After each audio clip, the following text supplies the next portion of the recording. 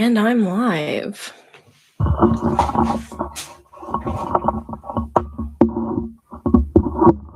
Okay. Can you hear me? Can you hear me better now? Probably. You want to ignore the Dementor first? Okay. Now, the way this is going to work is I'm just going to play it on my phone, and we're going to hope for the best.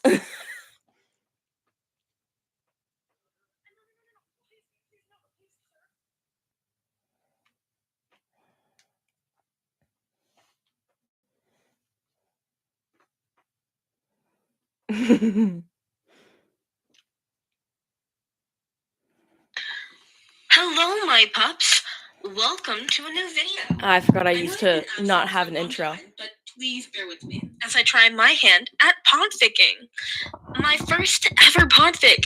Yay! A big thank you to Texilia for giving me permission to create this podfic. The fic I'll be reading today is the one Is they that call good or is that Broccoli. too loud? It has 48 chapters, 265,447 words, and counting. Link to the fic is in the description, so please go show Texilia some love. Let's hop right in with the summary. At first glance, being able to transform into a cat might not be so bad. And really, it wasn't. But you know what was bad? Having to keep your identity a secret from your mentors, who, unbeknownst to them, you've been living with as their pet cat since you were 12. It certainly didn't help that this quirk apparently had a time limit either. Oh, also, the ghosts living in One for All is certainly not helping. Watch Izuku struggle between keeping up his training and becoming a hero, while keeping his life as a human and as a cat separate from each other, as well as keeping it a secret from the two who are slowly becoming the most important people in both of his lives. Or, alternately, Aizawa picks up a stray cat and accidentally kidnaps a kid. We'll be reading Chapter 1 today, titled Welcome Home. Here are the author notes. Oh boy, here we go. Hello, everyone. I am really excited about sharing this story with you all. It's something that's been on my mind for such a long time. Before we begin, a bit of facts for the world in this fic. Toshi, All Might, is only a few years older than Aizawa in this fic. They are both in their 30s. He's still hurt from his fic with All for One, but not much has changed from canon. Well, other than his age and the fact he's living with and is in a relationship with Aizawa Shoto, and they both know about each other being heroes. Also in this story, the relationship between Shota and Izuku, as well as Toshi and Izuku, will be strictly platonic, father and son. Trigger warning. Brief mention of animal abuse at the beginning of the chapter. It's not too descriptive, but I still wanted to warn about it. There won't be more scenes like that, though, after that scene. Also, child neglect/abuse. Inko is a bad mother in this story. I'm so sorry, Inko. I love her so much, but for this story, she needed to be bad. She's not physically harming him, but she is neglectful. But with that said, hope you enjoy this story. When Izuku was 4, he was diagnosed Is it too loud? That was also around the same time his dad left and his mother stopped caring about him. Sure, his mom would keep a roof over his head and occasionally even food on the table, but nothing more. For years after that, he was bullied horrendously by the people around him, peers and even teachers alike. His quirklessness earned him the nickname Deku, meaning useless. Shortly speaking, Izuku was truly all alone. The world wasn't kind to the quirkless, after all. But then, when Izuku was 12, he gained a quirk. I don't know what I'm doing, so I can't tell. This was not how he had imagined Is that better? it to go. He had been on his way home when Kanchan and his lackeys had cornered him. Nothing new had happened that day, and he doesn't understand what had triggered it. Izuku had simply curled up, making himself appear as small and unthreatening as possible, while taking the painful burns and waiting for Kanchan to grow tired of him, when suddenly his body exploded in a new sort of pain. Suddenly, the angry blonde had stopped in his tracks, and he had stared down at him with wide eyes, seemingly frozen in place. "What the fuck?" the boy had hissed, pointing at him with a giant finger. Izuku blinked in confusion, as everything seemed disoriented. The world around him looked wrong. Everything was too big, too loud, and kind of dull and blurry. Can y'all even hear me? He squinted his eyes and tried to I stand don't know up, if y'all can only hear to me over the immediately fall over podfic. on all four paws. He looked down at where his hands should be, seeing instead 2 paws covered in an unnaturally green-colored fur. He tried to yell out in confusion, but his voice wouldn't come out right, and the sound he let out sounded far from human. That seemed to snap the other kids out of it, as they all sneered at him, walking closer and cowering over him. "Well, would you look at that? Deku finally got a quirk, and it's just as useless as he is," one of them said, making the others laugh. "Yeah, what the hell is turning into a stupid cat supposed to be good for?" "Hey, Bakugo, did you know about this?" Kachan, who had just been staring at him, finally seemed to snap back at that, and he snarled at him. "Hell no! Deku, you fucker! You had a quirk this whole time?" Izuku just shook his head frantically, backing further into the corner of the alley. He tried to speak, but all that came out was pathetic mewls. His mind was racing. Did they say I was a cat? Is it someone's quirk? Why do they think it's mine? It can't be mine, right? Suddenly, one of the lackeys picked him up, and he screeched as he was suspended high above the ground. He blindly swatted his paw at the kid, and must have scratched them, because the next thing he knows, he hears a hiss of pain as he's being dropped to the ground unceremoniously. I guess cats do land on their feet, he had half a mind to think, as his body seemed to automatically move around in the air and let him land on his feet. Better? Though that didn't last long, as the next second, the hard surface of someone's shoe hit Izuku square in the stomach. The force of their kick was so hard that it sent Izuku flying into the wall of the alley. He gasped painfully. Oh, this took like 3 days of painting straight. He heard the kids laugh, and he let out a painful mewl as his whole side hurt. Through the pain, he thought he heard Kachan speak. "Guys, come on, that's enough. That's enough!" A rough voice bellowed from somewhere further down the alley. Izuku blinked, blurry eyes open, looking for the source. He could see someone walking towards them. A man? He was dressed in mostly dark clothes, except for his white scarf. His hair seemed to be floating, and his eyes glowed red. The person was tall, much taller than the already towering middle schoolers were, and he seemed pissed. Izuku tried to crawl further back against the wall, but that just led to more pain, and he let out a whimper of pain as he fell back on his side. The red eyes weren't looking at him, though. No, instead, yeah, but 3 spread out like over a week. Kids as the man moved to stand between Izuku and his bullies. And I only painted like 6 hours a day. Exactly less, even. What he did hear, though, was the man growling at them. "Get out of here now, and I swear, So I can see, but if that's I ever see you kids the color harm I a just mixed defenseless up. animal again, I will arrest you as classified villains. Your age does not matter. Dropped Are it. we clear?" This threat was followed by a horde of scrambling footsteps, and soon Izuku was left alone with his mysterious rescuer. Izuku closed his eyes, whimpering again. He heard footsteps closing in, and then a sharp intake of breath, followed by some soft cursing. "Shit, they really did a number on you. You okay, little guy?" the man hissed. He felt a large hand carefully settle next to his head, nudging him. No, it was like his eyes open and looked up slowly, 18 hours spread out over 3 days, spread out over 3 weeks. Some confusion that the man did not, in fact, have red eyes. Instead, they were dark gray, almost black, and they were staring down at him with such worry and care that Izuku had ever seen aimed at him in his entire life before. His raven hair also wasn't floating anymore, instead laying draped down over his shoulders. The man looked overall tired and kind of scruffy, but his eyes looked kind. And considering he had just saved Izuku, the man had to be a good guy, right? I'm gonna pick you up now, alright? Please don't scratch me, the man said softly, as if he actually believed that a cat could understand him. Hands reached under and around him, and Izuku tensed as he was being hoisted up into the air, flinching at his new bruises. Still, the man was very gentle, and slowly he pulled Izuku up against his chest, cradling him close.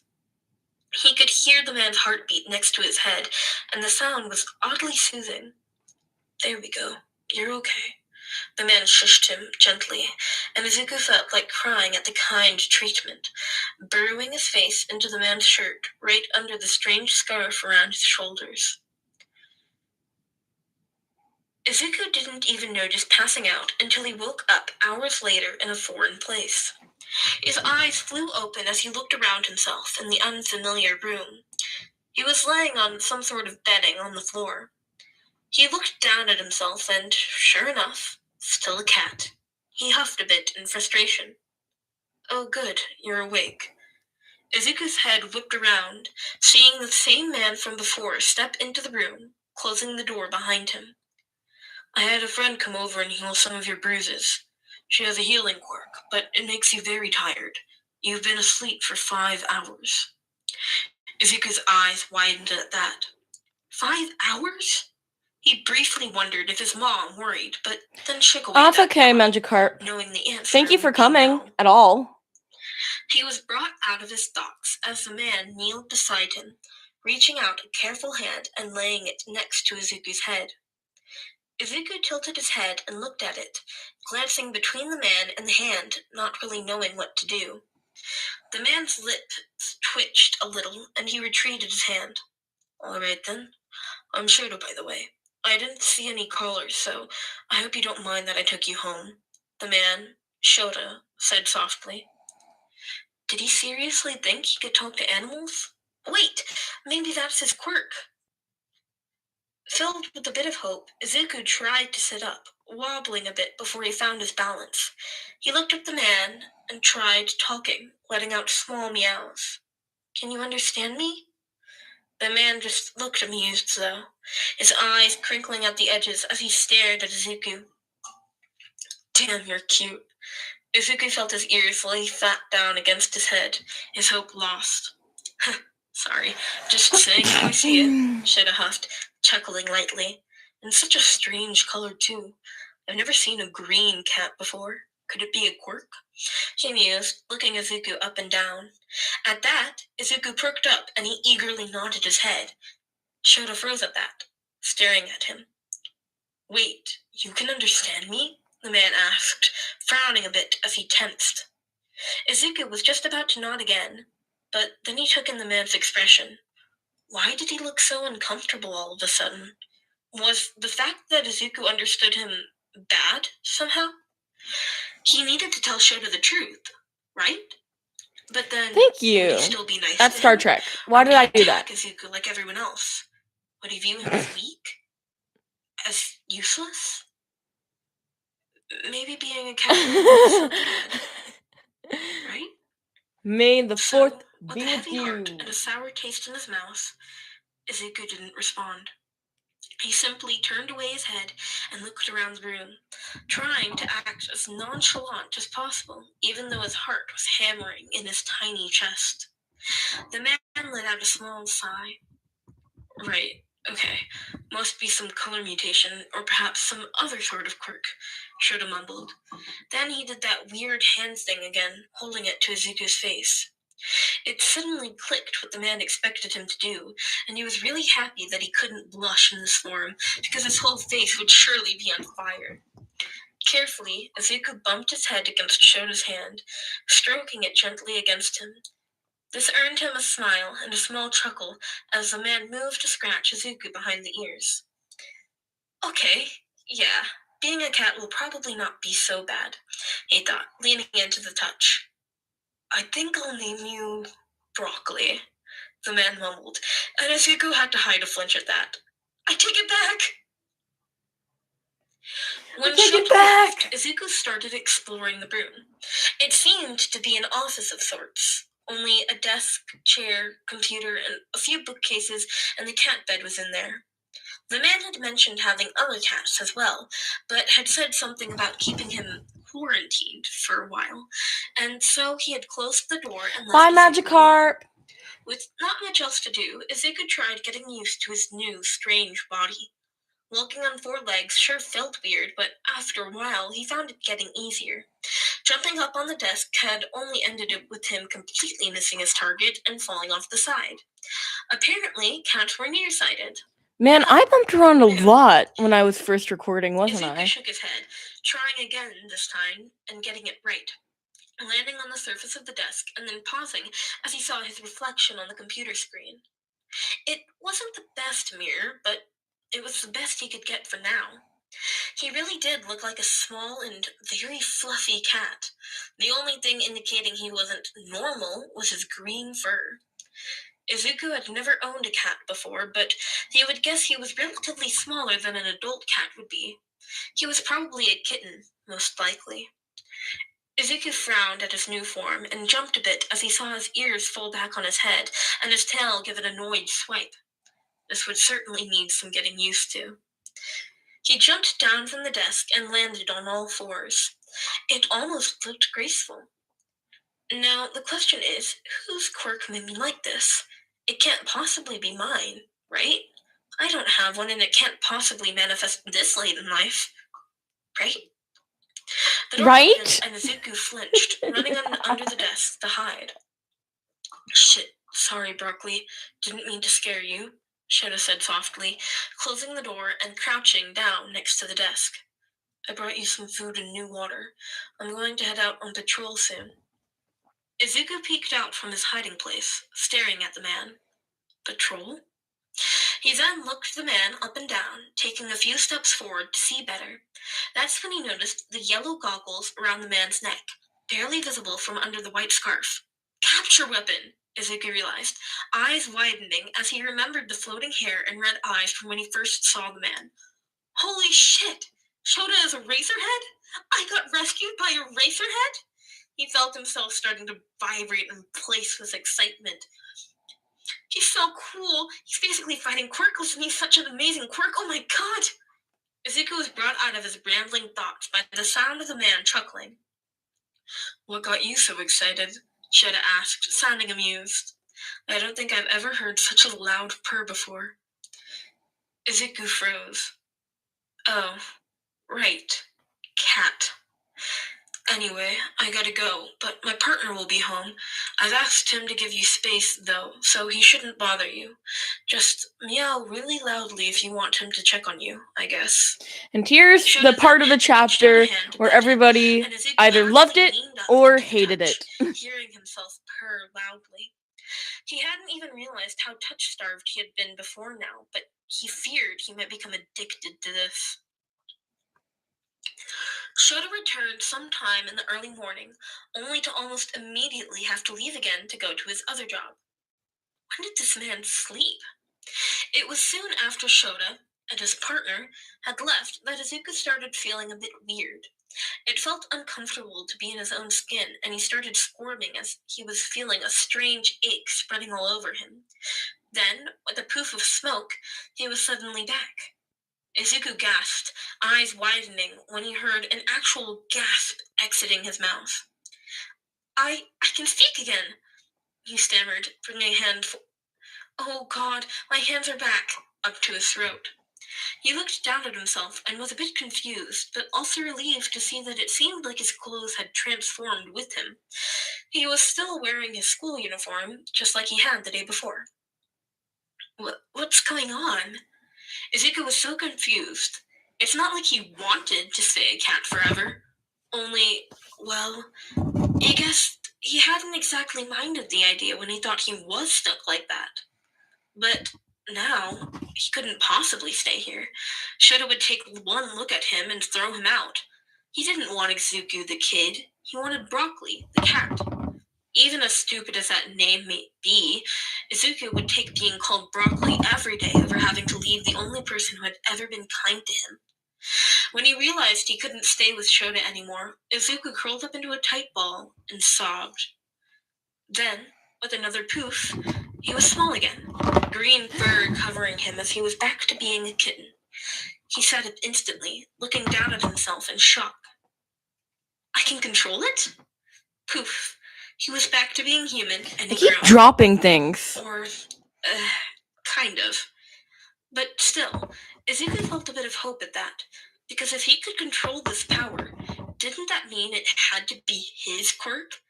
He finally got a quirk, after all these years! He tried turning back into cat form, curling up and thinking small, and after There's a war frustrated between the try, My Hero he fans and felt the himself Harry switch Potter back and fans. grin brightly. It didn't take long before he started growing nauseous, though, and he was forcibly switched back. His mind instantly tried to analyze it. Maybe there's a short sort of time limit, like only a certain amount of hours before my body has to go back. I was in cat form for a long time, after all. Izuku glanced at the clock on the wall of the room, and his eyes widened, noticing it was soon 8 o'clock. I was a cat for 15 hours? He also realized that his classes would start soon. For a moment, Izuku considered just not going. Instead, just staying here forever and never leaving the house. But he couldn't become a hero, much less get into UA, without finishing middle school. He needed to go if he wanted to reach his dream. So, with a heavy heart and a resigned sigh, knowing he would get scolded by his teachers for being late, Izuku got up. He made his way over to the window. Looking out, it seemed like he was on the second floor. The drop ain't that high. I could probably make it in cat form, right? He could, in fact, make the jump, but it still hurt a bit when he landed. Izuku just transformed back into human form and kept walking, though, making sure to memorize which apartment, as well as which window he had jumped out of. His phone was surprisingly still in his pocket, and he brought it out, checking the map. He really shouldn't be disappointed that his mom hadn't even tried to contact him, but it still hurt to see how empty his notifications were. Sadly, he had lost his school bag, as well as his shoes. Was there some sort of limit to how much can be transformed with me? Wait, where did my clothes go and phone even go when I was a cat? Shaking his head, he decided not to question it. Not right now. Not when there were more pressing issues, like how he was supposed to explain to the school that he lost his bag and shoes, and how he would get his mom to agree to getting him new ones. Like Izuku had suspected, school had been awful. Of course, the teachers had scolded him, and he had been sent to the principal's office immediately. There, he had been scolded by him, too. Apparently, someone had found his bag and shoes behind the school and brought them in, which Izuku was grateful for. But the principal didn't even care to ask why he had lost them, and instead just called him reckless and stupid for losing them in the first place. Izuku bit his lip and just nodded to whatever the man said, having learned it wasn't worth fighting back. When he finally had been let go, the next problem showed up. Namely, Kachan. Deku, the boy snarled, grabbing him by the collar and dragging him into one of the bathrooms. Izuku flinched, but otherwise didn't fight. Kachan slammed the door closed behind him, cornering Izuku. What the hell was that yesterday? Since when do you have a fucking quirk, huh? Shrinking back into himself, Izuku looked down at the floor. Since yesterday? He said, voice low as he brought up his hands to fiddle with the straps of his bag. The other boy did not seem happy with the answer. Huh? What's that supposed to mean? He asked, leaning closer and into Izuku's personal space. Izuku felt something inside of him snap, and he frowned down at the floor, clenching his fist. Kachan, I don't know what to say, okay? That has never happened before. Suddenly I was just small, and then this morning I got back to normal. He snapped, briefly glancing up at the boy and catching a bit of a surprised face before he looked away again. think I can still turn back and forth, but there seems to be a limit, he added in a mumble, all heat gone from his voice. After what felt like forever, Kachan finally moved, crossing his arms. Fucking stupid, such a weak power, he muttered. Izuku shrunk further into himself. He couldn't help but agree. So what now? You still plan to be a hero? Kachan asked. It was the most civil Izuku had heard him since ever. Izuku knew the answer immediately. Yes, he said, no hesitation despite his nervous stammer. This was something he would never waver on, after all.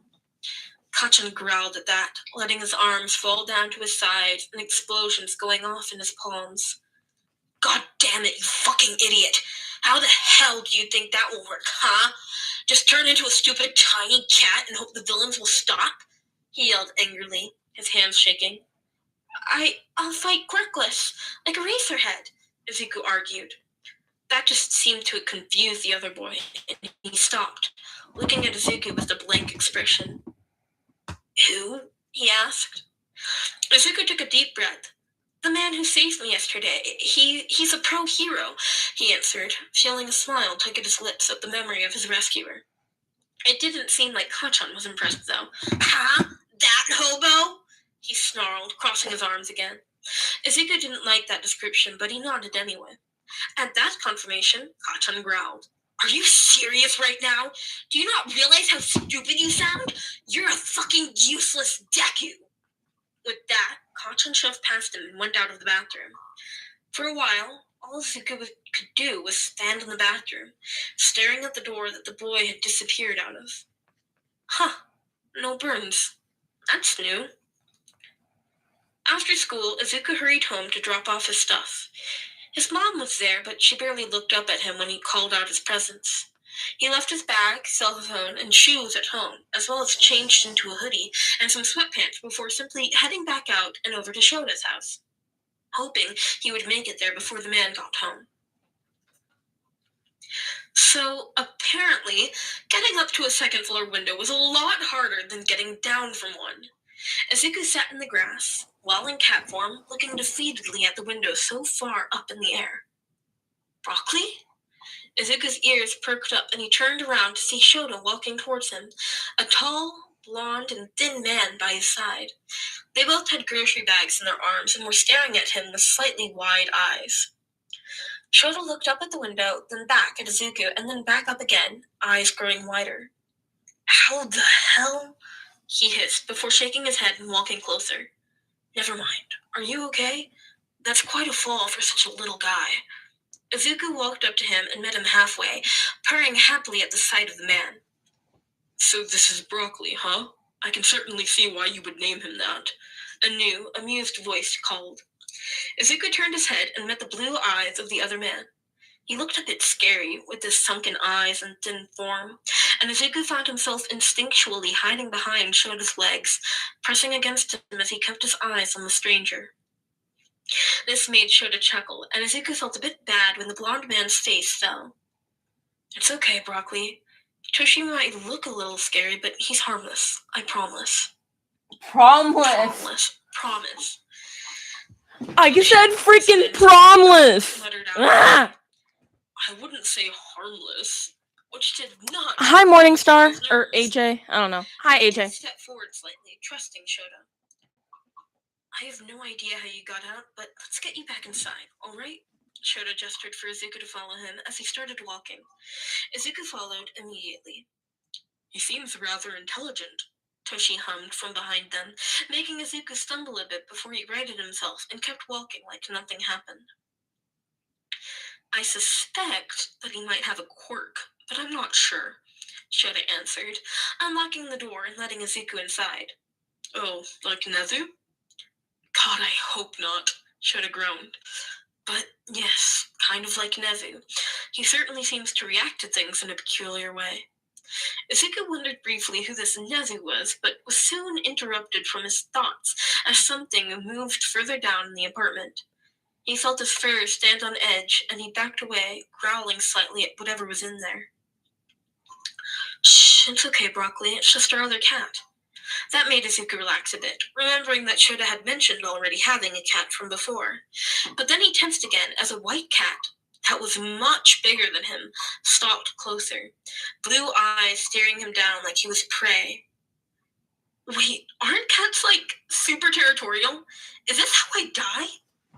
He suddenly felt very, very small, and he shrunk back, cowering as the adult cat stepped closer and started sniffing him. Then he heard a purr and felt the cat bump their head against him, stroking their face against Izuku's in a loving fashion. He heard Toshi give a loud "aww" at the action, and Shota chuckled. So much for my plan on slow introductions. You two weren't supposed to meet yet. Oh well. Broccoli, meet Slushy. She is your older sister now, the man said fondly. Okay, it's official. This man is awful at naming pets. Slushy? What?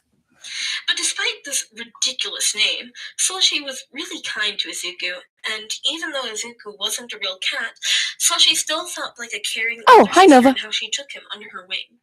Huh? She immediately started showing him around the apartment. There was the office that he woke up in before, a kitchen, a main bedroom, a guest bedroom, a bathroom, and a living room. During the evening, Toshi had tried to pet him a few times, but Izuku just scrambled away, hiding behind either Slushy or Shota. It's not that he didn't like the man, but he was just so big and scary to Izuku like this, and so he just automatically ran away when he saw him. Shota stepped up to Toshi, laying a hand on his shoulder. You need to approach slowly from the front, and don't try to pet him. Try instead to just sit down while offering your hand and let him come to you. I know Slushy trusted you immediately, but she's also older and much more calm. This is a scared kitten. Also, treats might help, he explained gently. Toshi nodded, looking sheepish but determined as he sat down and offered his hand with some cat treats. Izuku still didn't budge, though Slushy was immediately there and tried to nab the treats, earning a surprised yelp from Toshi and a laugh from Shota. It was getting late, and Izuku wondered how long Toshi was planning on staying, or when Shota's partner would get back home so he would meet them. They were watching a movie, Shota and Toshi sitting on the couch, while Slushy and Izuku were curled up on an armchair. He picked up a noise. I'm honestly surprised you're up. It's kissing. Really early for you. Oh, Izuku thought, eyes widening. Shota let out a content sigh, and Izuku just went, nope, as he scrambled off the armchair and hurried into the office to hide. Not staying for that. He quickly learned that he could stay in the cat form for about 14 to 15 hours before he was forced back. The same rule seemed to apply to his human form. If he tried to stay in one form too long, his body would start to ache and he would forcefully change. After a week of coming home and finding Broccoli outside, even after they had made sure to lock all the doors and windows in the morning, Shota and Toshi decided to just install a cat door so Izuku could come and go as he pleased. They gave him a yellow collar with a name tag and info tag, as well as a chip that would let him in the cat door so no other cat could enter. He had been nervous the first morning when he turned back into human form while wearing the collar. But luckily, it just simply fell off of him, and he picked the unharmed collar up from the ground and pocketed it. It was getting tedious to go home to his mom's place only to use it as storage for school stuff, so he started looking for alternatives. And after much looking, he found a hiding spot. There was an old storage hut near the park between his school and his new home. And after some investigation, he found that one of the broken vents could be opened, and it had enough room to fit quite a bit of stuff. Not the best hiding place, but it would have to do, and he decided to use his stuff, and he decided to hide his stuff there. At least it was pretty hard to find, and really no one used the old storage anyway. And hey, anything was better than having to go home to see his mom. She still hadn't asked him where he was spending the nights, even after weeks of him being gone every single night. It almost seemed like she was disappointed every time he walked through the door. He still got bullied at school. The other kids didn't care he had a so-called quirk now. Some students, even teachers, claimed it to be fake and made up, like he lied about having a quirk now for attention. But the thing is, Izuku never claimed to have a quirk, and he had no intention of proving anything to anyone at school. He didn't feel nearly safe enough to be in that small and vulnerable environment. Not after what happened don't the last have a Discord server. Izuku never even got the quirk registered. I'm horrible at server crafting, that's why. But he didn't know how, and he couldn't exactly ask his mom or the school for help. So he simply didn't register it and stayed quirkless. I'm really bad at server crafting. He could always try registering it when he got older, he guessed. His days truly began after the school day ended. He would run out and shake off the bullies. Then he went to the park to leave his things in his hiding place and then head straight home. Not to his mom's place, but home. There, he would spend an hour or so with Slushy, just lazing around the house while they waited for Shota and Toshi to get home. Sometimes he would spend this hour in his human form, doing his homework. It was a bit tricky finding hiding places for the papers, but he somehow managed to sneak them in and out of the office without any of the two men living there noticing. Slushy had been a bit spooked the first time he changed form, but after he had let her sniff him, and she had confirmed that Izuku was okay, she Hi! You're out of class? Purring loudly. It took Hi, AD. before he had finally grown comfortable enough around Toshi to let him pet him. The smile the man had Guys, my fiance has come. Before Izuku knew what he was doing, he had run away and hid at the sight. He heard Shota scold his partner for showing teeth, which apparently is a big no-no around animals. After much coaxing and treats, Izuku finally let him try again, and this time the man kept his mouth closed as he smiled gently at him. His eyes were basically shining as he looked between Izuku and Shota while he scratched him behind his ear. Izuku guessed that Toshi wasn't that bad after all. Though the man still scared Izuku from time to time, which made Izuku feel bad because it was obvious that Toshi wasn't a bad man. But he was still a bit scary. The man was clearly very sick. Izuku had seen a huge scar on the side of his chest while the man got changed one morning. He was also coughing up a lot of blood, which was worrying. But even more worrying was how not worried the man seemed about it. He would just wave off any and all concerns. Shota handed him some tissues and a glass of water.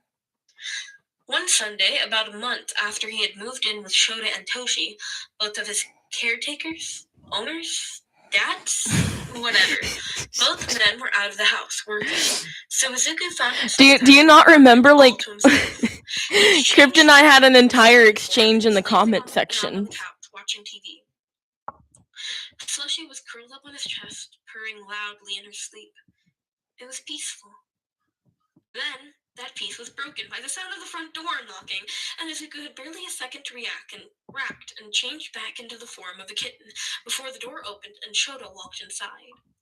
Unfortunately, Slushy was still lying on top of him when he transformed, and when he turned... Y'all can't even see what I'm doing, but I'm adding moss to the stone letters. Slushy, broccoli, what are you doing, Slushy? The man quickly rushed You just can't see it. up a disoriented... It just disappears. Slushy off of Izuku's struggling, smaller form. Slushy, you need to play more gently with the little guy, Shota grumbled, putting Slushy in his lap and sitting down next to Izuku. The man was patting his back as the kitten tried to regain his breath. Well, it's a good thing we're already going to the vet, I guess, the man muttered, while still stroking Izuku's back. At that, Izuku froze, and he knew Shota felt it when he heard him swear next to him. Shit, don't tell me you recognize that word, he hissed. It's not bad, I promise. They just need to check that you're healthy, he continued, more calmly, still petting him and trying to reassure him that it was fine. But Izuku felt far from fine. He was terrified. I know, right? This is the only one I've ever seen either, but it was so good. In his panic, he almost didn't hear the man mutter his next words. Well, they will also need to neuter you, but it's a fairly quick procedure. Nope! I am out! Izuku threw himself off the couch, screeching as he booked it to the bathroom and hid. He heard the man shout behind him, but he ignored him. Broccoli? Crashing into the bathroom, he didn't even think as he kicked the door closed behind him, then turned back into his human form and locked the door before immediately turning back into a kitten and hid behind the sink. He heard thundering footsteps. Broccoli, where did you... What the fuck? Did you just lock the door? Door? The man screamed, Did you just lock the door? It would have probably been if one of your cats ever locked the door, how would you react? There's no windows in the bathroom. Oh God, I'm trapped. What do I do?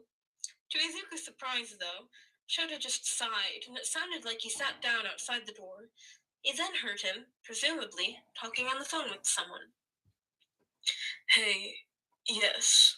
Could you come over? Yes, I am afraid so. Uh-huh. Okay, I'll wait. Bye. There was silence for a while, neither moving. Then he heard Shota sigh again. Sorry for scaring you, little guy. I shouldn't have said the V word. Oh no, you definitely should have said it. How else would I have known to run? Izuku thought, his eyes falling back on his head as he let out a small growl. His ears falling back on his head as he let out a small growl. The man chuckled at the sound. Guess I deserve that. Look, I've asked a friend to come over.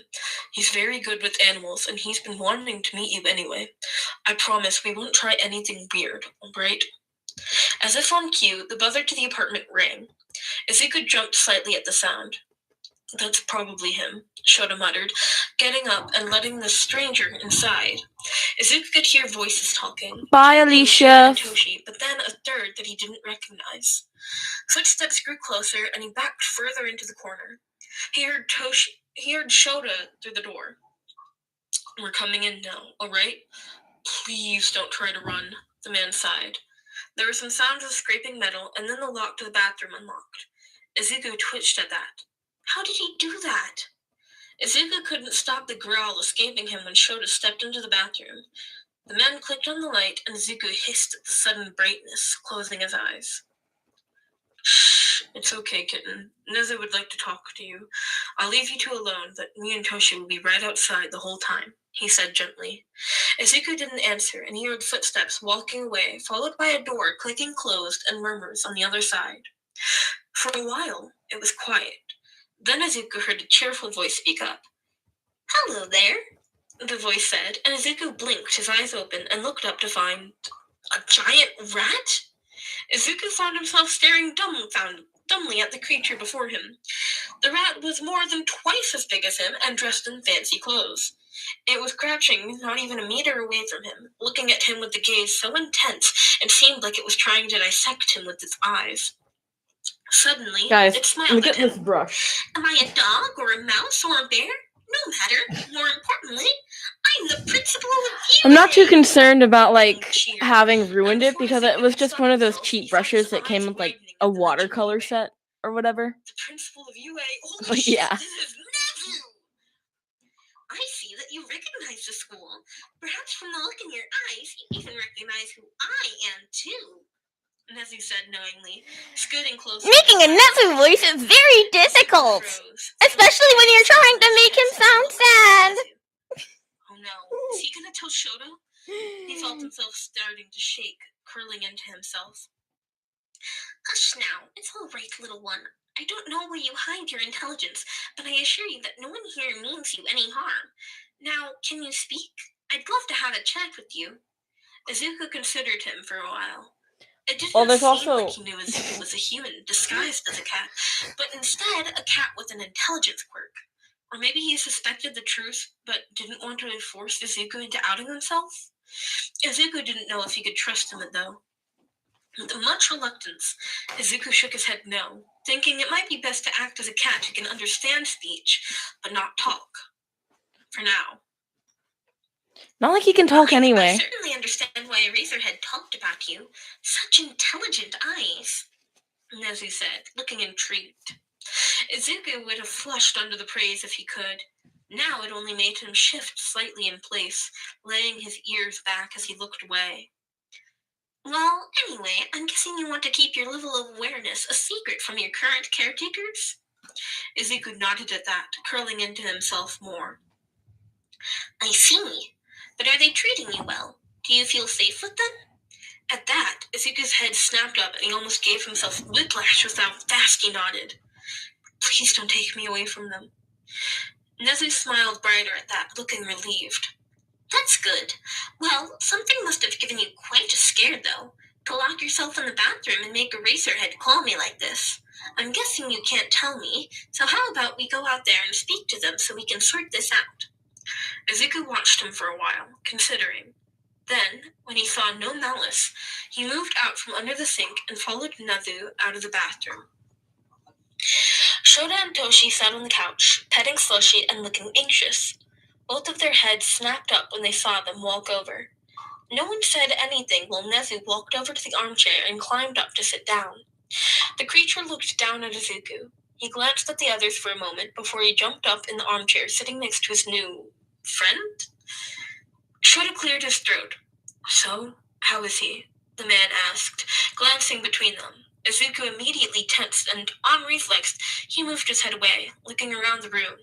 He could see Nezu watching him, and he glanced at him, meeting his eyes.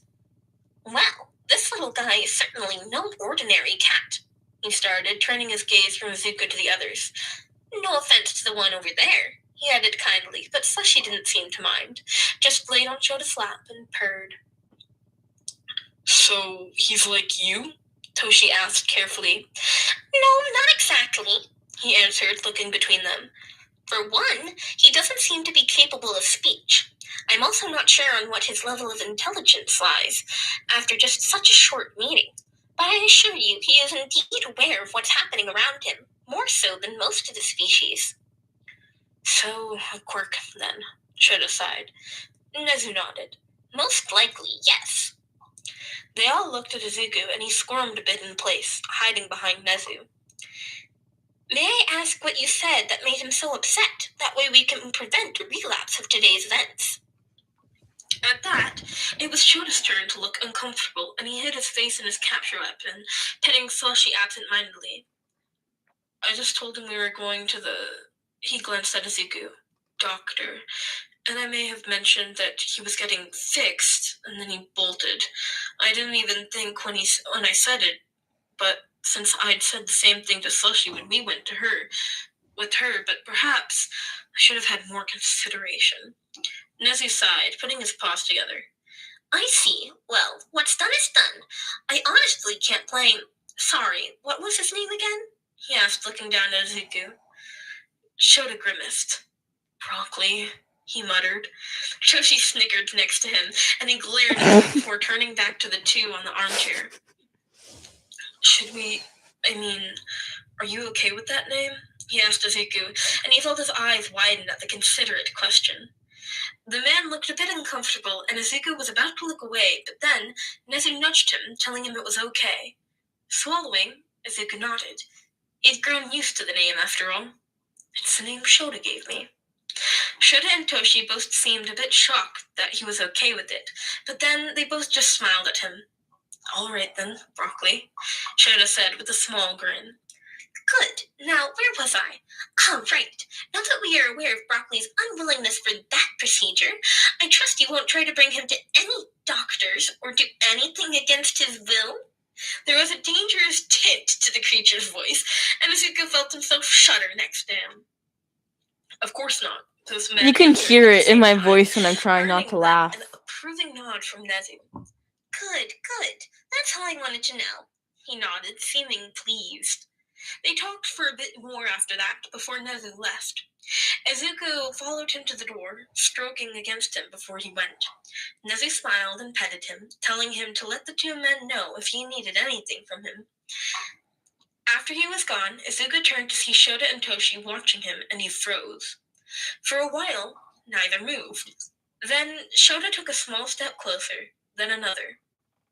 Izuku could feel himself starting to shake, and he briefly glanced at the cat door, wondering if he could make a run for it. The man said something, but Izuku couldn't hear him. He took a staggering step back, closing his eyes. This is it. They'll throw me out, thinking I'm a freak. They'll never want me here again. But then Izuku felt a hand on his head, and fingers cradling through his fur. He looked up, a bit confused and still very scared, expecting to see anger. Instead, the man just looked worried, giving him a small smile while he was watching him. He could finally hear him talking through the ringing in his ears. Hey, it's okay, little guy. We're not mad at you. You're okay, he murmured gently, and Izuku felt like crying if he could.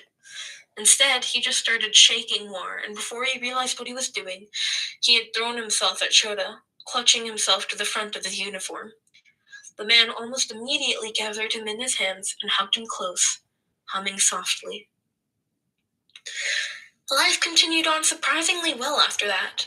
There was a time period where both the men had been a bit unsure around him, almost tiptoeing around him as they seemed unsure on how to act.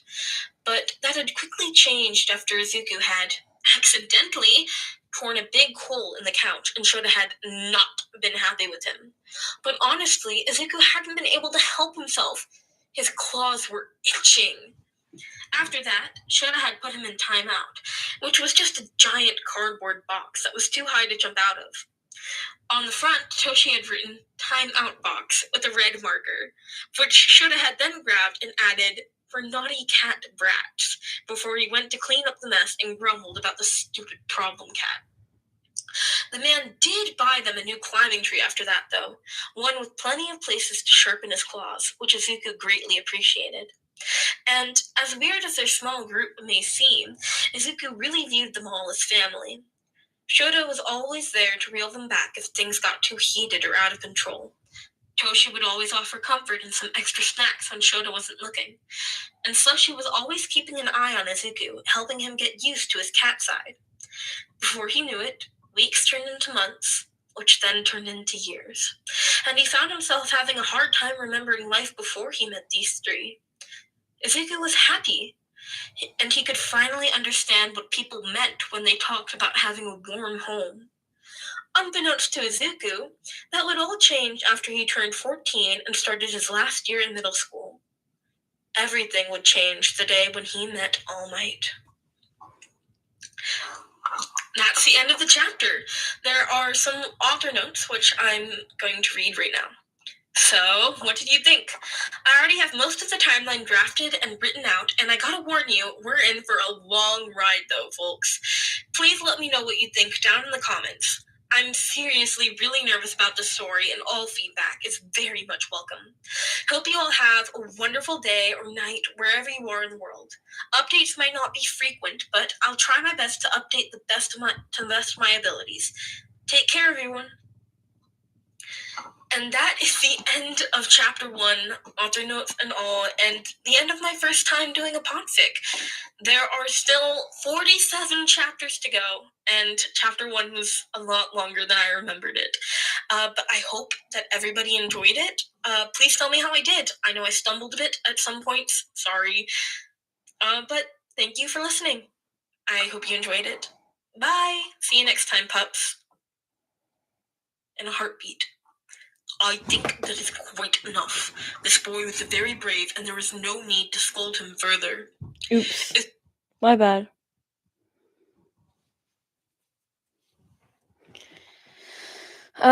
So do you guys want to listen to chapter 2, or do you want to move on to a different fic? I ask as we sit in silence.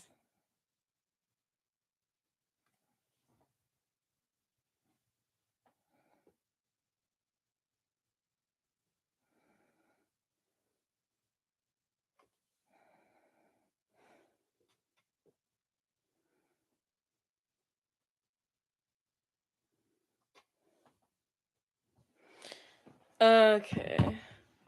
I'm gonna put up a poll.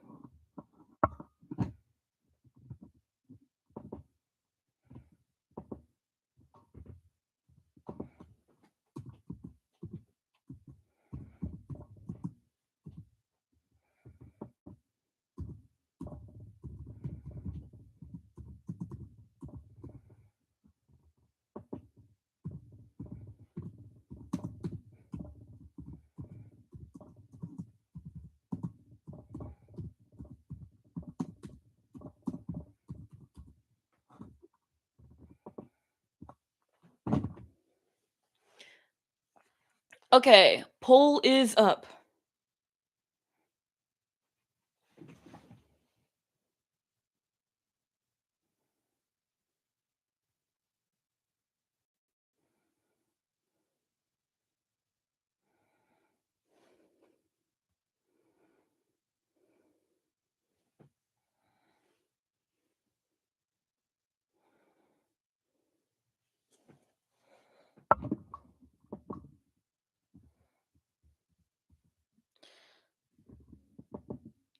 Okay. Poll's done. Chapter 2 ends. Back to the one they call broccoli. Thank you again to the author Texilias for letting me read the fic. The fic will be linked in the description. Today we'll pick up where we left off with Chapter 2. Without further ado, let's begin. Chapter 2, Dynamite is here. Summary. Izuku finally meets his idol, All Might. A few secrets are revealed, and Izuku finds himself in a bigger mess than he could have ever imagined. Notes. Hello everyone, I am so sorry for the delay. Life's been a mess, but oh my gosh, thank you everyone for the awesome response. I am so happy that you all seem to enjoy this story. Seriously, thank you for all the kind words and comments. I love every single one of you. I will try to keep the story as comforting as possible, but this chapter brings up a bit of heavy stuff. Trigger warnings, mentions of abuse, neglect, and malnutrition/starvation. Also, a reminder that even if Izuku isn't aware of it, Inko is still a bad mother in the story, because in no way or form is holding food or other life-threatening necessities away from your child ever okay. That's abuse. Stay safe, everyone. P.S. I made some changes to how All Might handled the whole rooftop scene because I imagined living with Shota would make him more calm and overall aware. All Might is overall a bit more gentle and rational here. With that out of the way, I hope you enjoy this chapter. Izuku had no idea how he got himself into this situation, but here he was, on a roof, face to face with All Might, the number one hero. All Might, the man that Izuku had admired and idolized since before he could even walk and talk.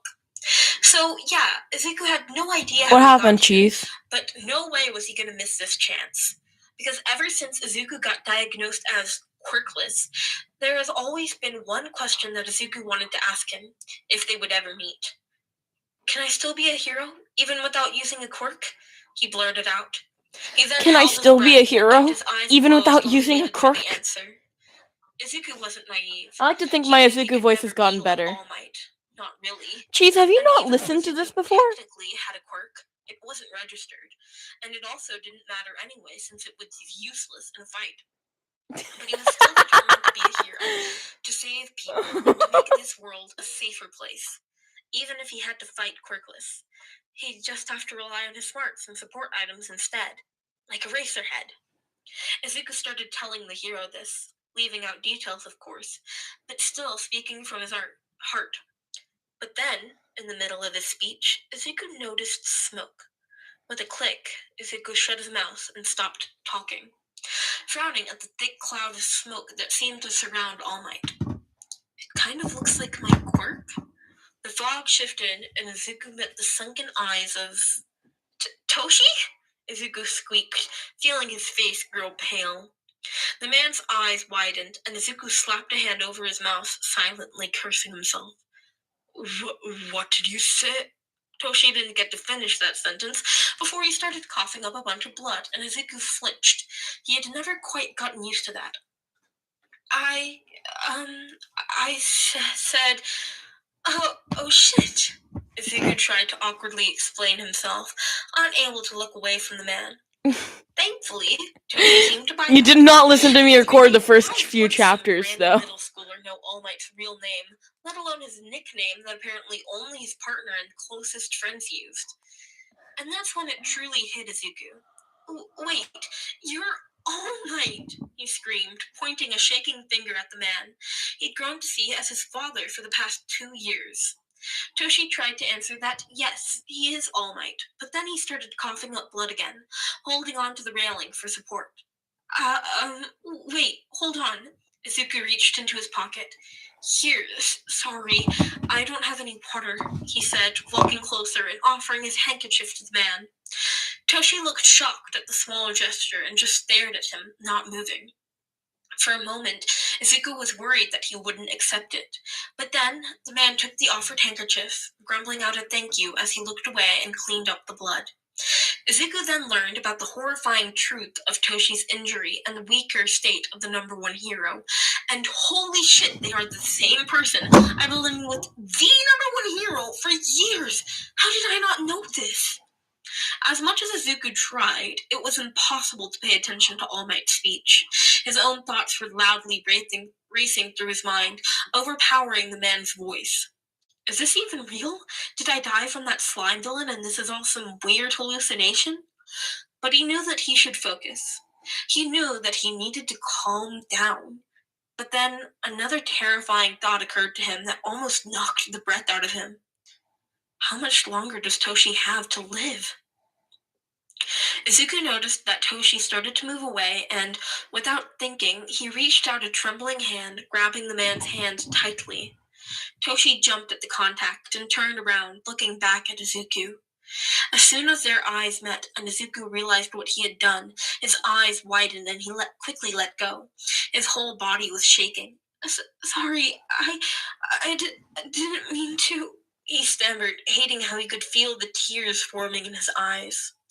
There were movements, and he saw Toshi kneel in front of him, but he didn't dare meet his eyes. Hey, why don't we get down from here? Come on, I'll walk you down, the man said gently, laying a grounding hand on Izuku's shoulder. Afraid he would cry if he tried to speak, Izuku just nodded and wiped away his tears. They walked down the stairs in silence, neither saying anything. But then Toshi sighed. Look, it's good to have dreams, but you also need to be realistic.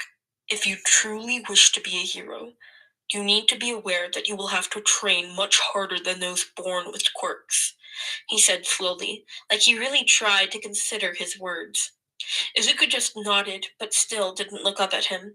Instead, he kept his eyes firmly locked on the stairs while he followed the man. And even then, even if you train your absolute hardest, you will always be at a disadvantage, Toshi sighed again, coming to a stop and looking back at Izuku. I won't say you can't be a hero, because you can, but I don't recommend it. There are other alternatives that won't involve you risking your life. Perhaps the police force, or even an analyst, or someone who works in support, would be something to look into. Those are all very valuable for heroes. Again, Izuku nodded. He felt more tears threatening to come. His throat closed up, and he just wanted Toshi to stop talking so he could go home. Because Izuku already knew all of this. He knew what Toshi said was true, and that the man was probably worried about the small, quirkless, and useless child in front of him. Hero work is dangerous. Izuku knows this. He's seen Toshi's injury. He's seen Shota come home all bruised up and bleeding. That sucks. This. But even so, Izuku didn't want to give up on becoming a hero. After they exited the building, they went separate ways. With one last glance at the man's back, Izuku started walking home. He was a bit disappointed, but he wouldn't let Toshi's words discourage him. Bye, Crip. One day, You already he'd left, show All probably. Might what a great hero he could be. I'm sorry, Magikarp, that D&D got canceled. Izuku just hadn't realized that that day would be today. While he was walking, lost in thought, a loud explosion rang through the air. Izuku froze and turned around. A villain! Then, without realizing it, his feet started to move on their own, towards the explosion. Why is no one doing anything? Kacchan is going to die. When red, terrified eyes looked up at and met his own, Izuku didn't even have time to think. He was already running through the crowd, backpack at the ready, and swung it at the villain, giving Kacchan a small moment to breathe. But in the end, that was all Izuku could do, and All Might had to rush in to save both of them. While the paramedics checked in on Kacchan, Izuku was scolded by the other pro-heroes, the same ones who had just stood there and watched. In truth, Izuku wasn't sure how much help he had actually been, but he'd like to think he had at least helped a little. No matter what the pros tried to tell him, he didn't regret his actions. He'd do it again, in a heartbeat. I think that is quite enough. This boy was very brave, and there was no need to scold him further. Izuku, along with the other pros, looked up in shock as All Might walked towards them. Come along now. You should get checked out by the paramedics too, young man, All Might said, pulling Izuku up to his feet by his arm. All Izuku could do was stare dumbly at the man while he let himself be dragged away. That's okay. I'm fine, really. He tried to argue, but it was useless. All Might just kept dragging him towards the ambulance. Izuku noticed a bit of smoke coming from the man. He's running out of time. Why is he not? I just spilled paint again. 1 second.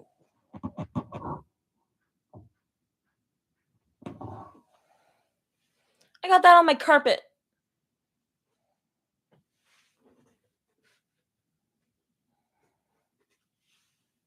I'm too clumsy for this.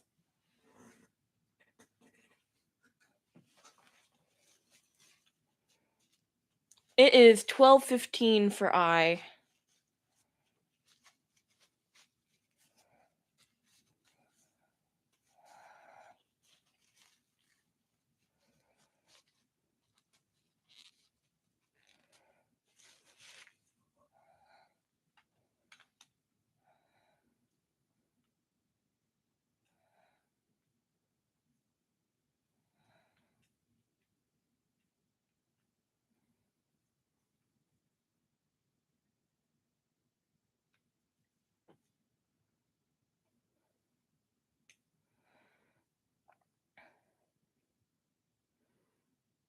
I wish I could play YouTube in the background. Oh my god. I got a call, that's why I stopped, by the way. Somebody called me. Shall we see if they left a voicemail? No, I'm not gonna do that now. Not getting out of here. When they were close enough to the paramedics, All Might spoke up. This boy was also attacked by the same villain earlier today. Could one of you see that he is all right? Immediately, one of the paramedics was by Izuku's side, and almost as soon as Izuku was handed over to them, All Might vanished. The hero quite literally bolted out of there. Izuku let out a quiet sigh of relief, glad that the man had gotten away without changing form in front of everyone. Hey kid, can you hear me? What's your name? Are you in pain? The voice of the paramedic shook Izuku out of his thoughts. Izuku turned to look at the man and nodded his head before he realized that that wasn't really an answer. It's, Midoriya Izuku. No, I'm fine. Thank you, he answered nervously, looking down at the ground.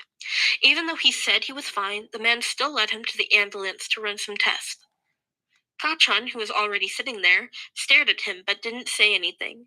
Their eyes met for a moment, but the blonde just turned away and grumbled something under his breath. The paramedics checked him over and asked him some standard questions, and Izuku answered them as well as he could.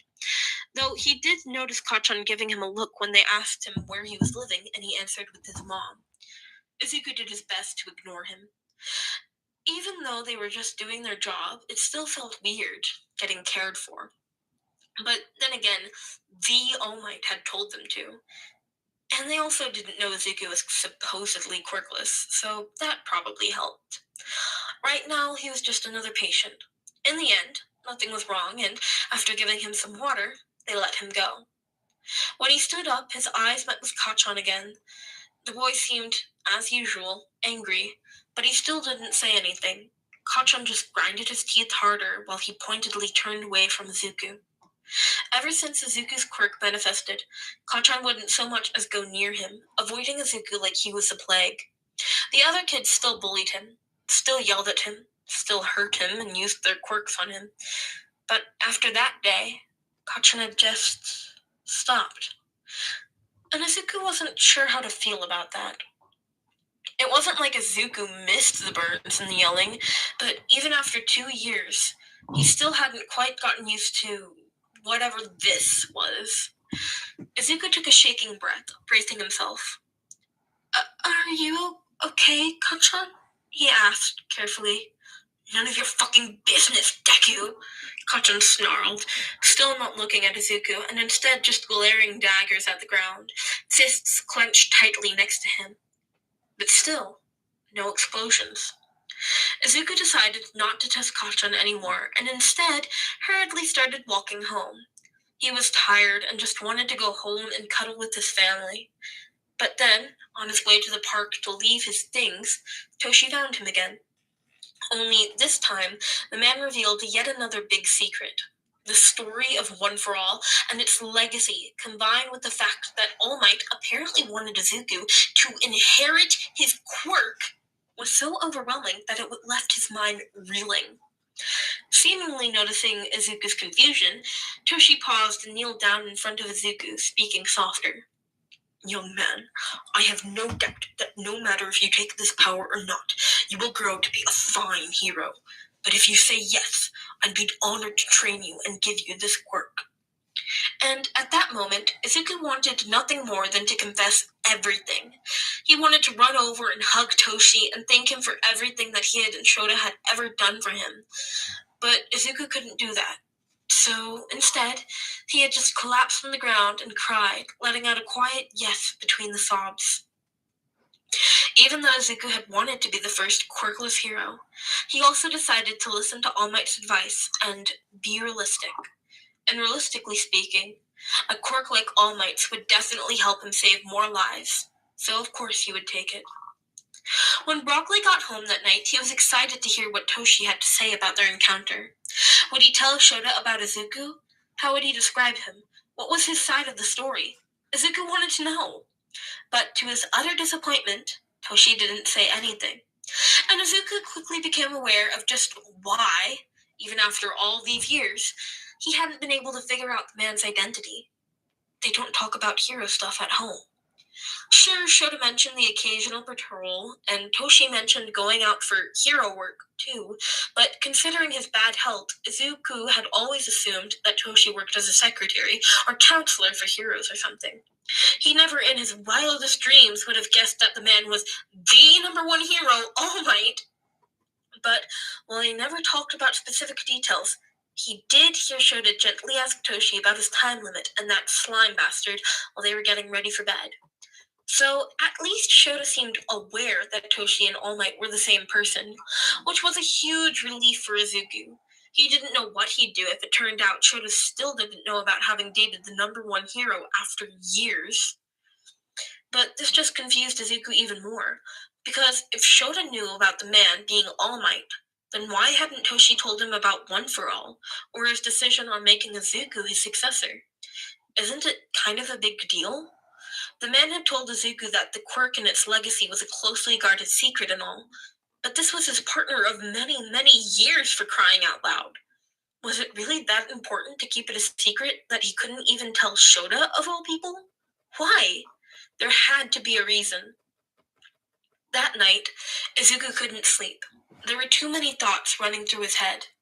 He glanced at the door to Shota and Toshi's bedroom. Shota usually didn't want the cats to sleep on the bed, stating that, "You already have at least 10 other sleeping places, let us have this one." But they still left their bedroom door open, just in case Slushy or Broccoli felt lonely or wanted to sleep in there with them. With one last glance at his sleeping sister, Izuku jumped down from the couch and walked over to their room. He carefully looked inside and saw that they were both sleeping, Shota hugging Toshi from behind. Oh, thank God they are both wearing clothes, Izuku thought with relief. He would rather forget that night he had sneaked in while they were busy. He shuddered at that memory, his fur standing on end. He'd be glad if he never had to see his dads do that ever again. Thank you very much. Shaking his head from those thoughts, Izuku sneaked closer to the bed and leapt up. The mattress barely moved from his light weight, and he quietly crawled over to Toshi. He curled up next to Toshi, close to his injury. The sound of the man's heartbeat was very calming. It proved he was still alive. He was still here. Izuku closed his eyes. He hoped he'd still have many years left with his dad. Before he fell asleep, Izuku thought he could feel a hand gently petting him, and he purred at the comforting feeling. After that fateful day, Izuku would regularly meet up with All Might at Tuckabee Beach twice a day to train. He had to get out of the house before the man left so he wouldn't clash into him on the way there. The first morning when Toshi walked up to Izuku waving a hand at him, Izuku couldn't stop the stupid grin from spreading all over his face when he excitedly waved back, because Izuku could finally wave back. It still hadn't quite sunk in yet that Izuku was standing next to Toshi, that he was actually there, and he could talk and interact with him like a person. It might seem a bit silly, but Izuku was much more starstruck over finally getting to spend time with Toshi than with the number one hero. He couldn't believe his luck. It was around the end of the first week when All Might handed him a food and training schedule that things took a complicated turn. When Izuku read through the notes, he couldn't help but frown.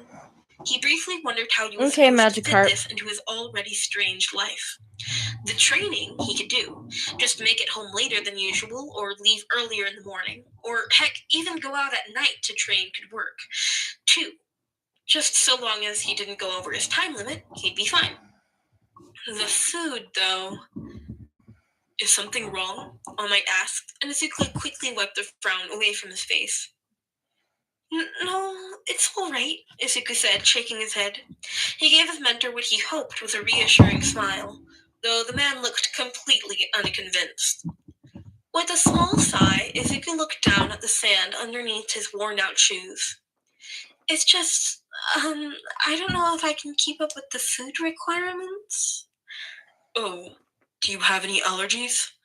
No, not really. It's more like,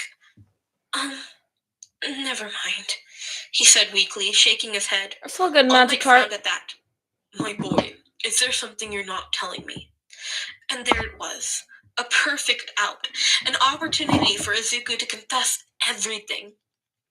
He had let himself dream before. Had been imagining showing up as Izuku one day and Shota and Toshi welcoming him with open arms and adopting him as their own child. But he also had nightmares. The fear of being rejected. And in those scenarios, instead of joy, they would look at him with disgust, and they would throw him out, never wanting to see him again. And as always, the fear won, so Izuku couldn't tell him anything. No, sorry, just, don't have much food at home, but I'll get by, he said, forcing himself to smile as cheerfully as he could. For some reason, All Might looked very sad. You don't have enough food? He asked softly, a huge contrast to his normally bellowing voice. It sounded really close to how he would talk to Broccoli. Izuku blinked, a bit confused at the man's tone. I eat breakfast and dinner? I just don't have enough food for lunch, he answered with a shrug, hoping Toshi would just drop it. It really wasn't a big deal. And it wasn't like he could make lunchboxes at home. Shota and Toshi would definitely notice that something was up if he did that. He hadn't exactly been eating much lunch while living with his mom either. Well, I appreciate you being here, Magikarp. Avoid running into the other students, but also because his mom never bothered keeping enough food at home for him to bring to school. She would buy herself lunch at her job. Izuku was old enough to figure it out, after all. This was at least how Izuku was used to seeing it. But now, with All Might frowning at him, Izuku hunched his shoulders, thinking that perhaps he had said something wrong. He was just about to apologize when the older man sighed, running a hand through his hair. That's really not good, my boy. Don't your parents look after you? He asked, sounding worried. Izuku felt himself freeze, and he could see All Might's frown deepening as the man kept staring at him. He could definitely not tell him that he wasn't living with his parents. The man would freak out. Midoriya, it's fine.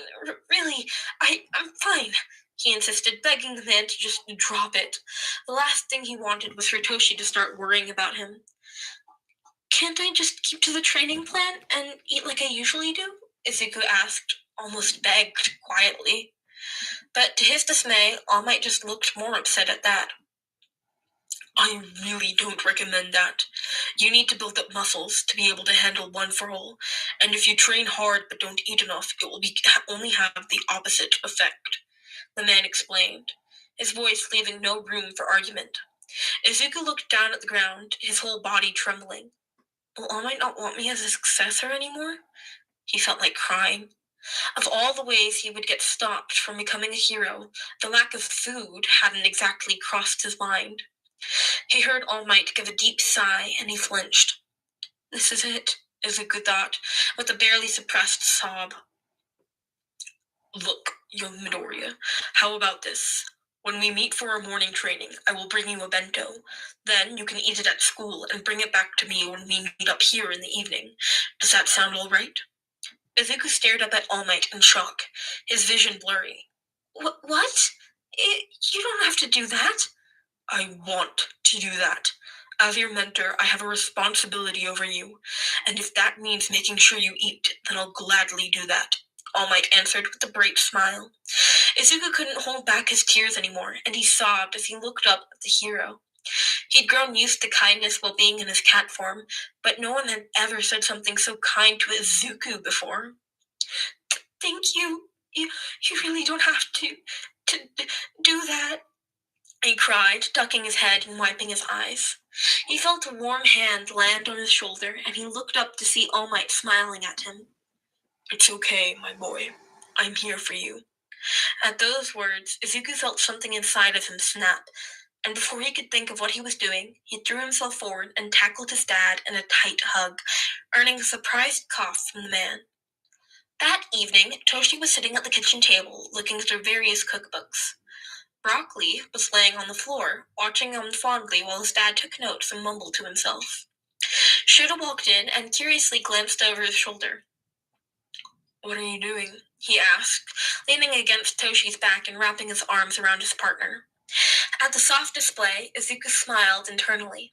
He had grown to like seeing those soft moments. Broccoli let out a content purr and laid his head on his paws, continuing to watch his dad's. Oh, I was thinking about starting to make lunchboxes for us. You know, trying to eat more healthily and all that. I was just wondering what to make, Toshi answered, scratching his cheek and looking a bit embarrassed. Shota blinked at that, looking surprised for only a moment before a small smile appeared on his face. Who are you and what have you done to my Toshi? He asked teasingly, earning him a chuckle in response. Glancing back at the notes in front of them, Shota hummed. But in all seriousness, I think that's a great idea. I'm really happy that you finally want to take care of yourself. Anything I can help with?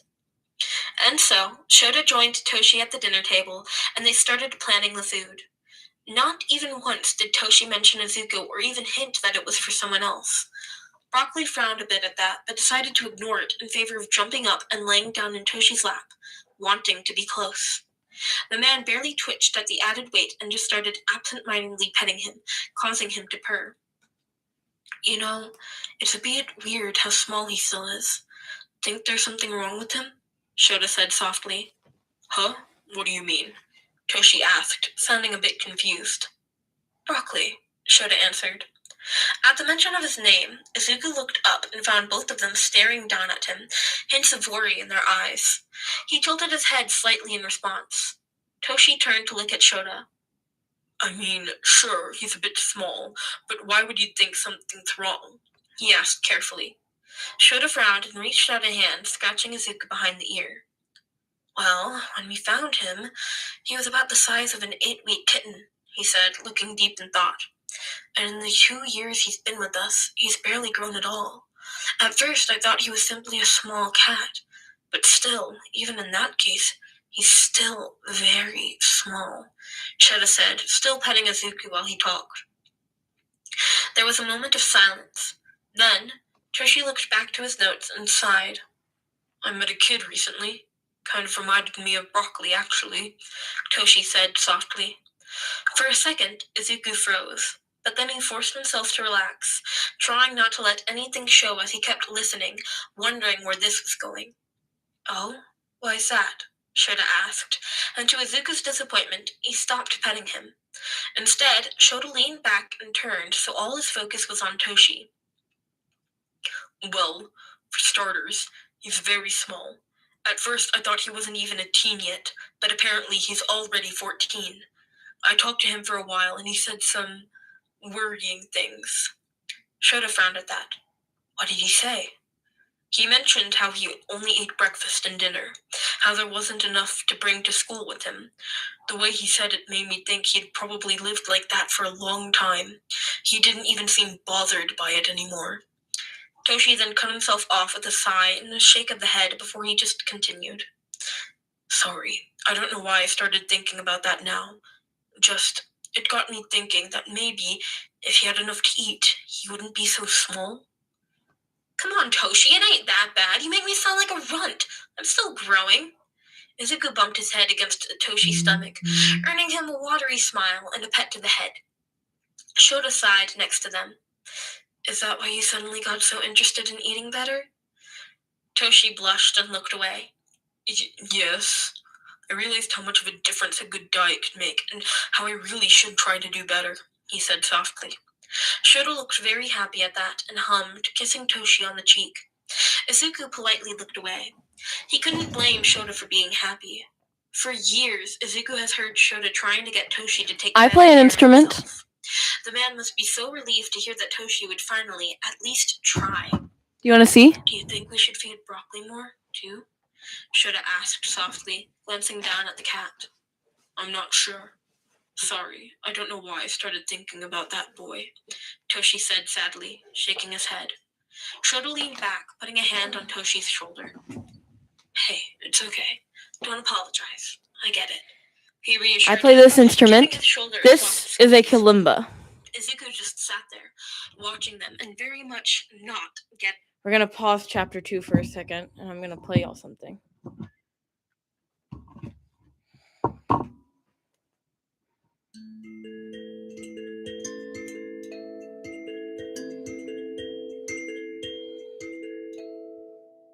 Can y'all hear that?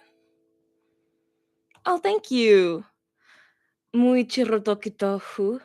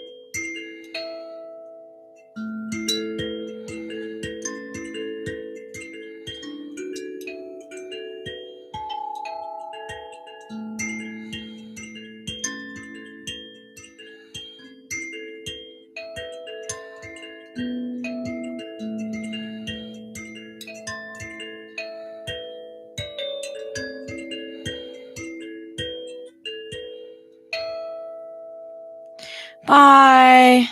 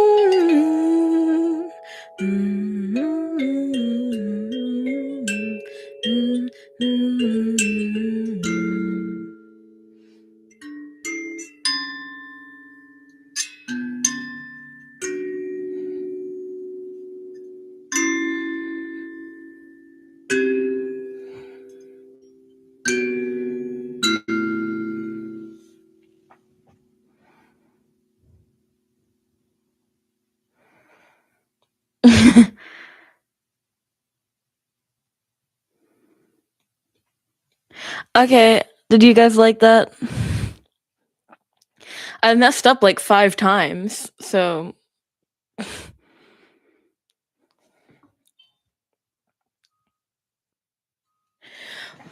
let's see. Come along with me and the butterflies and bees. We can wander through the forest and do so as we please. Come along with me to a cliff under a tree. We can gaze upon the water and live and as an everlasting dream. All of my collections share. Oh, I'll share. How does it go? I'll share them all with you. Maybe by next summer we won't have changed our tunes. We'll still want to be with the butterflies and bees, making up new numbers and living so merrily. All of my collections, I'll share them all with you. Be there for you always, and always be with you. Come along with me, and the butterflies and bees. We can wander through the forest and do so as we please, living so merrily.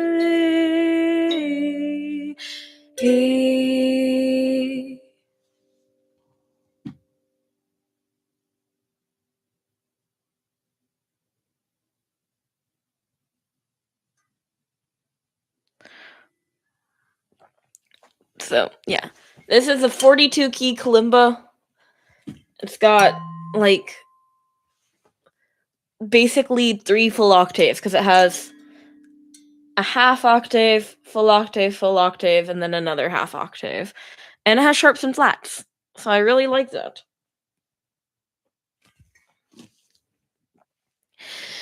After chapter 2 is finished, would you all want me to start singing while I paint? Because I can do that if you'd like. But, I mean, people probably want chapter 2 to finish first.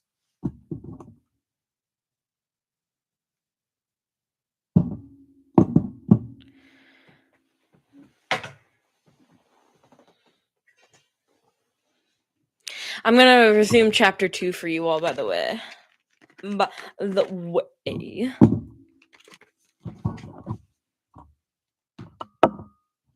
I used to only have a 17 key kalimba, and then I liked it so much and I wanted to play other songs on it that I couldn't because it was only 17 keys. So I got a 42 key one for my birthday.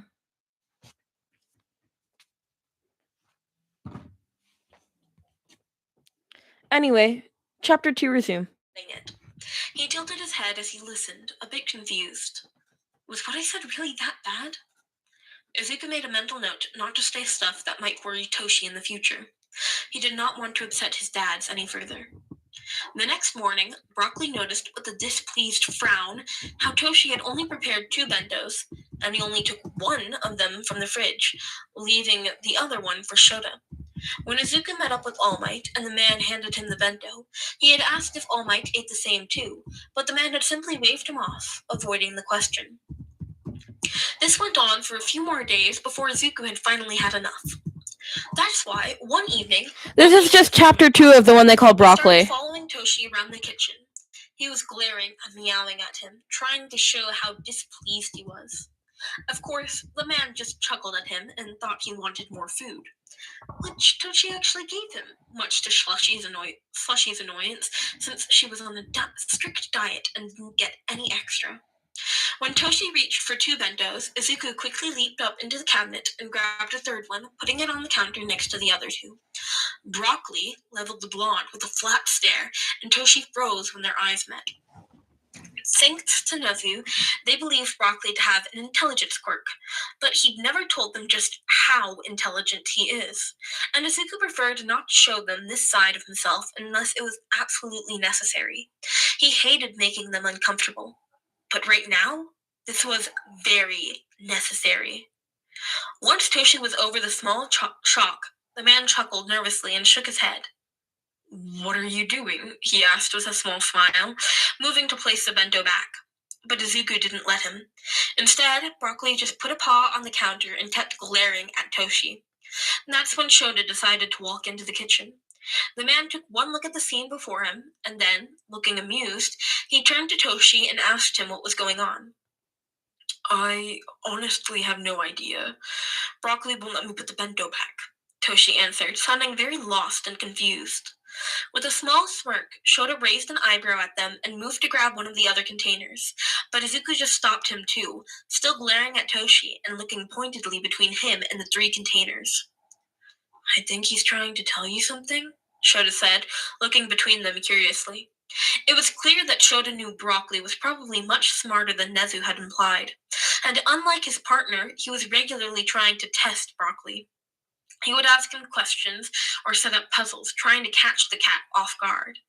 And of course, Izuku tried his best to keep up the cat act, though he had slipped up a couple times, which always earned him a smug grin from Shota. Over the years, it had almost turned into a game between them, and he just knew Shota was enjoying this. It wasn't often that Broccoli showed this side of himself, after all. But honestly, Izuku didn't really care how suspicious he acted right now. He just wanted Toshi to stop mistreating himself for him. "Is there something I should know about?" Shota asked, looking at Toshi. The blond man started visibly sweating, squirming in place while he avoided Izuku's death stare. "I might have not eaten the food," Toshi admitted sheepishly, leaning away. Shota frowned at that. "You haven't eaten?" he repeated, voice flat. Toshi flinched and looked away, rubbing the back of his head. "I, might have given them to someone else," he said, uncertainly. "That kid," Shota said, not sounding the smallest bit surprised. Toshi just nodded, still not looking at either of them. Shota let out a deep sigh. "Toshi, you idiot. Why didn't you tell me?" "You're not mad?" Toshi asked, glancing at Shota. That earned him a half-hearted slap to the arm. "Oh, I'm furious, all right. Furious that you would hide this from me. But for crying out loud, Toshi, I would never be mad at you for feeding a starving kid." Shota huffed, crossing his arms and looking almost offended. Izuku's ears filled back at that, his tail thumping against the counter in annoyance. "Hey, I'm not starving. You're just making it sound much worse than it is." Toshi rubbed his arm, looking away from the two sets of glares. Sorry, he mumbled. Shota sighed again, running a hand through his hair. "Though I understand why you would do this, I also don't get it. Why are you giving this random kid food?" Izuku's ears perked up at that, and he sat up a bit straighter. "Are you finally gonna tell him about One for All?" "I, might have started training him. He wants to be a hero." "Lots of kids wants to be heroes. What makes this kid so special?" Shota asked, but not unkindly. Izuku noticed he sounded curious. Izuku leaned forward, watching Toshi intently. "Come on, Toshi, tell him!" "He reminds me a lot of myself when I was younger," Toshi said softly. At that, Shota's eyes visibly softened. Izuku looked between them, feeling a bit lost. "You had a mentor who trained you, right?" Toshi nodded, eyes growing distant. "I looked at this kid and thought, I want to be to him what she was to me." Shota gave a deep sigh. "Well, that's nice and all, but you can't really be there for him if he straight up die halfway through his training. From now on, you need to bring food for yourself too, all right?" he said sternly. "Yes, thank you, Sho," Toshi said, giving Shota a smile. "Good," Shota nodded. "And as for you," he then said, turning his gaze towards Izuku, who stiffened at being addressed. "As thankful as I am for you telling trying to tell this big doof to take care of himself. You know the rules. Now get down from the counter, he scolded, though Izuku could see the amusement shining in his eyes. Izuku quickly leaped down. Yes, sir. When he walked out of the room, mission a success, he heard Shota sigh behind him. I swear that cat knows more than he lets on. After that day, Shota would often ask about Izuku. He even asked a couple times I if really he could like meet him, Egg but Toshi always as thought like sort of a musical excuse why they couldn't artist. meet. Is that what you're talking It about? wasn't until a couple Also, of welcome weeks back, later Alicia. that Shota finally snapped. They were sitting in the living room, lazily watching some nature documentary, when the subject of Toshi's student came up again. Why won't you let me meet him? Shota had finally asked, sounding annoyed. Izuku, who is currently sprawled out, half on top of Slushy, felt his ears twitched, listening, but he otherwise stayed still. It's not that I don't want you to meet him, it's just that, he's very skittish. You're blaming me now? Izuku thought, offended. He opened one of his eyes to give the man a half-hearted glare. Sure, blame the kid, Shota huffed, waving a hand. There was a pause then. Is the kid even real? You're not cheating on me, are you? Shota jokingly asked. Even though he didn't sound serious, Toshi still sputtered and coughed up blood. I would never. Relax, Toshi. I was just kidding, Shota huffed, handing him a tissue. While Toshi seemed to try to compose himself, Shota leaned back more heavily against the couch, crossing his arms. Seriously, though, why can't I meet him? You don't think I would be able to help the kid? Toshi looked extremely guilty. That's not it. It's just, he's... If you put the blame on the kid again, I swear I'm gonna lose it, Shota said sternly. I'm just worried, Toshi admitted quietly, leaning back and looking up at the ceiling. At that, Shota raised an eyebrow, turning his head so he could look at the man better. About? He asked. Toshi's jaw tightened. He wants to get into UA. Shota blinked at that, letting out a quiet, oh. There was a moment of silence after that, neither saying anything. Then, Shota moved closer to Toshi, laying one of his hands on his own and resting his head on his shoulder. You think I'm gonna judge him unfairly? Shota asked quietly. Toshi made a face. He's far from ready for the exam. I want your first impression to be good. Ouch. Thanks, Toshi. Thanks a bunch. Shota sighed, closing his eyes. Toshi, you godforsaken idiot. I'm a teacher. It's part of my job to see the students grow. I would never think less of him just because he's not ready yet, as he say it. Or is there something else? Shota asked, leaning back and squinting his eyes at Toshi, who looked like he wanted the couch to swallow him whole. He's also quirkless, Toshi said with a sheepish smile. Shota leaned back at that, eyes widening. Izuku felt his blood run cold, wondering how Shota would react. There's no way he will convince Toshi to stop training me, right? Eraserhead wouldn't be against a quirkless hero, right? But then, just as Izuku started to panic, Shota seemed to snap out of it, and he looked at Toshi with the fire in his eyes. You need to let me meet this kid, he said sternly. What? But I... No. Tomorrow, I'm coming with you. I am not discussing this. I don't care if you are a late bloomer yourself and can relate to him or whatever. You have 0 teacher experience, and I'm going to be there to make sure that everything's all right, Shota said, his voice leaving no room for argument. Izuku blinked at that. Toshi had told Shota that he was a late bloomer? Why not just tell him about One for All then? Also, what the heck, Toshi? Way to out me in front of the man. How will you explain me suddenly gaining a quirk now? It wasn't until they all went to bed that night, Slushy and Broccoli curled up next to each other on the couch, that it suddenly hit Izuku. Holy shit, I'm gonna meet Eraserhead tomorrow! Understandably, Izuku did not get much sleep that night. Too excited for the morning, he would finally be able to talk to his hero. And that's the end of the chapter. I'll read the author's finishing notes, and then I will give my outro. Notes. Izuku will finally meet Shota next chapter. Someone pointed out that why don't Shota just use his quirk on Izuku? But to his defense, he believes Broccoli to be a cat with an intelligence quirk, so he simply sees no reason to use it on him. Also, yes, Bakugo is getting a redemption arc in this story. Some people pointed out that they thought he was the one hurting Izuku after he turned into a cat I form, really but I enjoy just like wanted to clarify being that able to be after with you Izuku guys. got turned into a cat, Bakugo didn't hurt him. He even told him to stop. I wanted to clarify this because, as shitty as canon Bakugo is at the beginning of the series, animal abuse is one of the things I could never forgive. That's also why I added that scene between them in this chapter.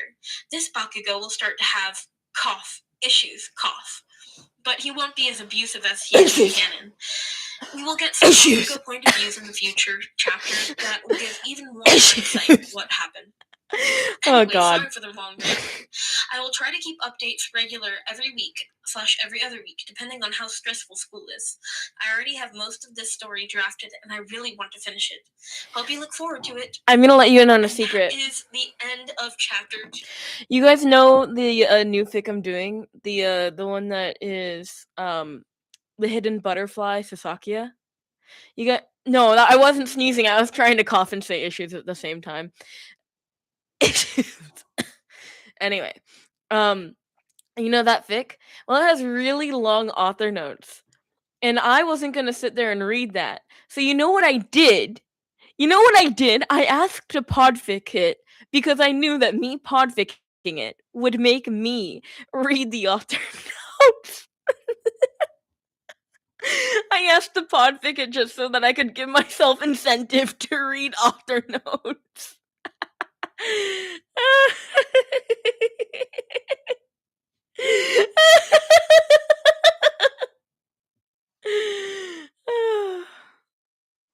Okay. Luckily, not quite as long as chapter 1.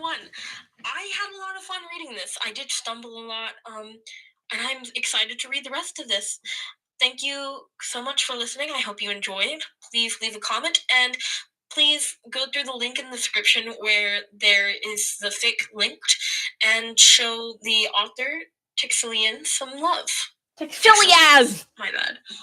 Show the author, Tixilias, some love. Thank you. I will see you next time, pups. Bye-bye! I really do Hello, appreciate my pups. Tixilias. Boris chimes the charm, because the 3 times before this, I've always lost the audio. But are you ready for chapter 3 of The One They Call Broccoli? Thank you again to the wonderful author of this fic, Tixilias. As always, the link to the fic is in the description below. And on to chapter 3. Chapter 3, Dad Zawa-sensei joined the team. Summary, Shota decides to join in on the training and he meets this mystery student. What will his impression on the kid be? And will Izuku manage to keep his dad from finding out the truth about him? Notes. Hello everyone. Oh boy, here we go. It's Aizawa time. Thank you so much for all the lovely comments and support. It really makes me so happy to see that so many enjoy this story so far. I really hope that you guys enjoy this chapter. Trigger warnings: neglect, crippling self-doubt, feelings of unworth, also homelessness. Izuku has a home, but also not really. Izuku point of view. True to his words, Shota joined them for training the next morning. I just hope I don't make a fool of myself, Izuku thought, feeling very nervous when he saw his dad walk towards him across the beach. It was obvious that Shota tried to act indifferent, giving his best. By the way, guys, we have a tiebreaker. So, who wants to listen to chapter 3 and who wants. Sorry, I was trying to clean the camera. Who wants to listen to chapter 3 and who wants a new fic? There are 7 people watching, 6 people have voted, and, well, we have a tiebreaker.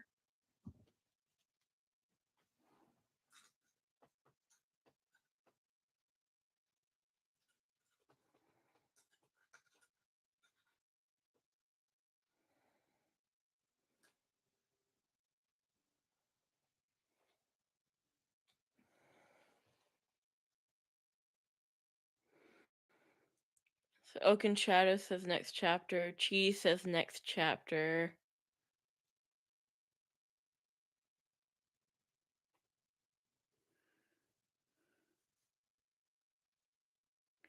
It's already been 2 hours?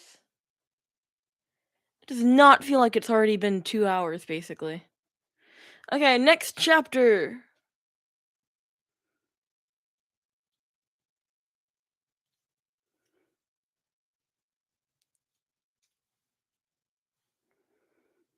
Oh, AD wants a new fic, a different fic.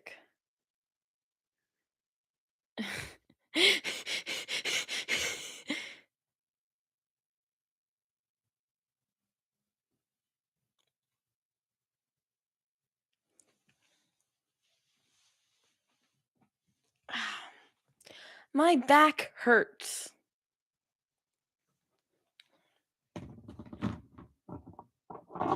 Okay. I want to show you guys my pronoun pin.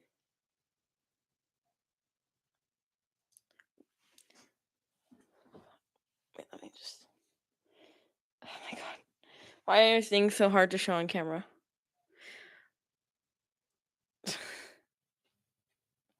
We are all made of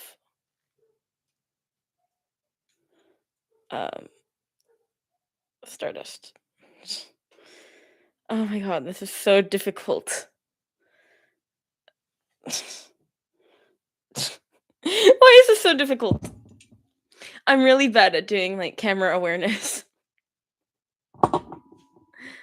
Anyway, chapter 3, here you go. I don't want to be here and couldn't care less about anything attitude. And to most people, it probably worked. But Izuku noticed how alert those dark eyes were, and he noticed how they were currently watching him. Izuku tugged at the sleeves of his school gym clothes, feeling self-conscious under the other man's gaze. He wanted his dad to like him, after all. Izuku didn't know what he'd do if Shota didn't approve of him. All Might, hello. Who is this? Izuku asked, shyly looking up at Shota and shuffling a bit in place. This, Midoriya, is a good friend of mine. Izuku felt his lips tug a bit at the word friend. You probably haven't heard of him since he works underground, but he's a pro hero who goes by the name Eraserhead, All Might said, gesturing to Shota, who just nodded at him. Izuku really tried to hold back. He really, really tried. But after 2 long years of pent-up fanboying excitement, he suddenly exploded. After all, he was finally able to talk to his hero properly. Oh my god, Eraserhead? I am such a big fan. Your quirk and fighting style is so cool, and it's amazing how you fight basically quirkless. Can I ask how your quirk works? I know it works on multiple targets at once, but does it work through glasses? Or is that why your goggles are such an interesting shape instead of having protective lenses? Oh, and what about your hair and scarf? How do they fold like that? Is that actually part of your quirk too, or is it something else? And what about... Both men looked a bit shocked at his outburst, and All Might awkwardly cleared his throat, stopping Izuku in the middle of his ramble and gaining his attention. Sorry, Izuku mumbled, embarrassed that he might have gone a bit overboard. That's all right, Eraserhead said, looking almost overwhelmed. Also, you can call me Aizawa. I'm off duty, after all. Izuku smiled at that. Oh, okay, Aizawa-sensei. The name felt weird on his tongue, having grown used to calling the man Shota for so long. But he was still happy that the man wanted to share his name with him. Aizawa cleared his throat, gaining his attention. So, All Might told me you were quirkless? Both All Might and Izuku winced at the bluntness of that statement. Always straight to the point. Aizawa, All Might hissed, earning him a raised eyebrow from the man. It's fine, All Might. And yes, I am. That, Izuku said, looking down at the sand. I see. Well, that's exactly why I'm here, Aizawa said, standing a bit taller. Like you already said, I mostly fight quirkless, and I don't know what All Might has been teaching you, but I thought I would come over and see if I could help. Oh, thank you, Aizawa-san. We've mostly just been weightlifting, trying to build muscles and working on my stamina, stuff like that, Izuku said. Anything else? Any hand-to-hand combat? Self-defense classes or fighting techniques? Aizawa asked. No, not really, Izuku answered honestly. Is that so? The man said, glaring slightly at All Might, causing the taller man to shrink back. Izuku wondered if he had said something wrong. This was exactly what I had been worrying about, Aizawa sighed, rubbing his temple. There's more to fighting than brute strength, especially if you don't have a quirk to rely on. Once again, Izuku found himself wondering why. Hi, I'm painting and we're listening to a podfic I've done. I don't want to listen to any other videos because I don't want to like steal other people's work. Bonjour, je m'appelle. J'adore vos vidéos. So with that said, Minoria, Aizawa said, gaining Izuku's attention, would you like me to teach you some basic hand-to-hand combat? Izuku felt his eyes light up, and he eagerly nodded, unable to keep the giant grin off his face. I'd be honored to, Aizawa-san, he exclaimed, leaning forward excitedly. Aizawa suddenly ducked his head into his capture weapon and turned his head. The sight made Izuku freeze, recognizing the meaning behind those crinkled eyes. Is he laughing at me? He thought, feeling a bit offended. It wasn't until slightly widened eyes met his own that Izuku realized that he had said that out loud, and he squeaked, slapping a hand over his mouth, and apologized to the man. No, it's fine. I was just surprised you could tell, Aizawa answered, brows furrowing. And I apologize. I wasn't laughing at you. It was just that you really reminded me of someone I know, the man explained, his eyes crinkling a tiny bit again. All Might grinned at that, turning towards Aizawa and shaking his shoulder. I told you that they look alike. Izuku felt himself blush at that statement. He realized they were probably talking about, well, him, but not him, his cat form him. God, this is going to get so confusing. It was much easier when our lives were separated. Wanting to change the subject, Izuku just grinned awkwardly, rubbing the back of his neck. So what's the plan for today? All Might and Aizawa, sensei? And so, Izuku's first lesson with Aizawa began. They started with just the basics, holding a good form, finding your balance, and stuff like that. After an hour of training with Aizawa, Izuku started his normal training with All Might and cleaned up the beach.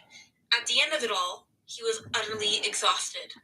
Happy, but exhausted. From that day on, Aizawa became a part of Izuku. It can't always be tied, guys. Every session, but a couple of times a week, the man would join them and teach Izuku how to fight properly and how to defend himself.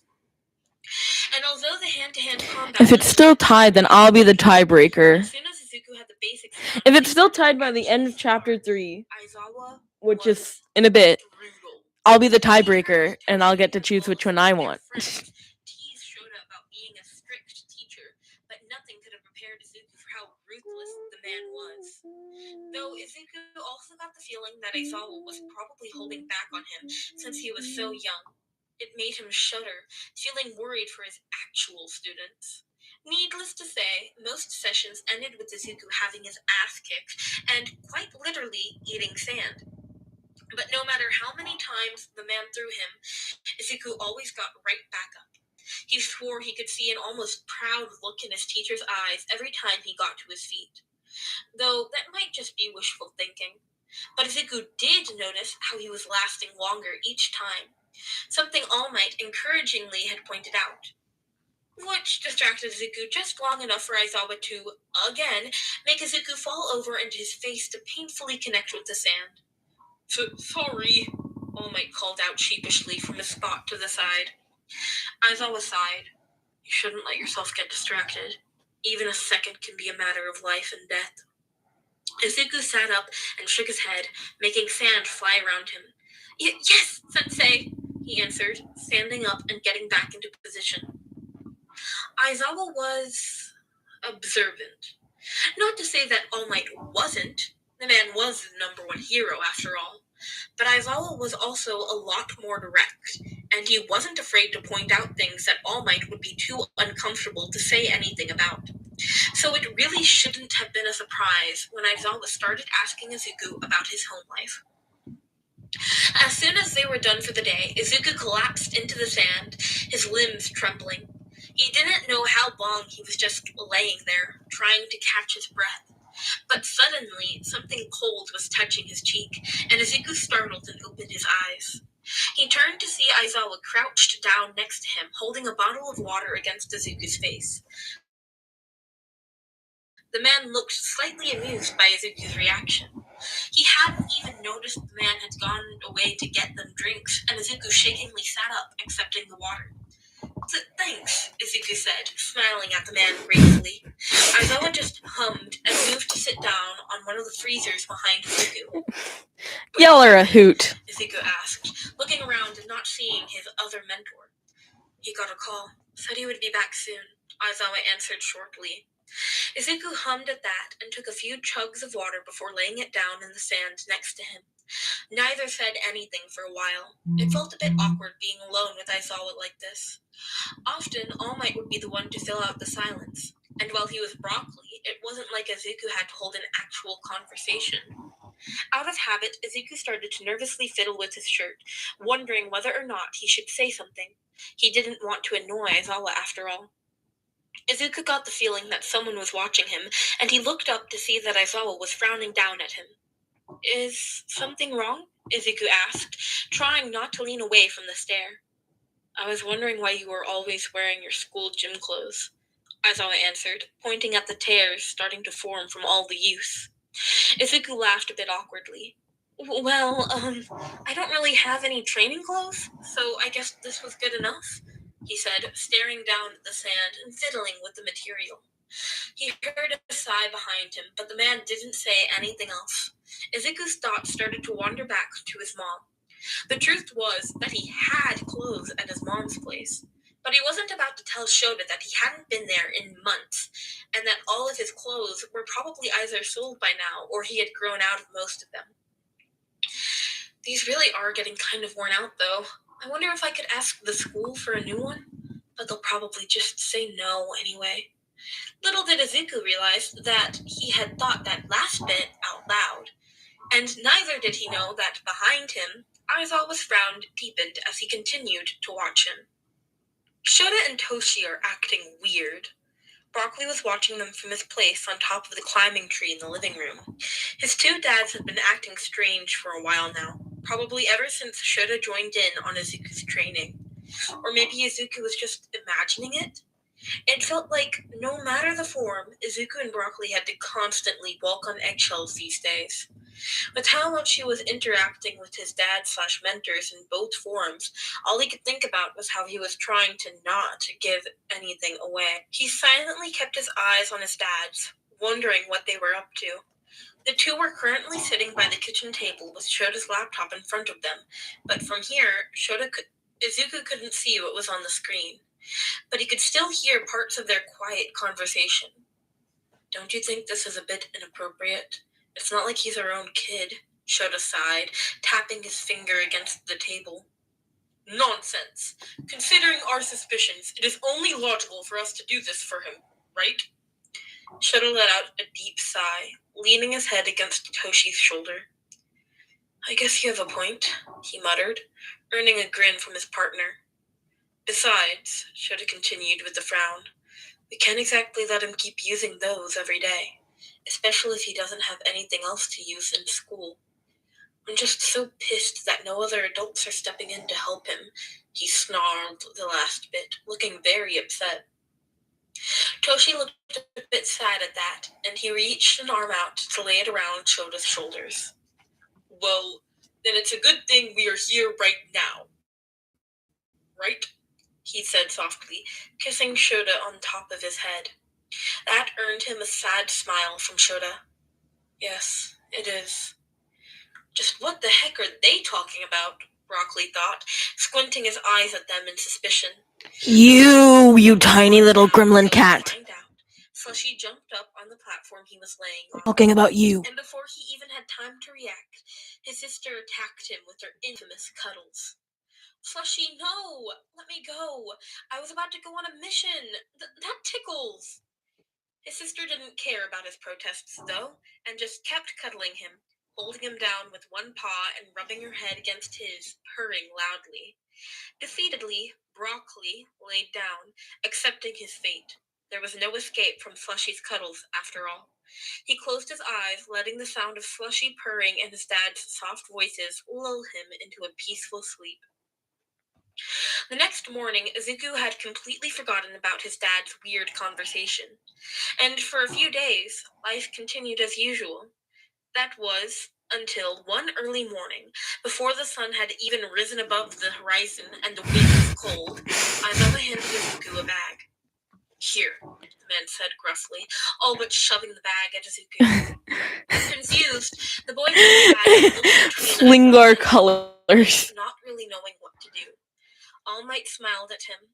Open it, my boy. It is yours, he said. For honestly, I read it as finger, and I was like, oh, you're doing finger coloring in art, and you had difficulty paying attention to finger coloring. This is why? All Might's eyes softened. Well, we noticed that you were in need of some new training gear, and so, as your mentors, we took it upon ourselves to get you some, he answered, smiling brightly. We, weren't sure about the size, and if it's the wrong one, we can always trade it for another one. But no, I can't accept these, Izuku said, clutching the brand new tracksuit to his chest. It's too much, he mumbled. Truth be told, Izuku hadn't owned new clothes in a long time. It wasn't like his mom bought him anything, and he also didn't have any money to buy things for himself. If it wasn't for the fact that he lived with Shota and Toshi and got food from them, Izuku wasn't sure what he'd be doing right now. He'd rather not dwell on it. He heard Aizawa sigh, breaking him out of his thought. It's no big deal, kid.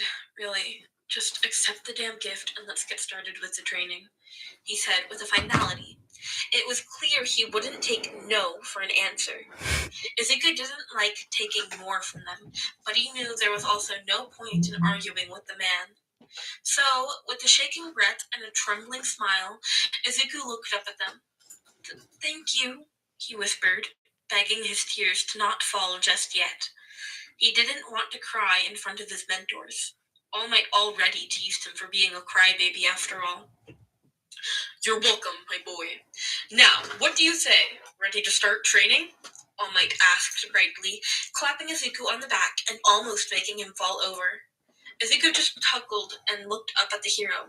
Yes, sir, he answered, putting the bag and tracksuit away for later. After school, Izuku headed over to his secret hideout by the park. It was quite amazing how, even after 2 years, the rundown storage hut still stood just as untouched and unbothered as the day he found it. It laid a bit away from the main paths, surrounded by thick bushes and high grass. After looking over his shoulder one last time, Izuku removed one of the loose planks. He then dropped his backpack to the ground, took a deep breath, and briefly turned into his cat form. Being small like this, sneaking inside the narrow space was easy. Bye, Alicia. And as soon as he was inside, he quickly turned back.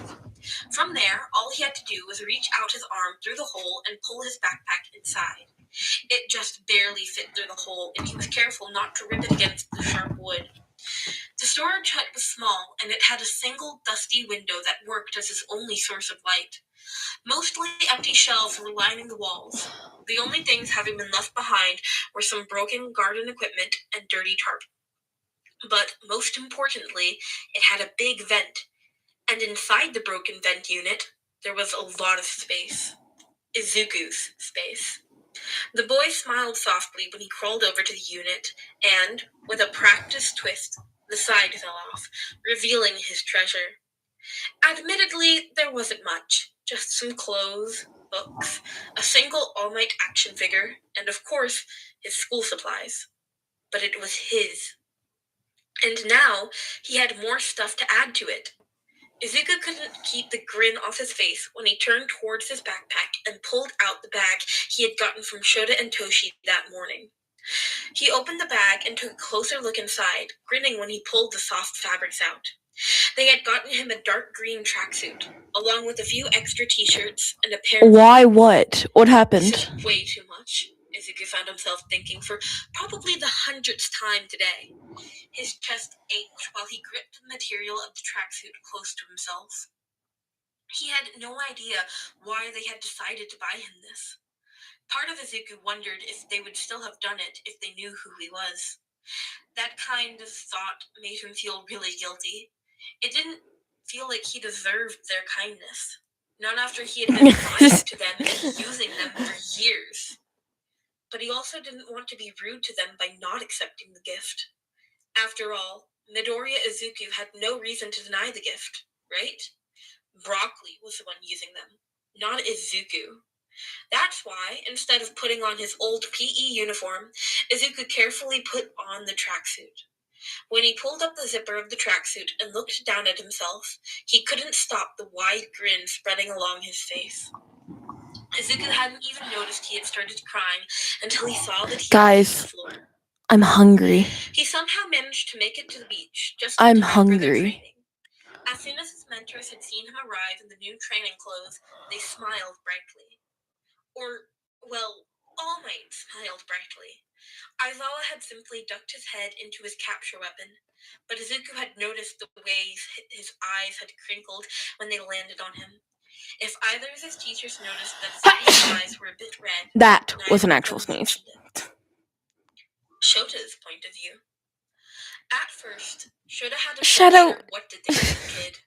When Toshi confessed that he had started training some random, quirkless teen, Shota hadn't known what he had been expecting. Taking on private students as a pro wasn't that uncommon, though very rarely someone high up the ranks did it. But sometimes, children or young teens did something heroic that managed to catch a hero's attention, and then the hero would take them under their wing until they could enter heroics in high school. And according to what Toshi told him, this Midoriya kid had rushed in to save another boy from that slime villain. The kid had apparently bravely put his life on the line when no other pro would act.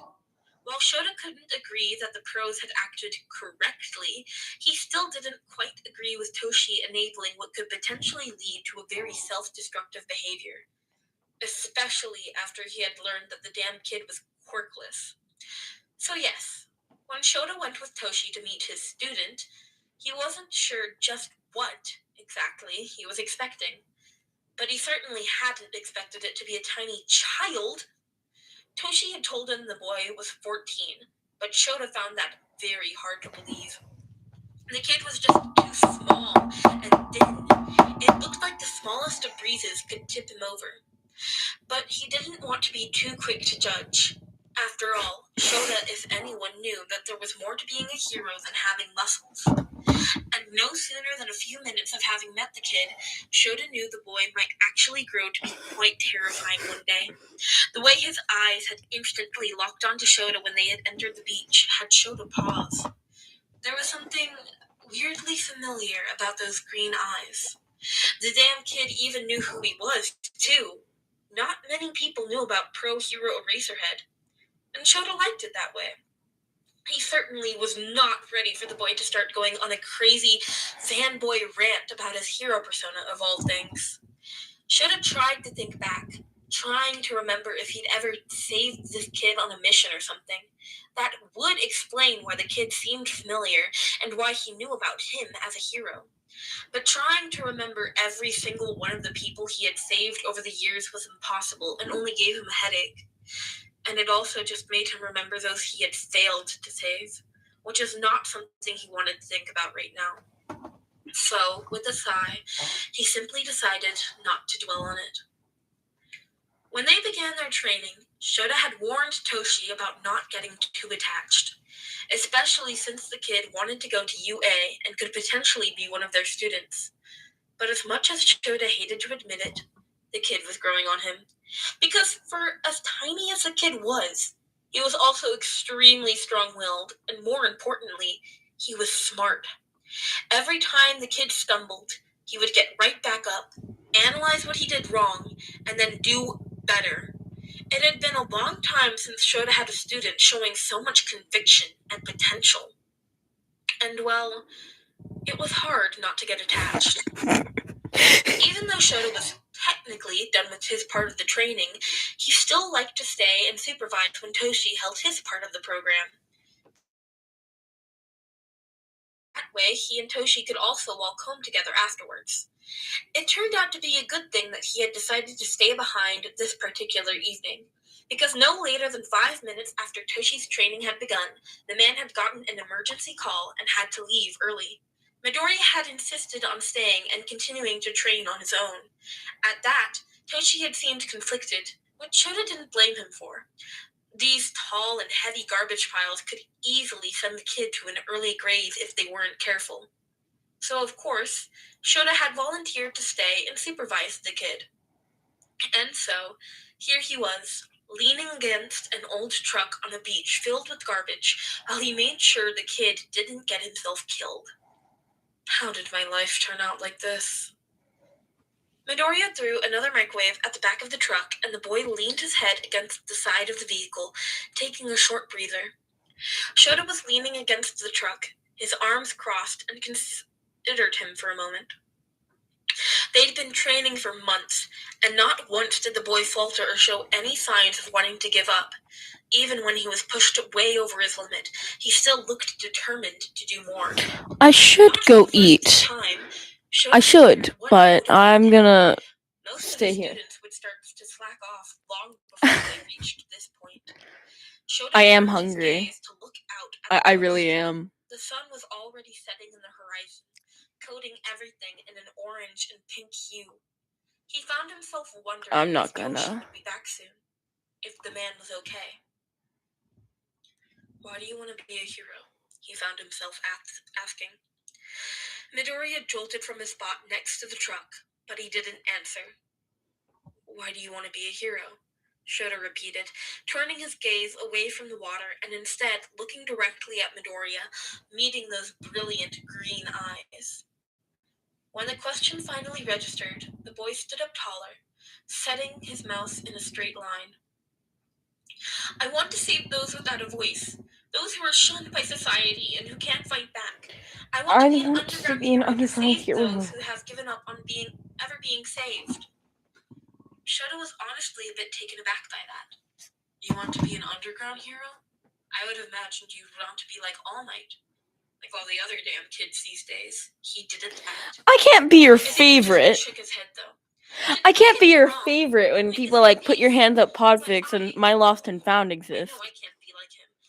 Nor do I want And people to. like cheese He's trying to exist. save everyone. Oh my god, Discord. That's impossible. Those at the bottom are always left behind. So I want to be the one who picks them up. I want to be like a Razorhead. The kid said it with so much conviction, eyes basically burning with passion. And again, those eyes were so damn familiar. Hey, kid, I've been meaning to ask you for a while now. Have we met before? Shota asked, studying the kid. Midoriya's smile faltered a bit at that, but he seemed to quickly recover. Yes, actually. You saved me a few years ago, the boy answered quietly, looking away.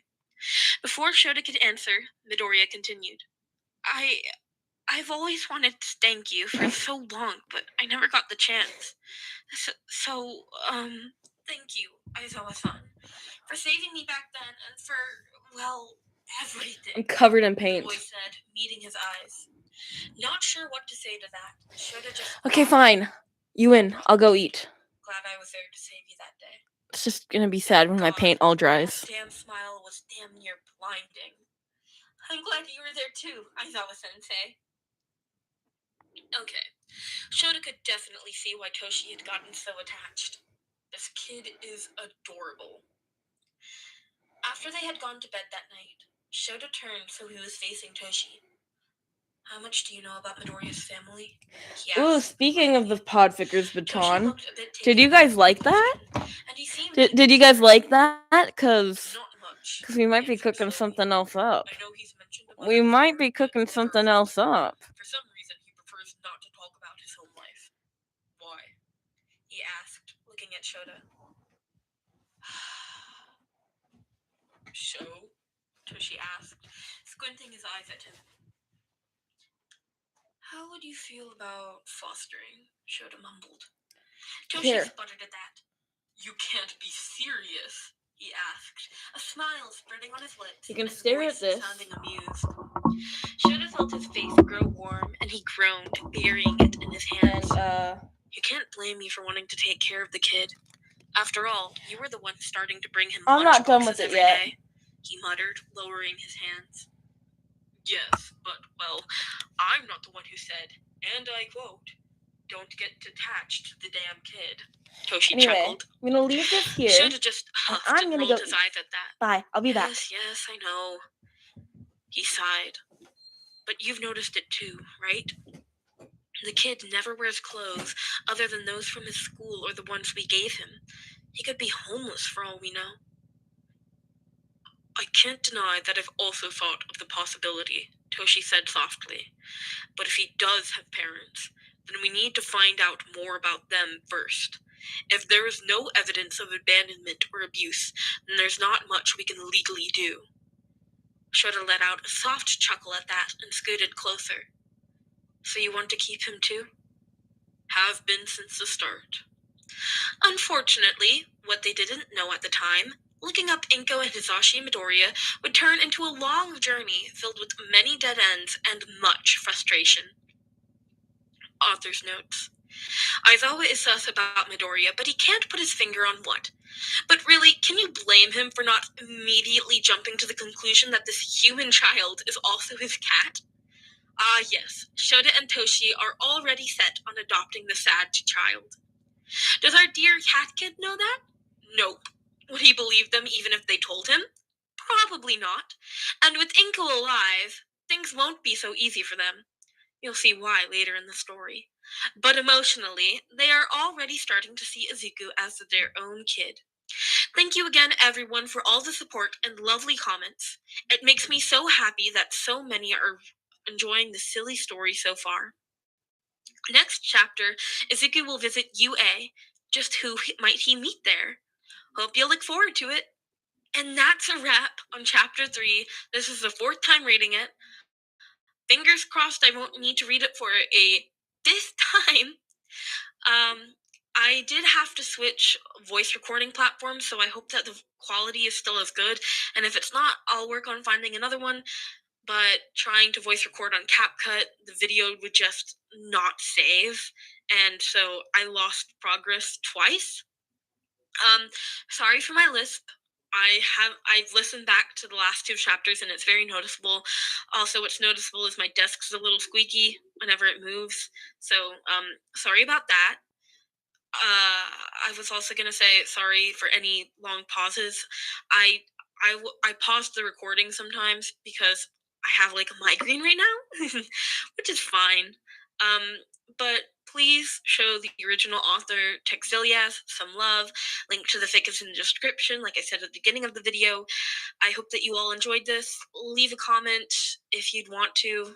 Tell me how I did. And I'll see you next time, pups. Bye-bye! Welcome back, pups, to Chapter 4 of The One They Call Broccoli, written by Texilias. I'm so excited to continue sharing this fic with y'all. So, let's jump on into it. Chapter 4, A Trip to UA. Summary. Izuku gets injured during training and, with no other choice, his mentors bring him to UA to get him healed. Notes. Hello, everyone! First of all, this chapter just ran away with the word count and got super long, so I had to cut it in half. Anyway, hope you enjoy this chapter. Trigger warnings. Mentions of emotional and economic abuse, child neglect, and injuries. Izuku's point of view. There were about 3 months left until the entrance exam. And honestly, the fact that Izuku had managed to get this far without any major injuries was a miracle. But of course, his luck would eventually run out. It was early in the morning, and Izuku was finishing up his round of cleaning the beach when it happened. While carrying an old TV, one of those really thick ones, his grip slipped and he dropped it. And of course, it landed right on his foot. His worn-out shoes and the soft sand under him did very little to ease the fall, and it connected with his foot with a loud and painful crack. Immediately, Izuku doubled over in searing pain, screaming out. Aizawa and All Might were quick by his side, and they helped move the heavy TV away from him. Shit. Hey, kiddo, are you okay? Aizawa asked, crouching down next to him and gripping his shoulder tightly. Izuku just shook his head, tears running down his face.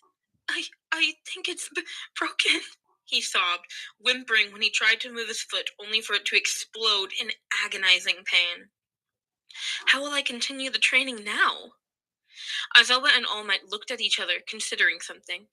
Then All Might sighed and crouched down on Izuku's other side. It's gonna be all right, my boy. We know someone at UA who can help you, he said gently, gripping Izuku's other shoulder.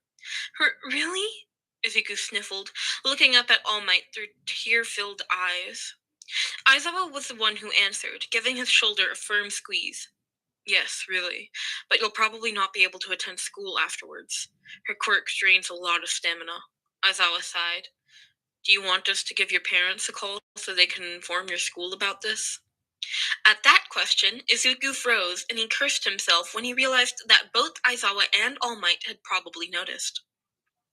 No, that's okay. I can call in sick myself. We are allowed to do that, Izuku lied, ducking his head and keeping his eyes on the ground. They were not, in fact, allowed to do that. He'd just not call the school and take that mark. The school wrote him up for a bunch of other things he didn't even do anyway, so it wasn't like he had a spotless record to begin with. He could feel the distrust from the two heroes when he glanced up at Aizawa. The man's whole face seemed to just scream, I call bullshit. Izuku swallowed and looked down again, avoiding his gaze. It was All Might who broke the silence. The blonde cleared his throat, gaining Izuku's and Aizawa's attention. Well, if you say so, my boy, he said carefully, before moving to stand up.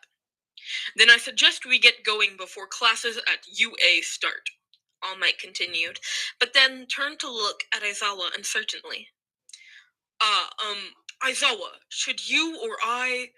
Izuku wasn't sure what he was asking, and he just looked between them, confused. That was until Aizawa sighed next to him and answered, It's fine. I'll carry him. You have your time limit to think about, after all. Better save it in case of an emergency. He paused and turned to look at Izuku. If that's okay with you, kid? Izuku felt himself blush, feeling embarrassed at having to be carried around like a small child. But then again, he couldn't exactly walk to UA like this. So, with a face that was on fire and eyes firmly locked down on the sand, he nodded. Aizawa moved so he was crouching in front of him, his back turned towards Izuku. Think you can climb up? The man asked, hands reaching back for Izuku to climb on. Moving around or putting any weight on his foot hurt like this hurt. Like Shota would say, like hell. But with some help from All Might, Izuku managed to somehow climb up on the other hero's back. He weakly grabbed onto Aizawa's shoulders and ducked his face to hide it against Aizawa's capture weapon, feeling embarrassed. Are you all right, my boy? All Might asked next to him. Fine, Izuku croaked out and ducked his head further. He was 14, for crying out loud. He was way too old to be carried around like a baby, though he guessed he'd been carried by Shota many times before this. Just this morning, his dad had lifted him up and carried him around the apartment. There wasn't even any reason for him to be carried most of the time. Shota just seemed to like carrying Broccoli, and Broccoli liked being carried. But that was when he was a cat and not a human. Now that I think about it, when was the last time someone carried me in my human form? Izuku tried to remember the last time his mom had held him, but he just came up with a blank. It was probably before I was diagnosed quirkless, he realized, and he quickly shook that thought away. It didn't matter anymore. Izuku was fine. He had Shota and Toshi now. 1 second, let me read out the chat. Fine. Though, when they started walking towards UA, Izuku couldn't help but feel a bit bad. Because surely the trip would have been easier on Aizawa if Izuku just turned into his smaller cat form. Swallowing his guilt, Izuku stubbornly stayed in his current form, keeping his head low. Sometimes he would glance up, only to immediately duck his head again and try not to blush when he caught glimpses of people walking by them, giggling and pointing. He thought he even heard a few comments about cute dads and their child. If only, Izuku found himself thinking, gripping the man's shoulders tighter. They reached UA, and despite the embarrassing circumstances, Izuku couldn't help but be starstruck as he took in the tall building. He hadn't even noticed he had been leaning back to get a better look until he felt a hand on his back, steadying him. Careful, my boy. I have a sandwich. All Might chuckled. Sorry, celery, he mumbled. First with time ranch, at UA, All Might asked, a smiling bag at of him. chips, Izuku nodded a cup and of looked up apple at the juice, building again with a giant and a grin. bottle of water. He heard All Might A chuckle. bottle of water. Well, I can't blame you. It is quite an impressive sight. Not impressive enough that it's worth getting a concussion over, so try not to fall off, Aizawa grunted while walking them over to the gate. Yes, sir, Izuku answered quietly, forcing himself to look away from the building and instead looked down at what Aizawa was doing in front of them. The man tapped a card against the panel by the gate and pressed a few buttons. Usually guests aren't allowed in here, but if they were accompanied by a member of staff, they are allowed to enter, he explained. Almost as soon as Aizawa said that, the panel beeped and a neon green image of a waving Nezu showed up. Izuku couldn't help but grin at the sight, especially when he noticed Aizawa roll his eyes at the image. And with that, they walked through the gate without any trouble, and Izuku was officially on UA school grounds. It was still early morning, and the hallways were mostly empty. Classes weren't about to start for another half hour, but there were a few students trickling in and moving around. Most kept their distance when they saw them, probably because of the scowl on Aizawa's face. It is From what very Izuku yummy. had gathered over the years, the students seemed to really respect Aizawa. But that apparently didn't forgot to stop grab a them from napkin. still giving the odd trio curious looks. Most ignored the thin form of Toshi and instead focused on Aizawa carrying Izuku on his back. Hey, isn't that Aizawa-sensei? Who's the kid? Did you know he had a child? I didn't even know he had a partner. Wait, then does that mean that blonde guy is his boyfriend? Seemingly having had enough, Aizawa turned around and gave the students a hard glare, quirk fully activated and all. The sight made them all immediately yelp and scramble away, letting out terrified sorries. Red eyes briefly met Izuku's own, and the boy found himself frozen in place. In all the years Izuku had lived with the two, Shota had never tried to use his quirk on him. But Izuku couldn't deny he had thought about it. For years he'd wondered how Eraserhead's quirk would affect him. He held his breath, his heart hammering in his chest as he waited for his whole life to crash down on him. But, to his utter relief, those red eyes only widened slightly before they quickly turned away without anything happening. Izuku felt himself let out a deep sigh of relief when Aizawa deactivated his quirk. Sorry, didn't mean to scare you, Aizawa muttered, and continued to walk. Oh, it's okay, Izuku answered, too lost in his own thoughts to really hear what the man was saying. So it doesn't do anything when I'm in human form? Or is it because I just changed a couple hours ago? What would happen if he used it when I was a cat, or was running out of time, or perhaps was already over my limit? The thought of Shota trying to use his quirk on Broccoli and Izuku turning back into a human made his stomach turn. Hopefully he'll never try that and we won't find out. They soon reached what he assumed was the nurse's office. And of course, being such a hero fan, Izuku had his suspicions from the start, just who they were about to meet. But that didn't make it any less exciting. Let's just hope she's here, All Might mumbled, knocking on the door. A friendly "come in" came from the other side of the door, and the three stepped inside.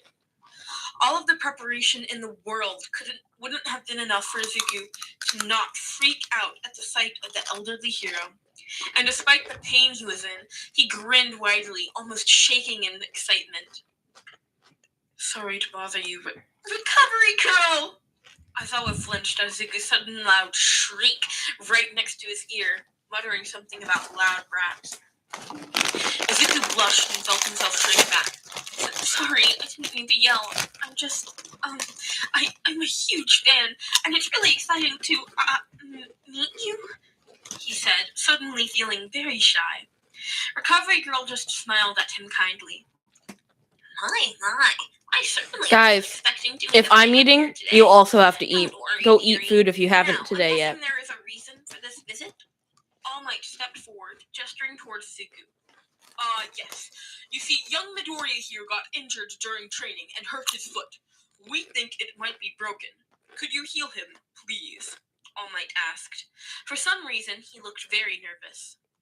Is he scared of her? Zuko wondered, Cheese. frowning as he kept looking between his mentor and the small, elderly hero. Why? Recovery Girl stared up. Cheese, have you All eaten Might for a food while, yet? Then looked over at Izuku, who was still held up by Aizawa. Training, you say? She said quietly, Cheese. a glint in her eyes as she seemed to study Izuku. But then Girl she Scouts shook make her head and Pop-Tarts? smiled at them. Never mind. Of course, I'll heal him. Aizawa, would you be a dearie and place him on the bed? So Cheese, eat lunch. Aizawa nodded and moved to one of the beds. He carefully crouched so Izuku could sit down without hurting his foot any further. Thank you, Aizawa-sensei, Izuku said, smiling up at him gratefully when the man stood back up and stepped away. Don't worry about it, kiddo, Shota answered with a grunt, leaning back against the wall and crossing his arms. In typical Shota fashion, Izuku's mind added, and he had to bite back a snort. All right, dearie, let's check on the damage, shall we? Even though the nurse was gentle, No, they really Izuku can't. still hissed when she pulled off his shoe, along with his now bloody sock. Izuku looked down at the shoe and sock sadly. Good thing my shoes are already red, he thought dryly. A sock he could always afford losing, though he was starting to run out of them. But he really didn't know what to do once he couldn't use his shoes anymore. Recovery Girl's sigh broke him out of his thoughts, and he glanced up at her. Oh my, that is indeed broken, I'm afraid. I'm gonna heal it, but it will drain you of a lot of stamina. You will probably sleep for a few hours. Cheese, I mispronounced that so bad. Turned to look at the other two in the room. That being said, have any of you informed the boys' school and parents about this? Izuku grimaced at that, and before either All Might or Aizawa could answer, he cut in. It's fine. I'll handle The only it. language I know how to speak is There Spanish. was a sigh, and suddenly a phone was thrust in front of his face. Izuku blinked at it in confusion before he looked up, meeting the eyes of Aizawa. You said they let you call in sick by yourself, Aizawa said, his tone challenging as he stared down at him. Izuku gulped. I have my own phone. This is a funny part of the fic. Reaching into the pocket of his tracksuit and pulling out his phone. Should I mean, right now? All Might was the one who answered. It would probably be best to inform them as soon as possible, he said gently. The man kept glancing at him and giving him concerned looks, and Izuku didn't like it. He hated seeing Toshi wear that expression. So, deciding to just get it over with, if only to ease some of his dad's worry, Izuku opened his contacts. Thankfully, one of his few contacts was from his school. With his heart beating in his chest, Izuku clicked on it and pressed the call button, putting the phone to his ear. Aldera Middle School, answered the monotone voice of the receptionist. Hi, this is Midori Izuku from class 3B. I, was kind of in an accident, and I'd like to call in sick for today, he stammered, ducking his head and avoiding the looks from the three adults in the room. Kid, you can't be serious. Okay, thank you, bye, he said, quickly hanging up and putting away his phone. It was completely silent after that, and he pointedly did not look at anyone else. Okay, thank you, bye. His eyes firmly on the floor. He noticed his hands were shaking, and he clenched them into fists on top of his lap, gripping the fabric of his tracksuit tightly. Aizawa took a small step closer to him and started saying something, but Izuku didn't let him. Could you heal me now, please? Izuku asked quietly, looking up at Recovery Girl with pleading eyes. The nurse was looking at him with worry, and Izuku hated it. He hadn't even known her for more than 10 minutes, and he already messed everything up. His chest and throat clenched up, and he bit his lip, willing his rapid heartbeat to calm down. After another moment of silence, Recovery Girl gave a deep sigh. Of course, dearie. Why don't you lie down? she answered gently, like he was frightened, Chis necesita like he was a comer. frightened animal, Necesita begging la him to lie comida down para and using the funcionar. grip on him. Almost immediately, Chis, Ezekiel, completely exhausted, necesita la comida para insisted, funcionar. saying that he was Por already favor. lying down, or he would have surely collapsed. Before everything faded to black, he swore he could hear the gentle voice of Toshi. Just rest for now, my boy. We'll come get you in a few hours. ¿Cómo no puedo Her ser cousin amigos? girl, or otherwise known as Chiyo, point of view. As soon as Chiyo was sure that the kid was asleep, she turned to the other two heroes in the room. So, would anyone care Cheese. to fill me in? Cheese. She asked sternly. I'm being very looking at the three of serious. them.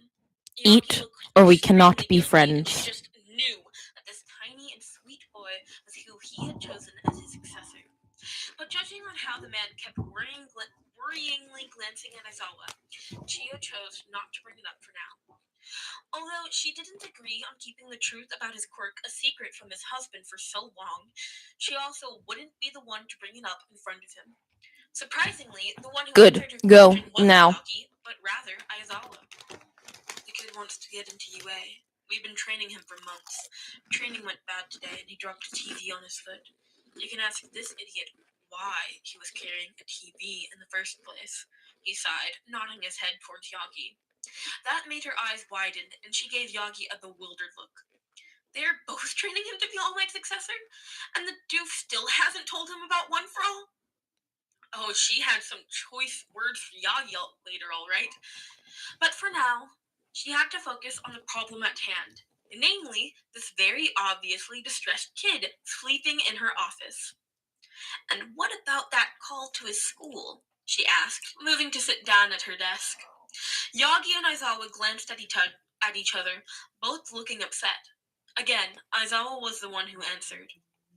Honestly, I have no idea. I had hoped he would have gotten cold feet and finally talked to us. I didn't think he would actually call them. Aizawa groaned, dragging a frustrated hand through his hair. We've been having some concerns surrounding young Midoriya's home life. We suspect that's why he'd rather not call his parents about any of this, Yagi said sadly. Chiyo frowned at that. You think he's being abused? She asked, drumming her fingers against her cane. Aizawa answered with a firm, definitely. No bruises that I've been able to see, but we've noticed clear signs of distress and neglect. I have braces, if you can't tell, and chips get caught in them all the time. A comforting hand on his shoulder before he turned to look at Chiyo.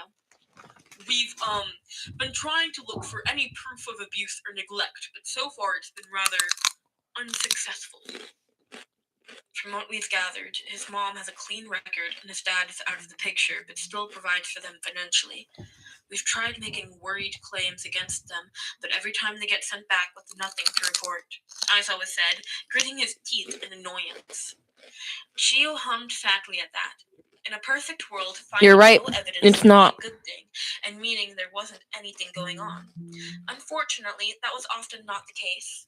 No evidence, more often than not, just meant it was well hidden. But it was still strange how worked up these two were over this.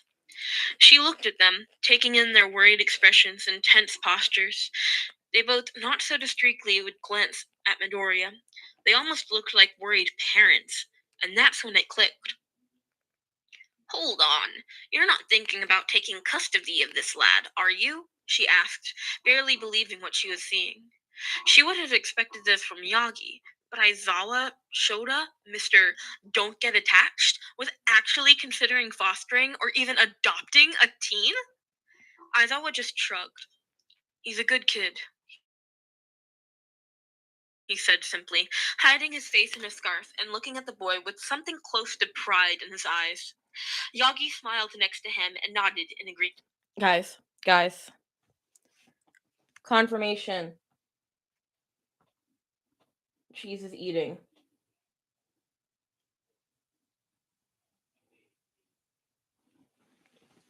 Okay. Back to fic. Agreement. Chiyo put a hand to her forehead and sighed deeply. Oh dear. Yagi, what have you gotten yourself into? They were interrupted by the sound of the school bell ringing, indicating the start of homeroom. With a sigh, Aizawa moved away from the wall he had been leaning against and headed to the door. Well, that's my cue. Will you stay with him? He asked, looking at Yagi. Of course, Yagi answered with a bright smile, already moving to sit down next to the bed. With one last rare smile, Aizawa walked out and Chiyo was alone with Yagi, except for the heavily sleeping kid next to them. Chiyo didn't waste a second in bringing One her at sap down what? on top of the #1 hero. What did you win? Head, hitting him hard enough to make him yelp. Yagi, you absolute fool! Explain everything now, or I am calling Gran Torino, she threatened, glaring at him. Yagi rubbed the top of his head with a pout. Was that really necessary? He asked, making Chiyo huff. Considering you apparently have decided to bring Aizawa, your own husband of several years, into training a kid to inherit your insane power without his knowledge? Yes, that was necessary.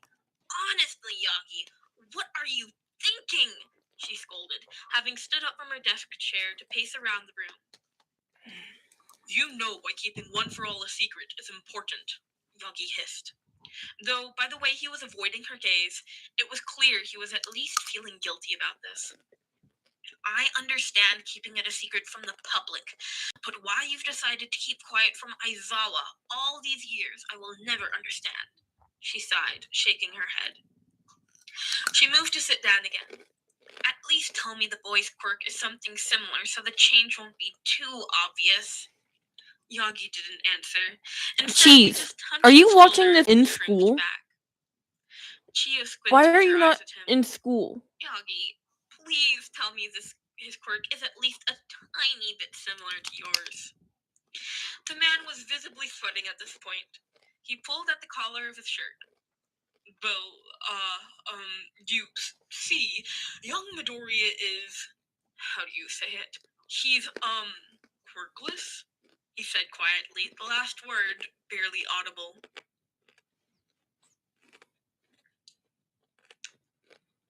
Chiyo smacked Yagi on top of his head. Again. Hard. Izuku point of view. He woke up feeling dizzy and disoriented. Ah, my boy, you're awake. How are you feeling? The sound of Toshi had Izuku sitting up, and he put a hand to his head when everything spun around. That sucks.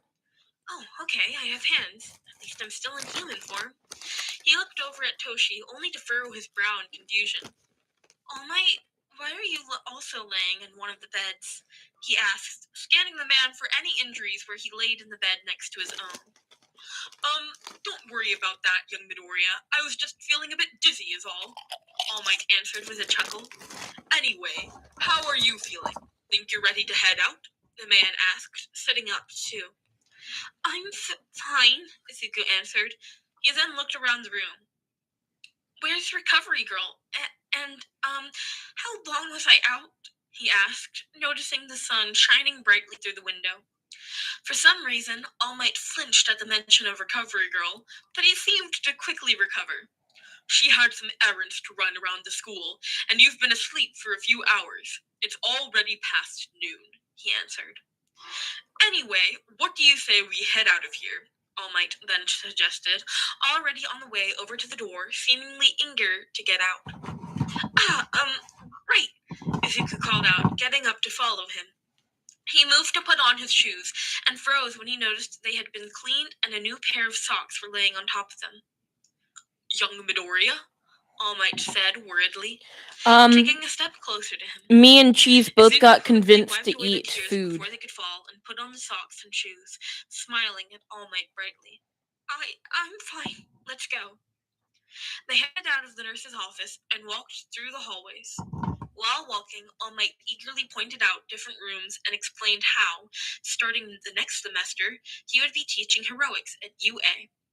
Izuku just smiled and nodded along, acting like he was hearing it for the first time and asking questions at appropriate times. He already knew about all of this, after all, having been present during many conversations between Shota, Toshi, and Nezu at home. And when you speak of the devil, further down the hallway, Izuku saw a very familiar figure walking towards them. And as soon as their eyes met, Izuku froze and then and the Nezu's eyes widened just a tiny fraction, recognition shining through his eyes. Oh no. We're also about to be on chapter Author's 5 of Dun, dun, Broccoli. dun! What a cliffhanger, huh? So for cutting it there. Next chapter we'll get more of Nezu, I swear. Hope you liked this chapter, even with the lack of Broccoli. We'll see more of our little green beam in the future, I promise. Lol. Anyway, thank you all so much for all the support and lovely comments. I am so happy that so many people seem to enjoy this story so far. Next chapter is almost completely done and will probably be up in a day or two. Hope you'll look forward to it and have a wonderful day. Edit! This story has fan art now! Thank you, Georgie Punk, for making it. And then there's a link to the fan art. And that is the end of chapter 4. Sorry for the desk squeaking. Can't really control that. Sorry for all the mess ups. I guess I'm a little thirsty. I need to go get some water. But also that long pause, like when All Might and Gio were talking right before Izuku's point of view, there's just like dots and quotation marks. So I thought, hey, just a long stretch of silence. Comedic timing. It felt awkward, but hopefully it comes across as comedic. So chapter 5 is going to be posted tomorrow, chapter 6 Sunday, and chapter 7 Monday, and hopefully I'll continue with a daily post like that. I don't know how long that'll be kept up for, but hopefully it's all good. Bye, Caro. I hope you enjoyed this chapter.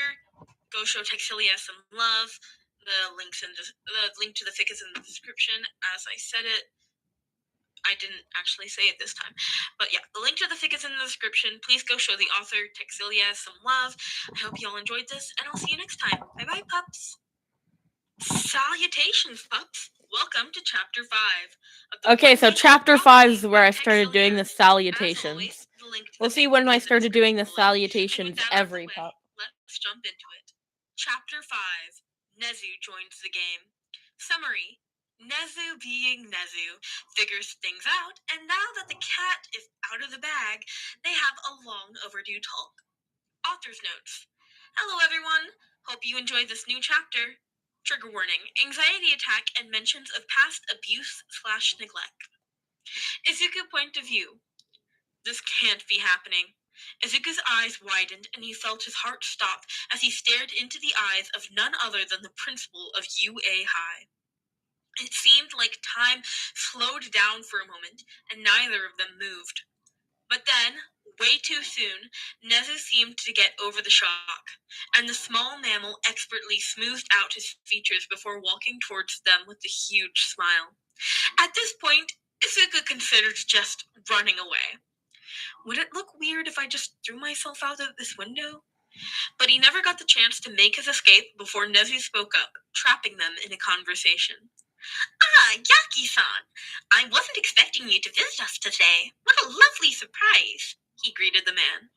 His eyes then traveled back to Izuku, who smiled nervously and shifted in place. And who do we have here? Nezu asked casually, eyes never leaving Izuku's trembling frame. All Might put a hand on Izuku's shoulder, beckoning him forward. This is young Midoriya, the student I mentioned taking under my wing, his mentor answered with a giant smile. And God, Izuku could see Nezu's eyes lighting up with interest. Ever since they first met, all those years ago, Nezu would regularly come over to visit Broccoli. Izuku would like to think that they were good friends by now. The mammal never seemed to mind Broccoli's lack of voice and would carry the conversation for the both of them. He'd even bring some games for them to play if Shota and Toshi weren't home. So yes, Broccoli liked Nezu, and if he had to pick a title for the older mammal, it would probably be that he was like an uncle. His very nice, although scarily intelligent, uncle, who were currently looking at Izuku like he was a puzzle he's been waiting to solve for years, and which he also, finally, just found the last piece for. I see! How interesting! It is nice to meet you, Midoriya, Nezu said politely, eyes staring into his very soul. Likewise, Nezu-san, Izuku answered nervously with a small smile. As soon as those words left his mouth, Nezu's smile widened remarkably. Oh, I see you really are a hero fanboy, if you know my name without anyone even Because Cheese mentioning has it, been here for the the man entire said, 3 hours, sounding basically. very pleased. Izuku realized his mistake, and he internally cringed at his own carelessness. Luckily, All Might, the oblivious and lovable fool he is, saved him. What did I tell you? He even knew about Eraserhead the moment he met him. The man chuckled proudly, shaking Izuku's shoulder. Izuku just laughed awkwardly and rubbed the back of his neck, wishing the floor would open up and swallow him whole. At the mention of Izuku having met Eraserhead, Nezu looked even more intrigued. The mammal looked like this whole mess was the funniest thing he'd ever seen, and Izuku realized that it probably was. Nezu hummed, glancing between them and seemingly considering something. That reminds me, Yagi-san, if you have the time, Nezu said, gaining All Might's attention. There is a matter that could use your guidance at the teacher lounge. 13 should be there right now. Would you mind taking a look at it? All Might looked a bit unsure and glanced between Nezu and Izuku, but before his mentor could answer, Nezu continued. Midoriya is free to join me in my office if he wants to, he said cheerfully, gesturing a paw towards Izuku. His calculating eyes then turned to look directly at Izuku again. After all, I've been wanting to speak with him for a very long time, Nezu continued, his smile growing impossibly wide. At that, All Might gave Izuku a worried look, as if silently asking him if he would be all right. It's fine, Izuku reassured him. He trusted Nezu not to hurt him, and he'd rather not have All Might here for this inevitable conversation. All Might still looked a bit worried, like he was afraid to leave them, but with a hesitant nod, he was off, leaving Izuku alone with Nezu. For a moment, he and Nezu just stood there, in the middle of the hallway. They were both just staring at each other, neither saying a word. But after what felt like forever, but was probably only a minute, Nezu broke the silence. Well then, if you would be so kind, he said, motioning for Izuku to follow him. With a gulp, Izuku forced his feet to move, and they walked in silence to the principal's office.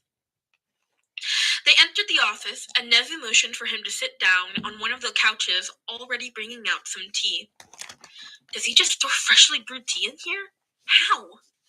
Nezu offered Izuku a cup, which he accepted with a stuttered, thanks, but Izuku didn't quite dare to drink from it yet. He'd heard the stories, after all.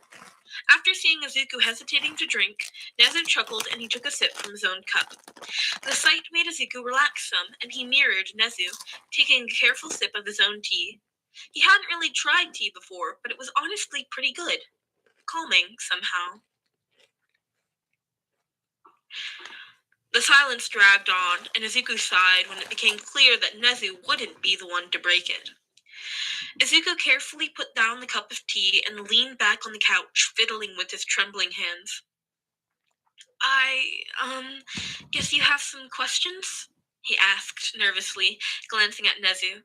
So, you are not denying it, Nezu said with a smile. Izuku just shrugged. It wouldn't exactly be a good idea to deny it at this point, he admitted. And I'm guessing you already had your suspicions? Izuku asked. Nezu just smiled wider, putting down his cup of tea and folding his paws in front of him. That is correct. The idea that you were a human in disguise did cross my mind from the very start. However, I never found any proof or an identity that would fit, Nezu said, shaking his head almost sadly. He then leaned forward, looking at Izuku intently. I have to admit, though, I am impressed by how long you managed to stay hidden, and hiding as a quirkless person of all things. Brilliant, he continued, actually sounding genuinely impressed. Izuku blushed at the praise. But then Nezu continued. Though I have to say, not many people would be so bold as to lie to the number one hero, he hummed, studying him.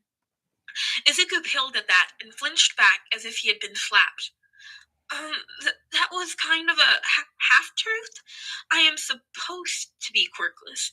I have the extra toy joint and everything. he stammered, Toint. gesturing to his feet as if that would help. I was actually quirkless until the day's show. Eraserhead saved me. I was 12 at the time, and I'm still not sure how I got this quirk. It shouldn't be possible, he continued quietly. Nezu wasn't saying anything, and Izuku took a deep breath before he continued. Besides, it's not like I would be able to fight in my other form. You've seen it. It's weak, he gritted out. So Bye, I was AD. always planning on being a quirkless hero, but then All Might showed up and offered his powerful quirk on a silver platter, and I couldn't exactly say no to an offer like that, you know? Nezu's smile had softened while he spoke. You seem to care a lot about them, he pointed out. Izuku felt himself blush and nodded. Yes. They're like my parents I never had, even if they don't know it. He mumbled the last part, looking away in embarrassment. So neither of them know about you and Little Broccoli being the same individual? Nezu asked. Izuku shook his head. And you have no intention of telling them? Again, Izuku shook his head, more violently this time. Why? Because Izuku felt his heart drop, panic settling in and taking over. They'll hate me. They'll throw me out and stop training me. And I can't go back to being alone and unloved. I can't, not again! Izuku didn't even notice when Nezu got up, but the mammal was suddenly sitting next to him and patting his back. It's okay, Midoriya. Here, breathe with me. Deep breath in, deep breath out, Izuku said calmly, taking deep breaths of his own for Izuku to follow. After a few shaking tries, Izuku managed to calm down enough that it didn't feel like he would pass out. Thanks, he stammered, unable to look at Nezu. His hands were still violently trembling, and he clenched them into fists on his lap, willing them to stop. Nezu put a warm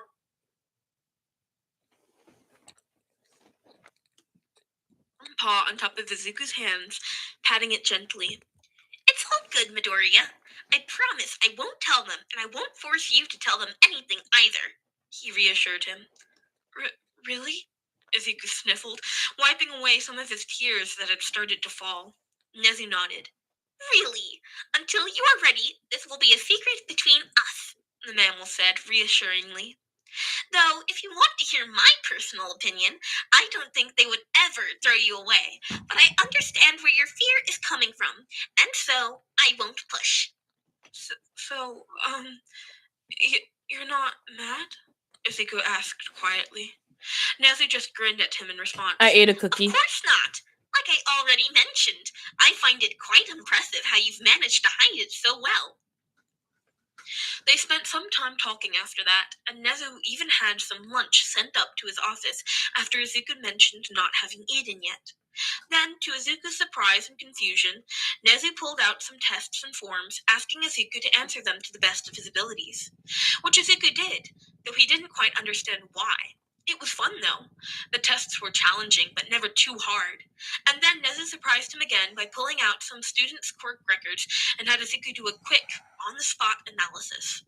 Nezu claimed All Might had mentioned his hero analysis book and wanted to see what Izuku could do. Izuku, a bit flustered at having someone being interested in his notes, just nodded and got right into it. Why Nezu seemed so interested in his hero notes he didn't know, but it was pretty nice having someone take interest in his silly little hobby. Izuku quickly lost track of time. He just kept filling out notes regarding the students' quirk and their weaknesses and how they could improve. Across from him, Nezu sat quietly, going through the tests Izuku had done earlier. Aside from the sound of pen against paper and Izuku's muttering, the room was quiet, peaceful. But then, Nezu put down his pen and dropped a bomb on him. Say, Midoriya, how would you like being my personal student? Nezu said, glancing at him. Izuku just blinked at Nezu in confusion, putting down his pen too. But I'm applying for heroics? Nezu just smiled at him. You would still be a student at UA, of course, and attend your normal classes, but you would also take extra classes with me, where we would be discussing analysis, strategies, and the work surrounding the underground heroics. It's something I like to do with students who show a lot of potential. He felt his eyes light up, and he smiled brightly at Nezu. Really? Wow, I'd be honored, he exclaimed excitedly. But then his smile dropped. But, why me? Is it just because I'm All Might's successor? For some reason, Nezu almost looked amused by that. Not at all. Even if you didn't accept his quirk, I would still like you as my student. What I'm looking for isn't a strong quirk, rather a strong brain. He chuckled, climbing up on the desk and poking Izuku in the forehead.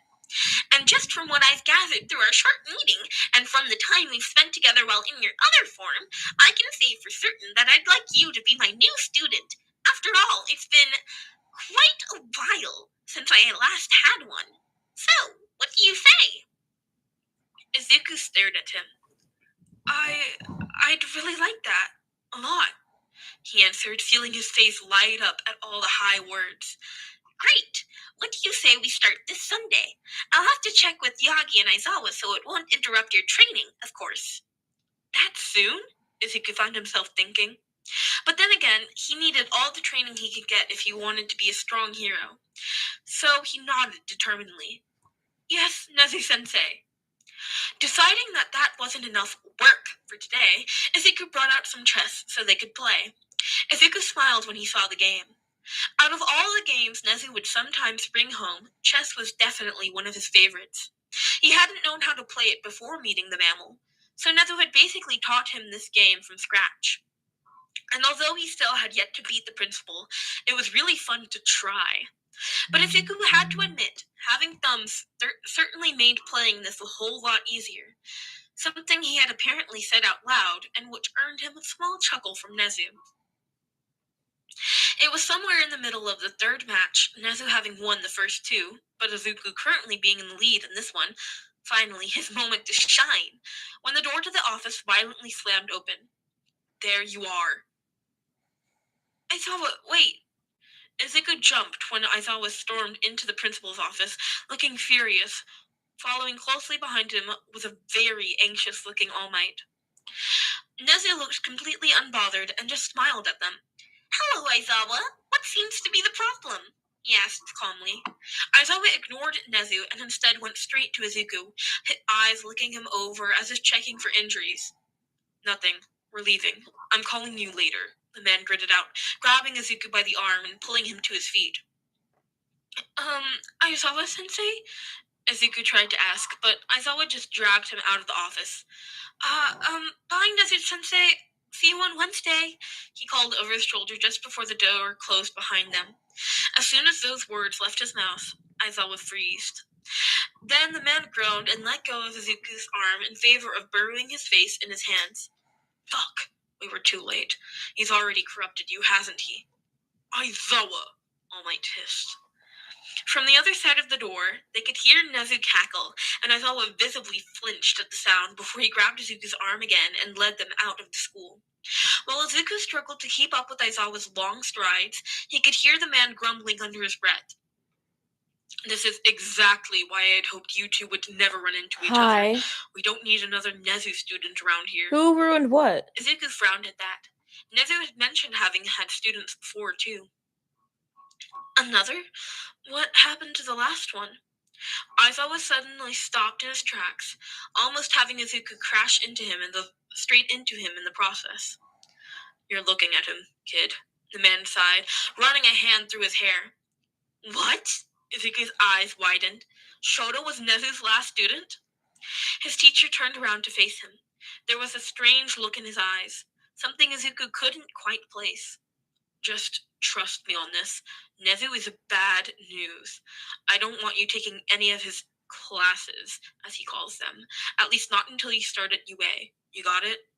Aizawa said firmly, his voice leaving no room for argument. Izuku stared up at him, his mouth gaping. What? You can't be serious. Nezu wants to teach me, he said, yanking his arm out of Aizawa's grasp and glaring at him. Now, that's not really our call to make, Aizawa. All Might tried to calm the other man, stepping between them with his hands raised in peace. Aizawa didn't even look at All Might, and instead kept staring at Izuku, his face hardening. I don't want you talking to Nezu until you're a student of UA, Aizawa just repeated. That's so unfair. Nezu is nice, and I want to learn from him, Izuku argued, clenching his fists by his side. It took every ounce of willpower he had not to stomp his feet like an angry child. He noticed both men grimacing at the word nice, and All Might glanced at Aizawa worriedly. Midoriya, you have no idea what he's like when he's teaching. You're just too young. Izuku was getting more and more pissed. He could feel his clenched hands shaking at his sides as he glared up at Aizawa. You can't stop me, he said defiantly. Aizawa just sighed at that, closing his eyes and rubbing his temple. I know I can't, but I'm warning you and I'm telling you that I don't approve of it. Well then, Aizawa-sensei, it's a good thing I don't need your approval, Izuku bit out before turning to walk away. Young Midoriya? Thank you for today, senseis. I can get home by myself just fine, he called out over his shoulder, hastily walking away before he said anything more he would probably regret. But, All Might sounded so sad, and it almost made Izuku turn around. But Izuku didn't. He just kept walking. Izuku heard Aizawa sigh heavily. Just let him go. Later that evening, Broccoli was giving Shota the cold shoulder, something that both his dads noticed but were quite unsure how to deal with. After he got home, his grumpy dad spent an hour on the phone with Nezu, trying to talk him out of taking Izuku on as a student until after he started UA.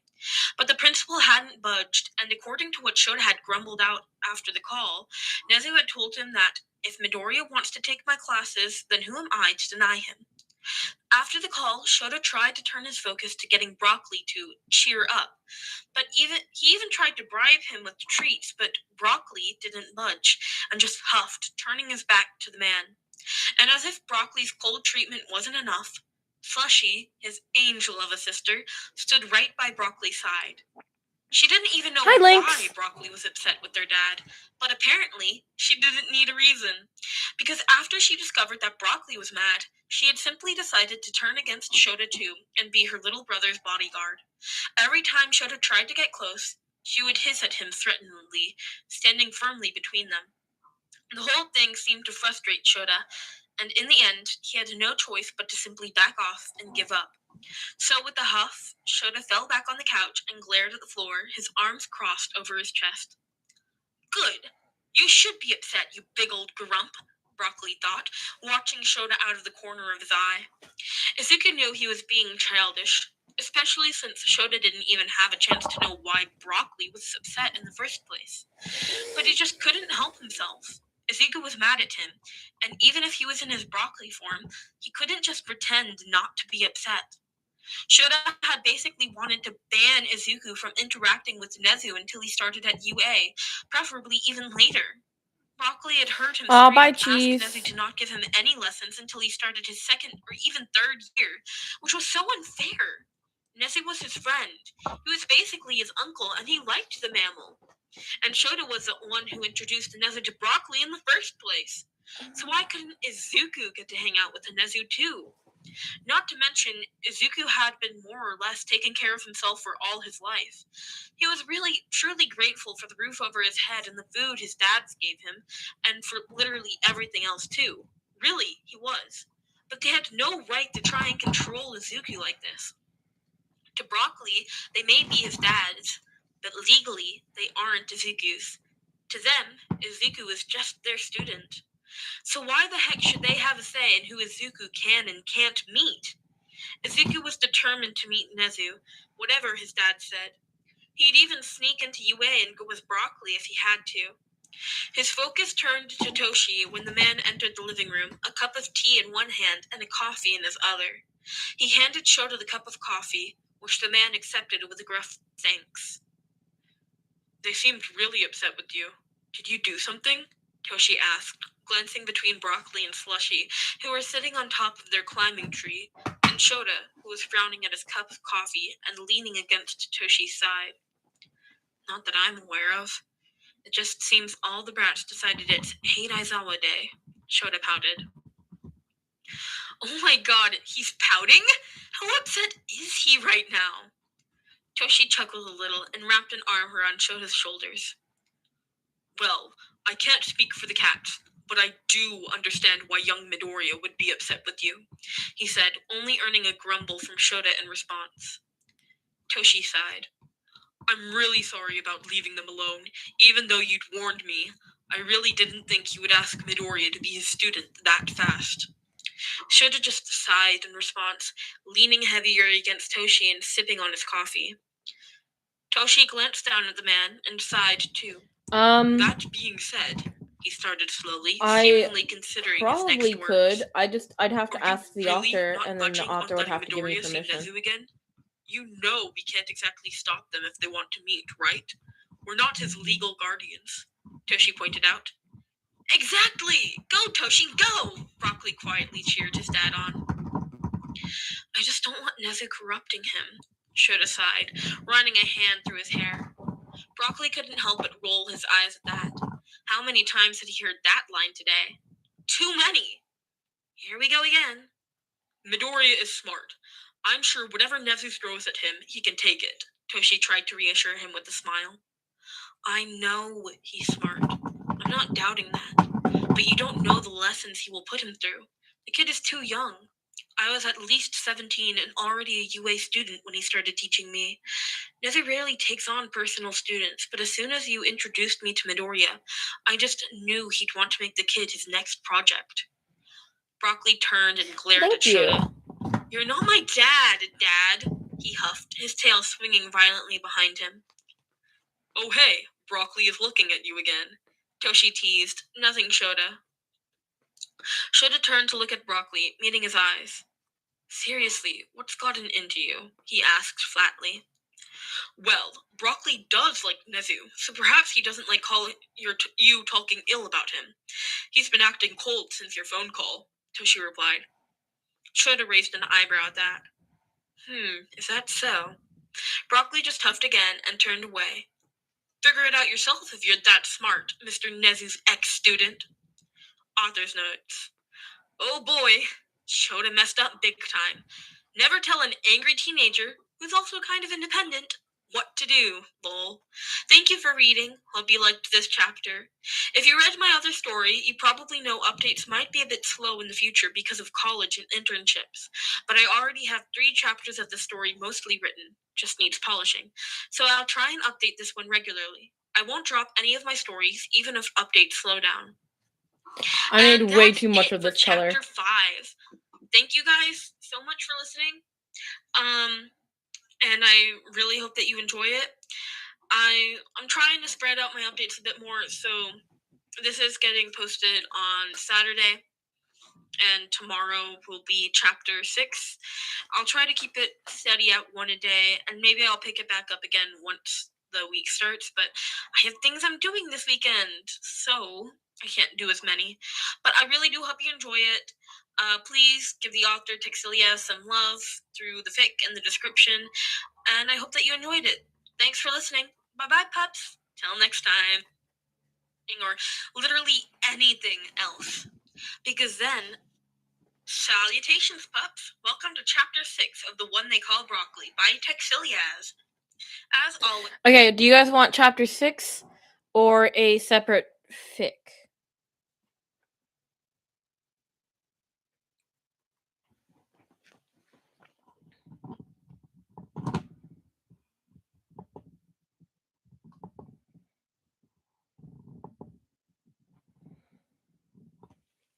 Yeah, if the author doesn't like it being a podfic, then I'm probably not going to be able to do it.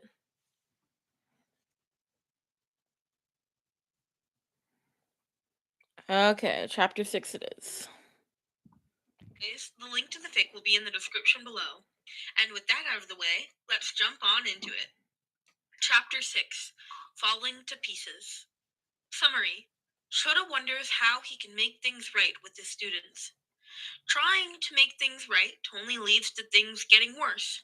Now the question is, how do they fix this? Also, his cats still hate him and it's driving the poor man insane. Notes. Hello everyone. First off, I'm really sorry that updates have slowed down. College is really stressful right now. I want to thank everyone for your patience and support. You're all so very kind. I'm kind of nervous about this chapter since it's a bit heavier than the other ones, and also has graphic descriptions of both anxiety attacks and dissociation, which is something I am personally dealing a lot with. I was recently diagnosed with DID, dissociative identity disorder, and even though Izuku dissociates in this story, I am not claiming Izuku to have it here, since it's a very complex diagnosis and I am still learning about it myself. I will put a timestamp at the start of the panic attack and the end of it, so if you don't want to read it or find it triggering, you can skip that small part. Anyway, hope you like this chapter. Trigger warning. Panic attacks, dissociation, mentions of Nezu's lessons, but not anything graphic. I want to take a side note to make it clear that I, the person reading this, do not have DID. Okay. Shota's point of view. A few days had passed since they visited UA, and not much had changed. Shota had talked to Nezu a couple of times, trying to make him reconsider or at least wait with the lessons for Midoriya. But there was no changing the rat's mind. Whatever the kid had done, it had left a big enough impression on Nezu that the mammal was determined to have him as his student. Toshi wouldn't stop apologizing to him either, and as mad as Shota had been when he found out he had left Midoriya with Nezu, he also couldn't find the energy to stay mad at him.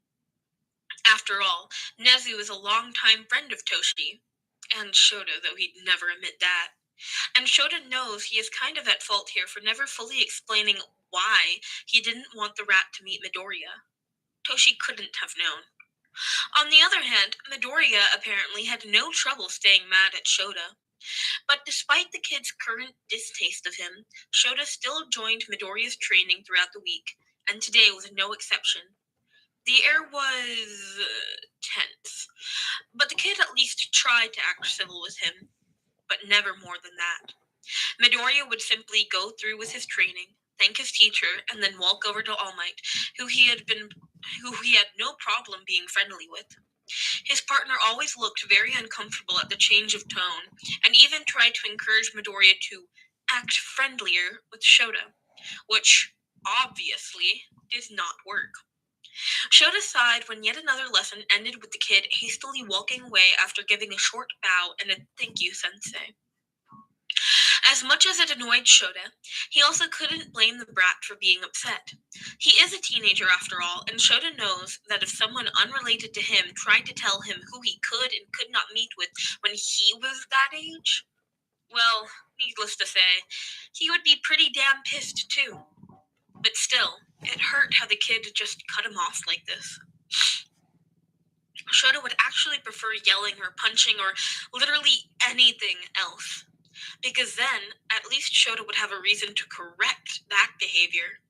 The fact that Izuku was this mad and still acted polite around him was frustrating. And then, of course, there was the two cat brats at home, too. For some reason, both Slushy and Broccoli were mad at him, and Shota had no idea what he did wrong. They wouldn't let him come near them without Broccoli glaring at him or Slushy hissing at him, something she had never done before. And when Broccoli wasn't glaring or outright ignoring him, he was just being an overall brat.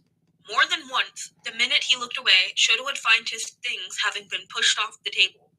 Keys would constantly go missing, and he had just barely managed to save his cup of coffee from being swatted away from the counter this morning. It didn't seem like any amount of timeout worked. Immediately after being let out, Broccoli was right back at it, like he simply couldn't help himself and had made it his mission to make life harder for the man. Shota has tried thinking back on what could have made them both, especially Broccoli, this mad at him, but he came up with a blank every time.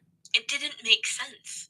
He'd even Googled cat teenage phase, for God's sake. After I finish the hidden butterfly, I have a They had gotten broccoli over 2 years ago. 300-something chapter long Even if he would fic have been a newborn kitten waiting. at the time, Like he wouldn't 300. be old enough that he After would I'm have done with the already Hidden grown out Butterflies of that Sasaki, phase yeah, by now. I have like a The idea that he would 390-something enter his chapter teenage fic phase that's still now updating. just That's over didn't 1 make million any words. sense. So there had to be another reason for that he was so angry.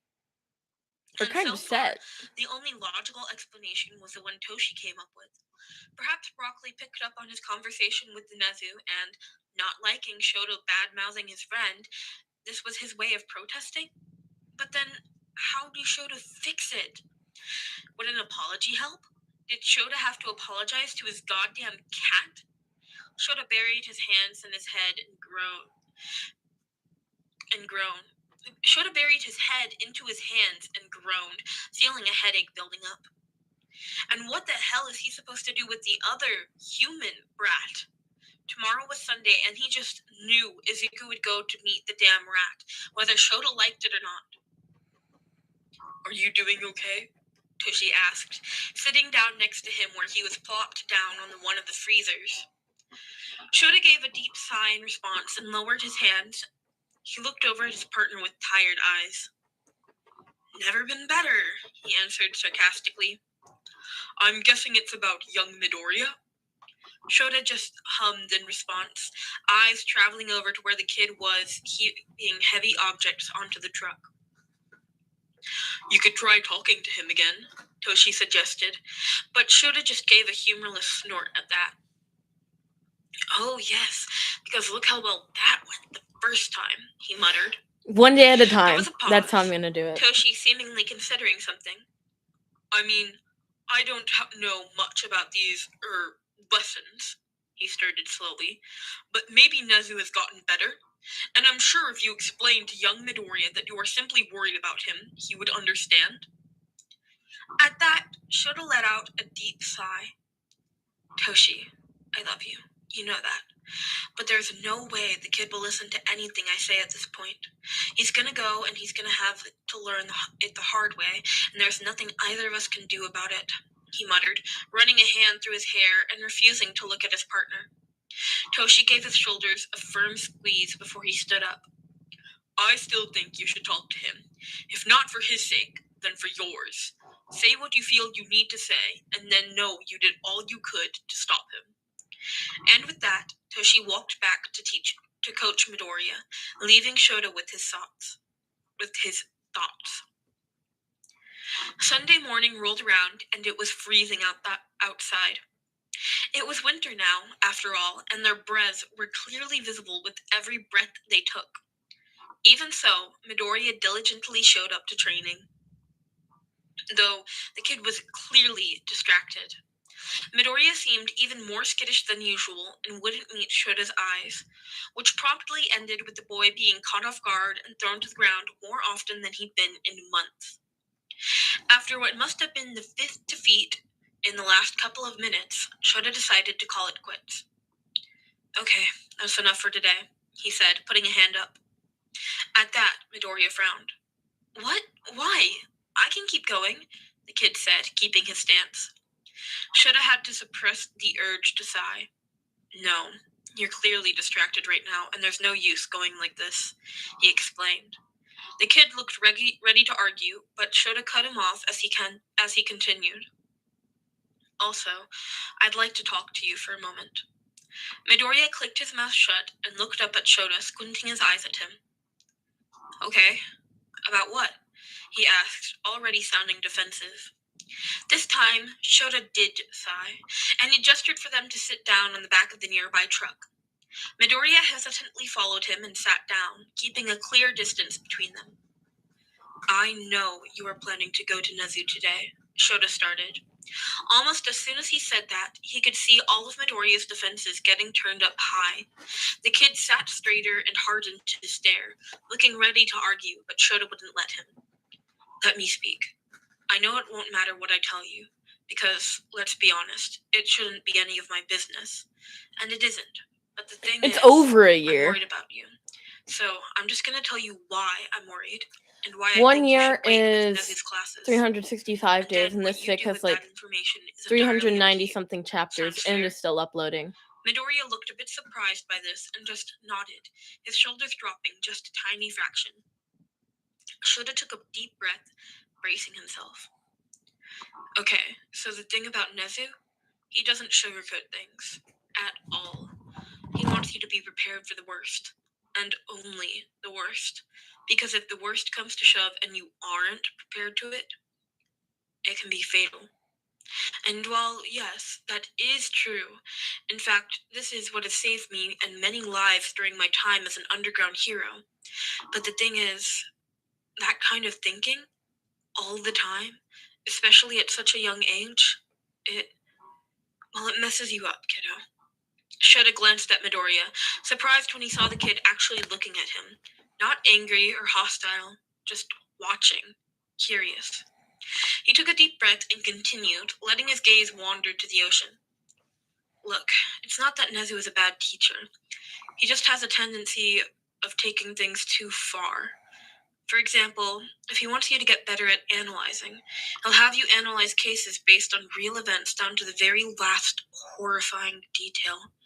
The pictures and stories for those cases are not pretty.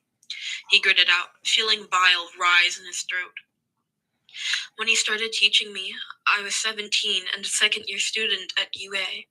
I already had some experience out on the field, and I still suffered through nightmares over things Nezu had me review during his lessons.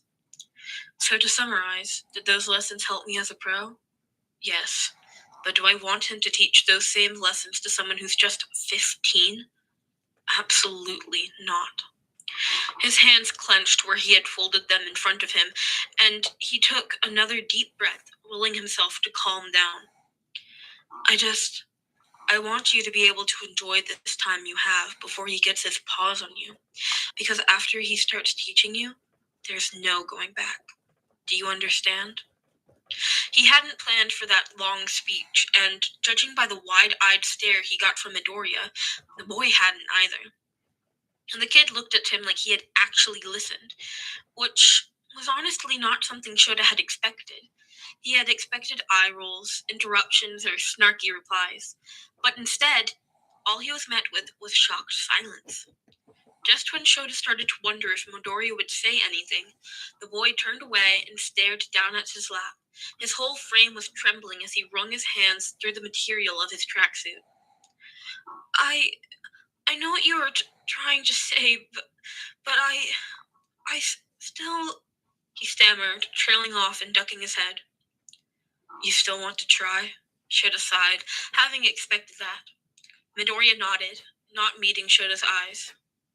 Well, I tried, Shoda thought, pushing down his disappointment and instead turning his focus to Midoriya, knowing there was no stopping this.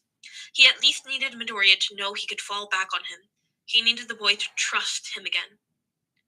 I understand. And well, if you need anyone to talk to, then you know where to find me. All Might and I are both here for you, he said gently. And if you ever don't want to take those lessons or need a break, just tell Nezu and he will understand.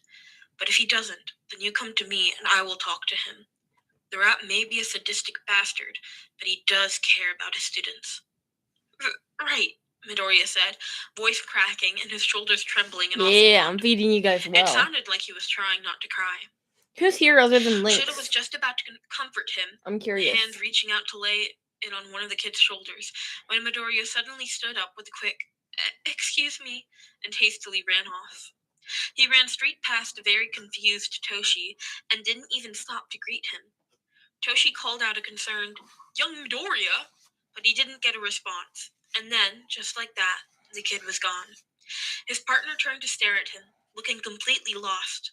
Shoda stared back, one hand still raised in the air from when he tried to lay it on Midoriya's shoulder. What happened? Toshi asked, walking up to him and glaring back at where Midoriya had run off to. Shoda just shook his head. I'm not completely sure. I think he might need to be alone for a while, he sighed, clenching his fists in frustration. Let's just give him some space. Start of the panic attack and dissociation. Skip ahead if you don't want the details. I can't tell you a time... Guys, do you want to listen to the panic attack, or do you want me to skip ahead? You can do that, Lynx, if you want. It's up to you.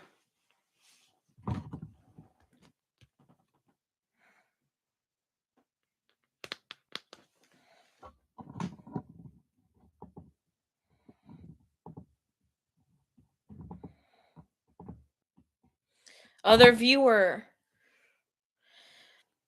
if you don't like answer in a few seconds, we're gonna listen to the panic attack.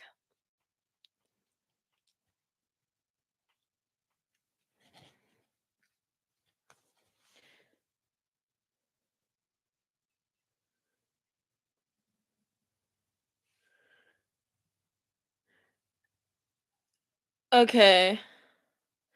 So, Oak and Shadow, you're the only other viewer. Do you want to listen to it or do you not want to?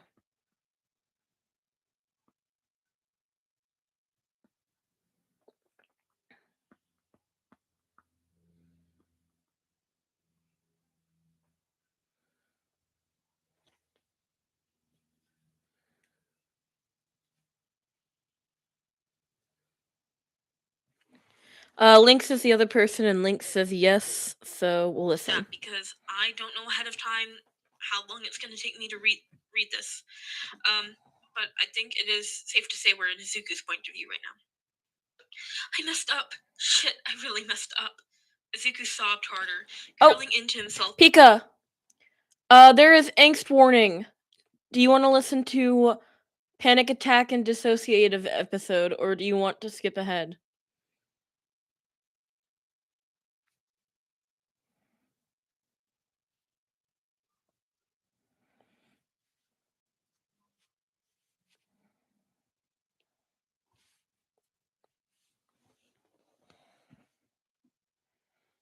Okay.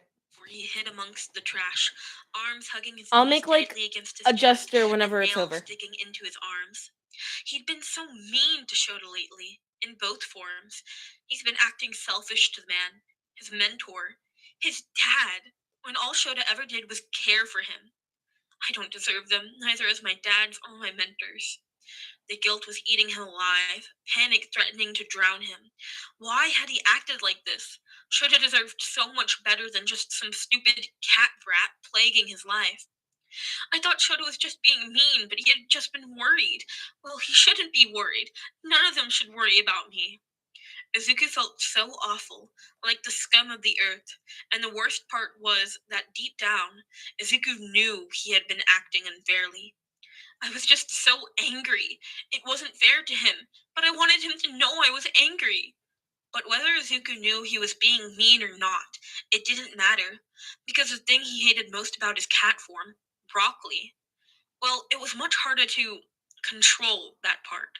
Like, for example, if Izuku wanted to hug someone, he could often resist that urge. Barely, but he could still hold it back. But if Broccoli wanted to hug, well, then he hugged them. A lot. Consequences be damned.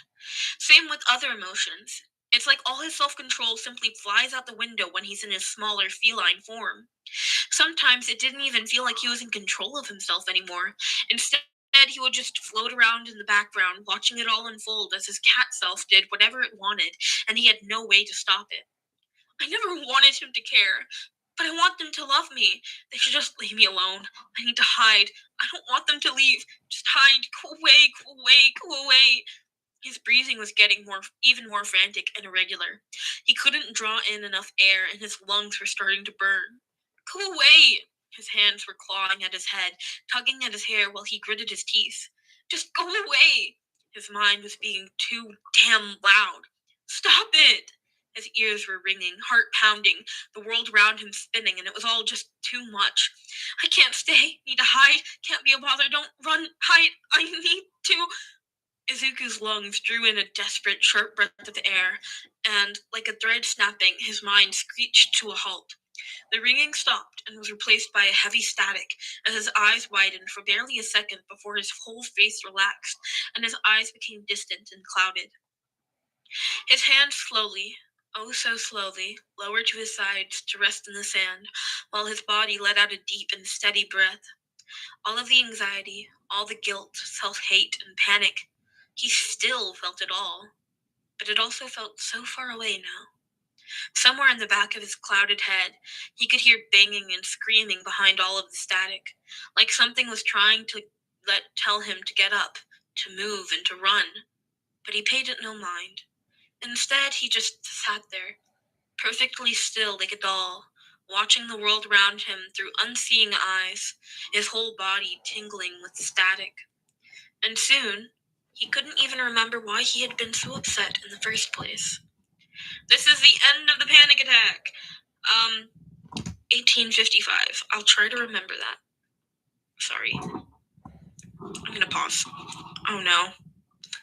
Sorry about that.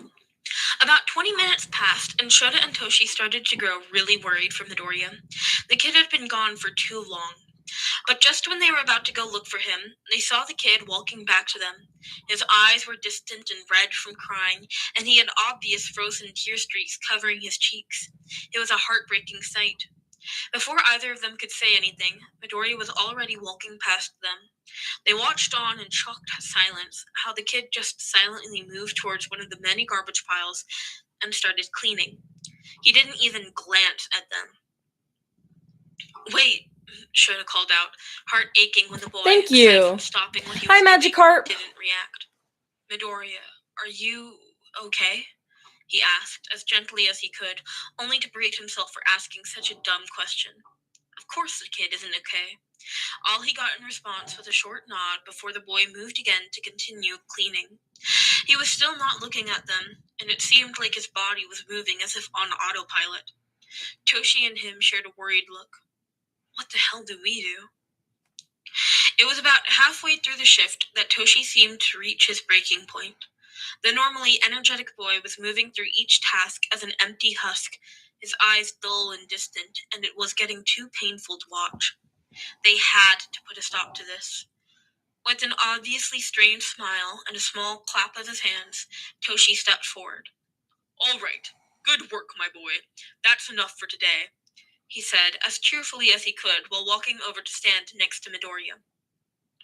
It didn't even seem like the kid even noticed they still had time left, and instead just nodded and moved to grab his things, preparing to leave. Before that, there was something else, Toshi said, laying a hand on the boy's shoulder and stopping Midoriya in his tracks. The kid simply turned to look at him, though. His expression didn't shift. Toshi didn't let the lack of response faze him, though, and instead he gave the kid's shoulder a squeeze and flashed him another smile. He then started leading Midoriya somewhere, walking away from the beach, while motioning for Shota to follow them. All Shota could do was grab Midoriya's bag and curiously walk after his husband, wondering what he was up to. The next thing Shota knew, they were all sitting inside a warm cafe together. Him and Toshi had been here a couple of times before. It was a secluded and small cafe close to the beach. And with it still being so early in the morning, there were hardly any customers there, giving the place a quiet and cozy atmosphere. Shota had to hand it to his husband. He really knew what the kid needed. At first, Midoriya hadn't even seemed aware of what was happening. He had just let himself be led over to one of the round booths and sat down, his mind being miles away. Shota was no stranger to dissociation. As a pro-hero, he often came across distressed people, after all, and it always hurt seeing it happen. But to see someone so young doing it honestly broke Shota's heart. He slowly sat down next to Midoriya, making sure not to get too close or startle him. Toshi had gone to get them some warm drinks, while Shota kept an eye on the kid.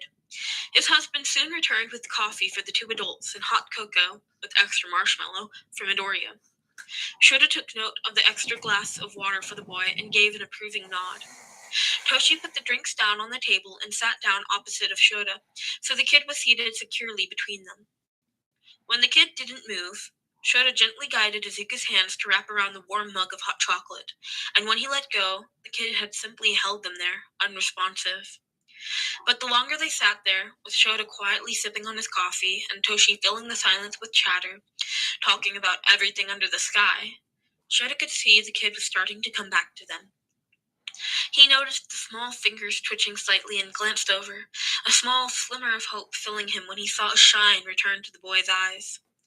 After a moment, Midoriya blinked and he saw him draw in a sharp, yet quiet breath. Those green eyes flickered for a moment, looking up at his surroundings before quickly turning back down with a frown. And then, after some time passed, he saw the boy seemingly notice the now lukewarm chocolate and take a slow, hesitant sip of the drink, closing his eyes. Shoda tried not to show any reaction, but internally he sighed with relief. And glancing over at his husband, he could see the man had noticed the boy coming back, too, a teary, relieved smile spreading along his face. For a while, they sat like that, Toshi now talking more excitedly and trying to bring Midoriya into the conversation. And eventually, it worked. It took a while, but Midoriya started talking again, and he soon became more and more animated. Toshi and Midoriya started discussing some new anime that Shoda definitely didn't like watching. It was just that Toshi, and for some reason their cats, forced him to watch it. It was quite a huge relief seeing the kid being excited for something as silly as an anime. It was like once he started talking, there was no end to it.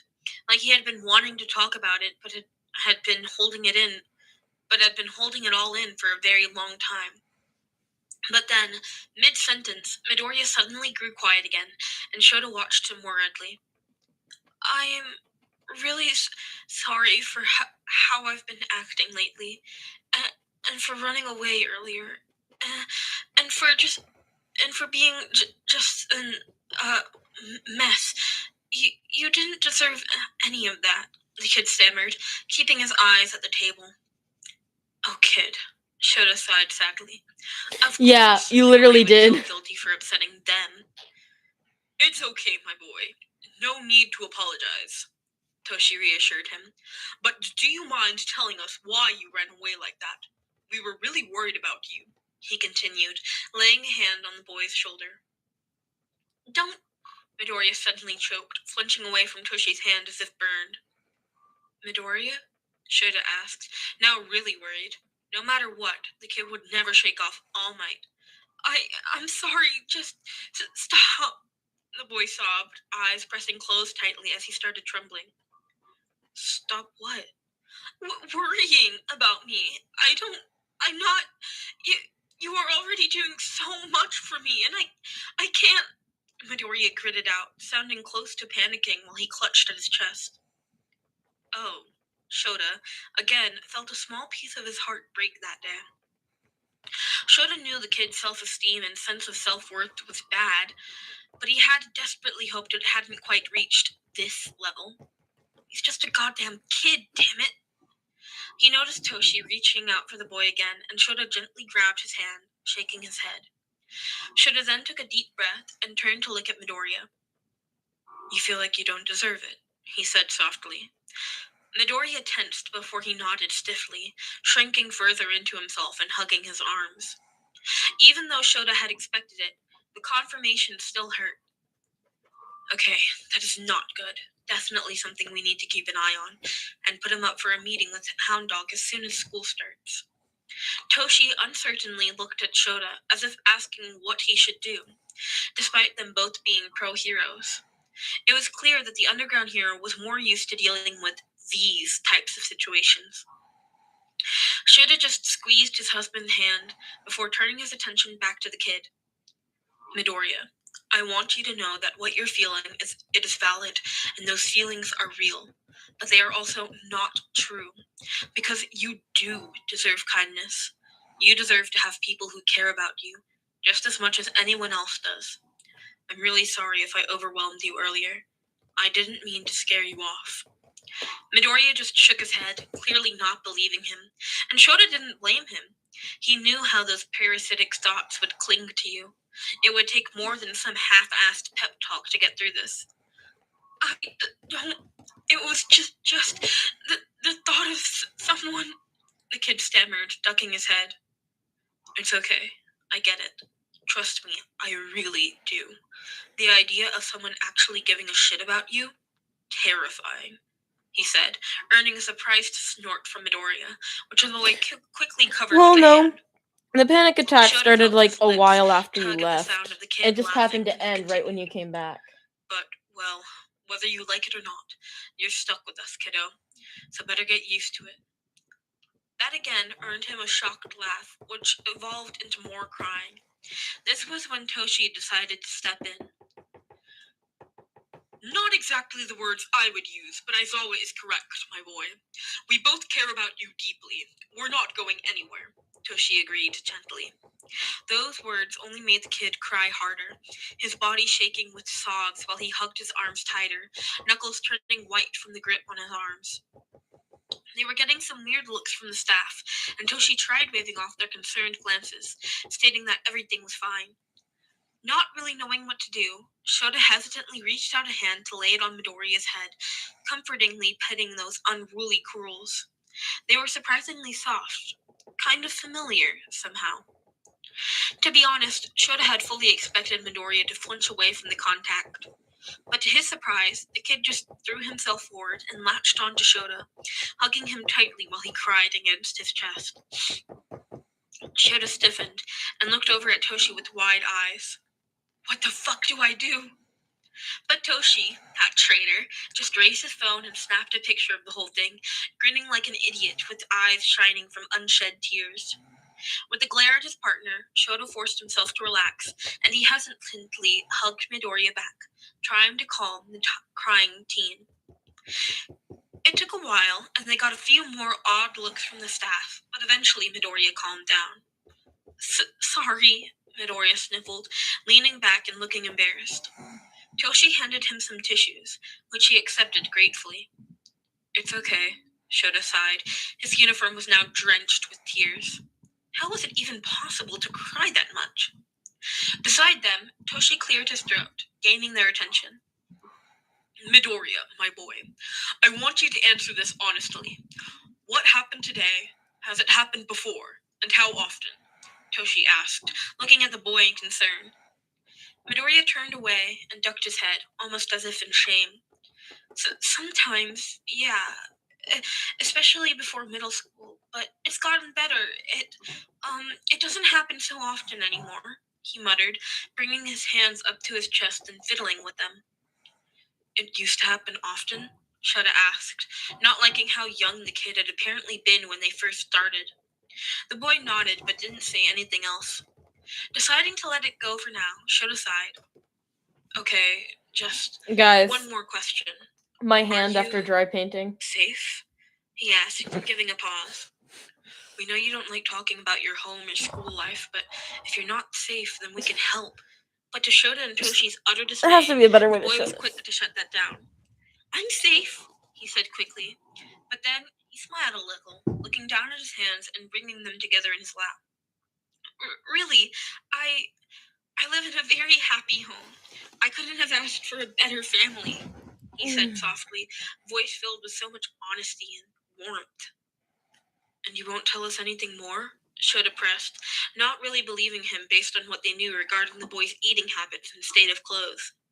Like always, Midoriya pressed his lips together and shook his head, stubbornly keeping quiet. So, with a sigh, Shota dropped it.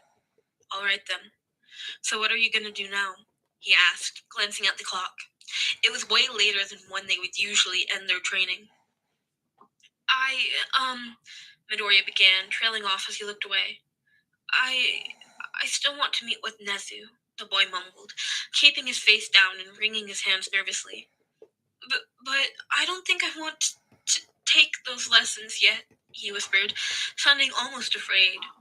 As much as Shota would have loved to hear those words earlier this week, now they just filled him with guilt and regret. He might have gone too far and scared the kid too much. Because of me? He asked, trying to sound calm despite the lump forming in his throat. Without hesitation, the boy shook his head. No, 1 sec, I'll be because right of me, he answered quietly. I don't think I want that right now. Not until UA, if I even get in, at least. But maybe I can still meet him and just discuss analysis or play chess or something. I really like spending time with him, Midoriya asked carefully, looking up at Shota almost pleadingly. Toshi and him glanced at each other before Shota turned back to Midoriya. I'm sure he'd be fine with that. Why don't we accompany you to UA so you can talk to him? The relieved smile Midoriya gave him was almost blinding. Thanks, Aizawa-sensei.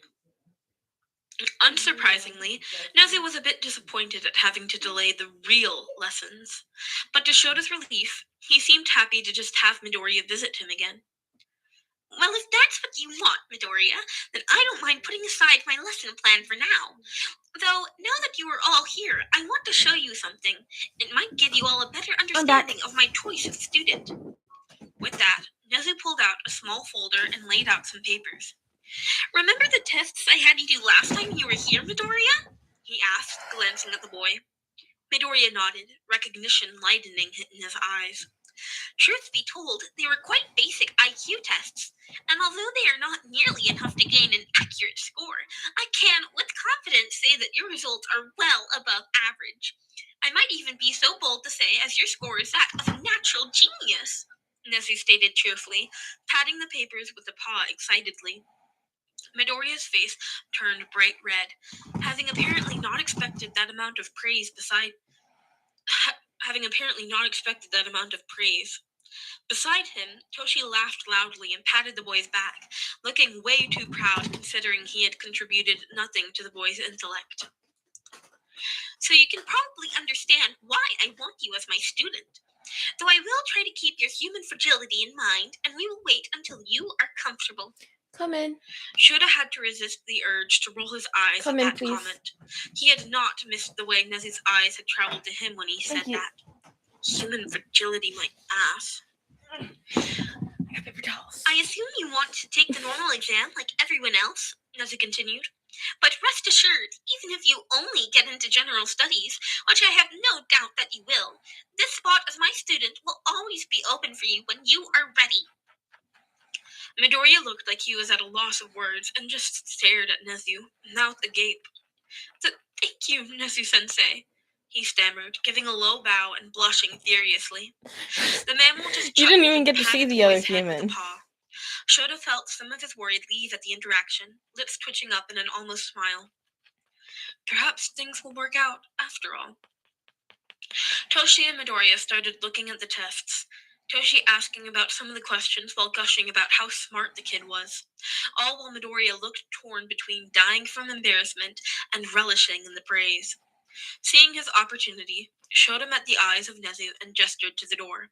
His old mentor immediately understood, and they carefully sneaked out. As soon as they were out of earshot, Shota turned to Nezu with a scowl. I'll tell him you said hi. Absolutely no Code Red scenario analyzing until the start of UA. Preferably his second or even third year, or after being cleared by Hound Dog, Shota said firmly, voice leaving no room for argument. Of course, Nezu answered cheerfully, seemingly unaware of the turmoil he could cause, and eyes looking like they were already planning every way he could mold the kid into his perfect, terrifying pupil. Nezu, I'm serious. I know you have a hard time understanding humans, but the kid already has a lot to deal with, and he doesn't need any more baggage. Now, Aizawa, do you really think so lowly of me? I admit I might have taken things a bit far in the past, but you have my word that I won't bring those tests into the lesson until I am sure he's ready. I also agree with having him meet Hound Dog. I will speak with him and see that he has time for Midoriya as soon as school starts. Feeling like a weight was released from his shoulders, Shota nodded. Good. Thank you, Nezu, he sighed, running a hand through his hair. He glanced at Nezu, considering him. Also, if you could try getting him to open up more about his home life. The kid won't say a thing to me or Toshi, but maybe you'll have more luck, Shota said carefully. As much as it pained him, they really were at a standstill. Shota knew something was definitely wrong, especially after the kid's episode earlier today. But with every worry claim coming back blank, unless Midoriya spoke up or asked for help, there wasn't much they could legally do. Damn Toshi and his morals and his kidnapping is wrong Shota mentality. Things would have been much easier if I got to do it my way. Nezu nodded, his smile widening slightly. I can certainly try and talk to him about it. Thanks. It's no problem. I understand you're just looking out for your son, Nezu said cheerfully, his eyes twinkling with amusement. He's not my... Shota started, but at the pointed look Nezu gave him, he clicked his mouth shut and sighed. Just keep an eye on him, Shota muttered, ducking his face in his capture weapon. Always, Nezu answered with a smile, a weird look in his eyes. I can't believe I'm about to do this. Aizawa Shota, pro-hero Eraserhead, was currently facing his worst opponent yet. Namely, a small kitten named Broccoli, whom he was having a stare-down with.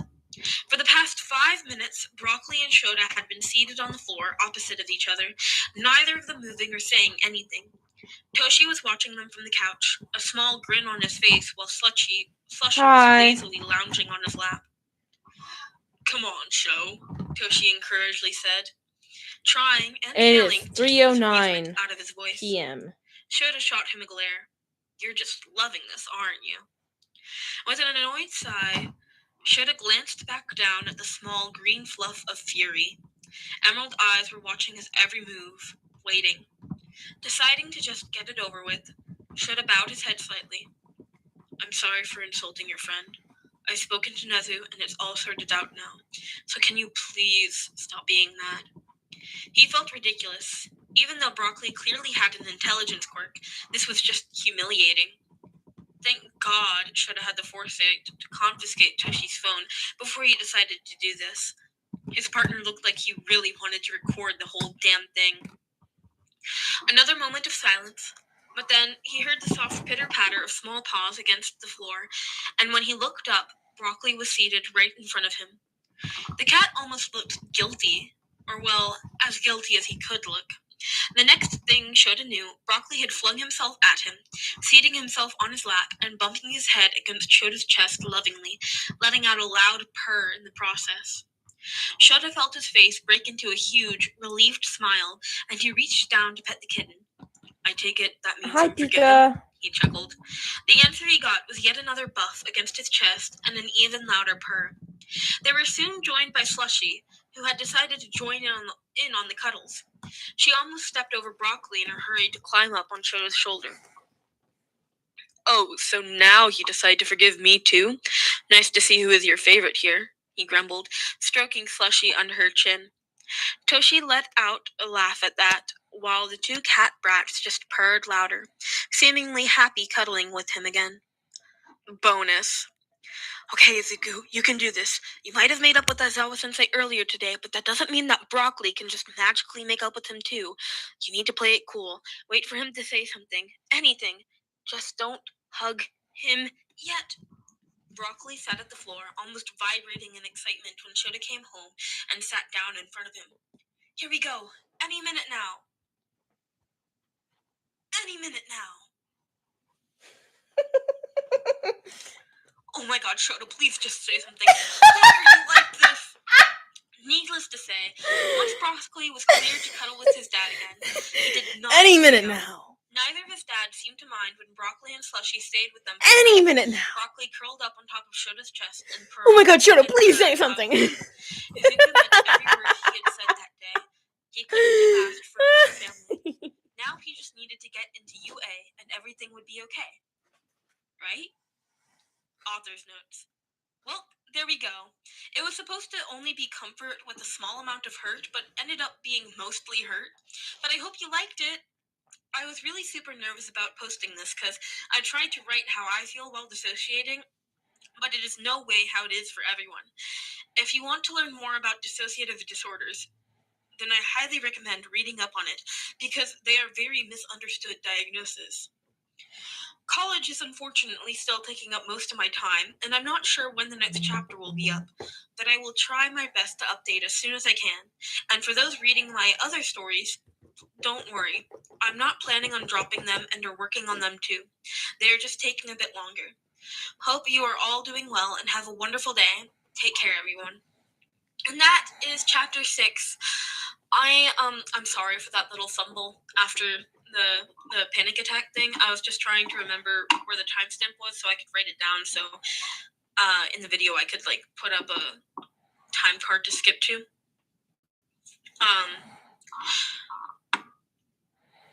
Man, I laughed around so much. I don't really have much else to say. It was a good chapter. I liked it a lot. I hope you all liked it a lot. Show the author some love. Links in the description. And I'll see you next time. Bye, pups! I wasn't trying to. It doesn't matter what you are trying to do, Shredder gritted out. Sally. Okay, y'all want... What's your question, Pika?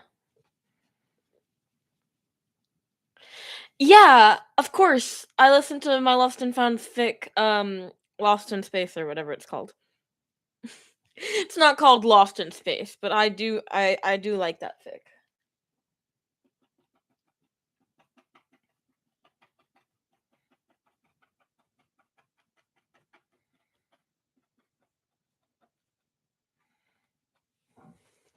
Guys, this poor paintbrush.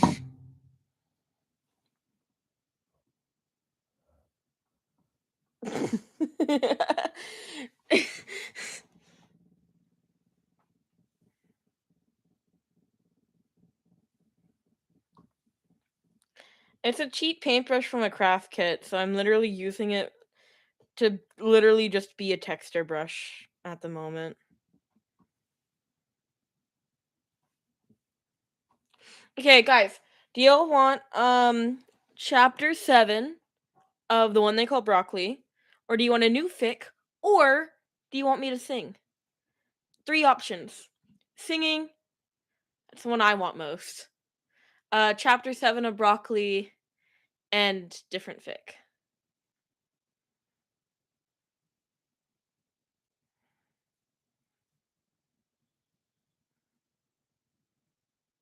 I do not know any of the other ones aside from Drifting Through the Cosmos.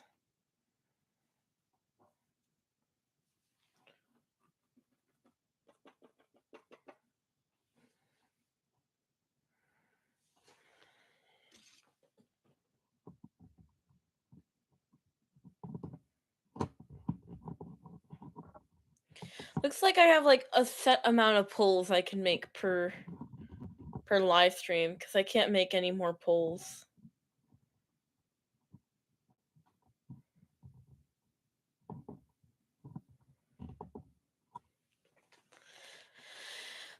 So guys, I need you all to say, do you want chapter 7 of the one they call Broccoli, a different fic, or do you want to listen to me sing? Now, if you're concerned about which one I want the most, I want the one where I sing the most. But up to you, because you're the one who's actually listening.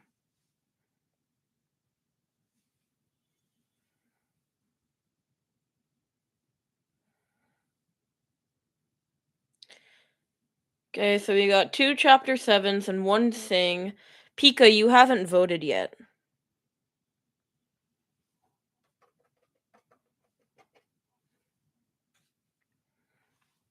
Okay, so 2 chapter 7s, 2 sings. So there's one other person watching. You're the tiebreaker.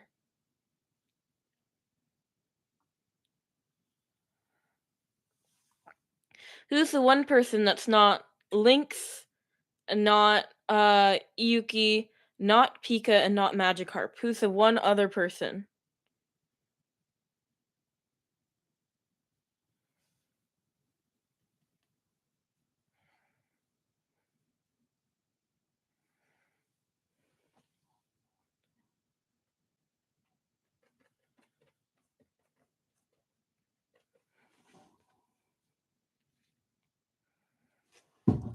Okay, singing. So that's 3 for singing and only 2 for chapter 7. So we're gonna do singing. Okay. We're doing singing. That means I need lyrics.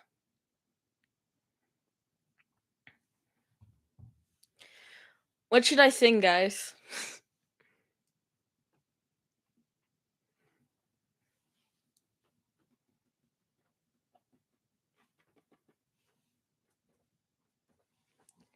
Actually, I have a song.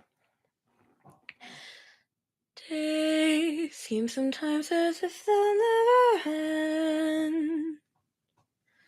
Sun takes its heels to daunt you. But after sunlit days, one thing stays the same. rises the moon.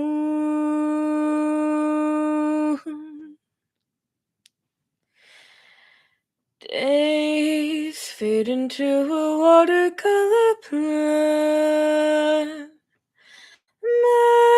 Memories swim and haunt you, but look into the lake, shimmering like smoke, rises the moon. Oh, close your weary eyes. I promise you that soon the autumn comes to darken fading summer sky. Oh, breathe, breathe, breathe.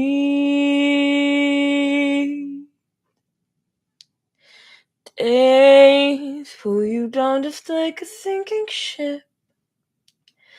Floating is getting harder, but tread the water, child, and know that meanwhile rises the moon.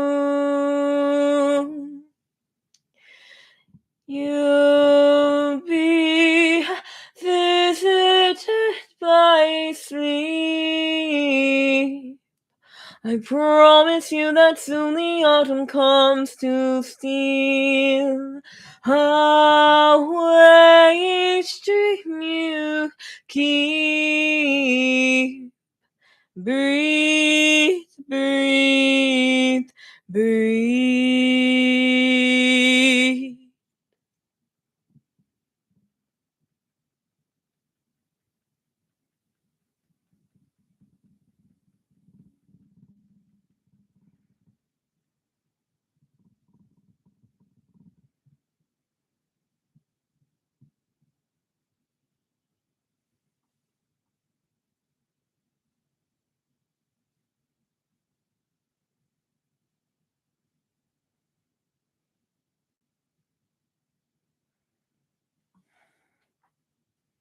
Thank you.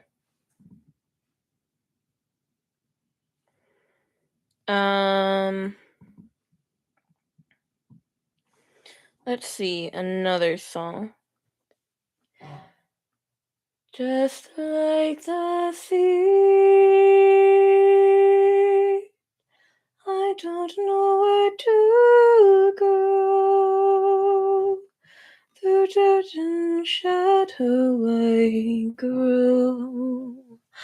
I'm reaching light through the struggle.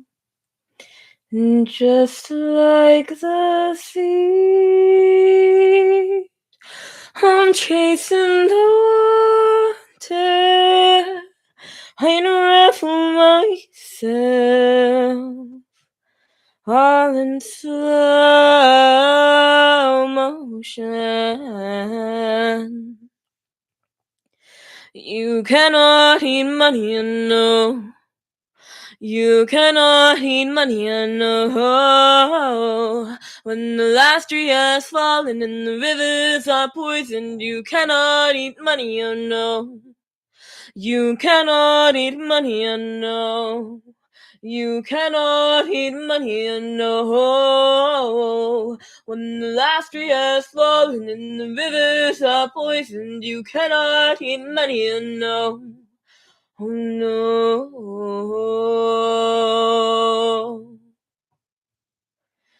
Suffocate me so my tears can be rain. I water the ground where I stand, so all the flowers can grow back again. 'Cause just like the sea, everything wants to live We are burning our fingers, but we learn and forgive. You cannot eat money unknown. You cannot eat money unknown. When the last tree has fallen and the rivers are poisoned, you cannot eat money unknown. You cannot eat money unknown. You cannot eat money unknown. Bye, Magikarp.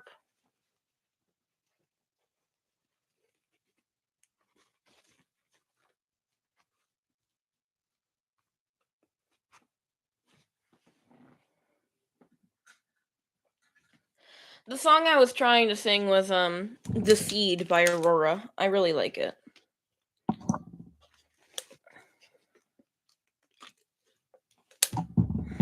It raises awareness about deforestation.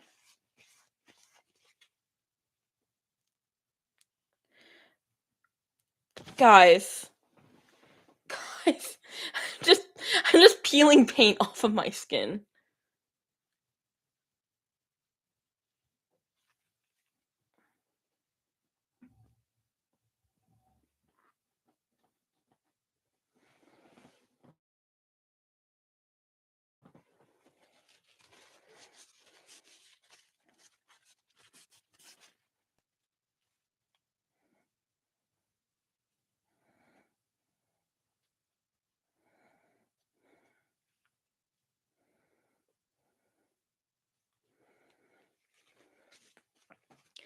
I've been watching you for some time. Can't stop thinking of those ocean eyes. Burning cities and napalm skies. 15 flares inside those ocean eyes. Your ocean eyes, no fair. You really know how to make me cry when you give me those ocean eyes. I'm scared. I'm never falling quite this high, falling into your ocean eyes. Your ocean eyes.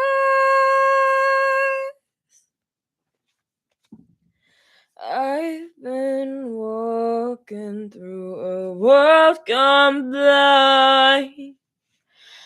Laughter can't stop thinking of your diamond mind. Careful creature made friends with time. Falling into your ocean. Left her lonely with a diamond mind. And those ocean eyes, no fair. Thank you. Never fallen from quite this high, falling into your. No, fuck. No fair. You really know how to make me cry when you give me your ocean eyes. I'm scared. I'm never fallen from quite this high, falling into your ocean eyes. Those ocean eyes.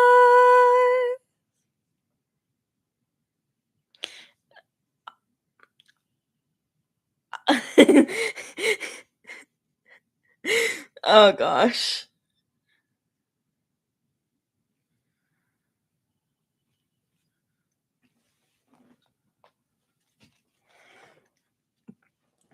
Well, I got the worst of it off. I'm just gonna fill it back up with paint again.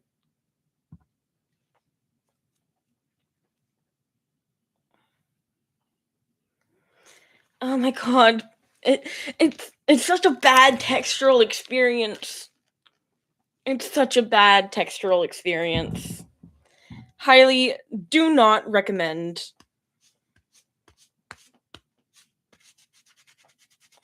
Acrylic.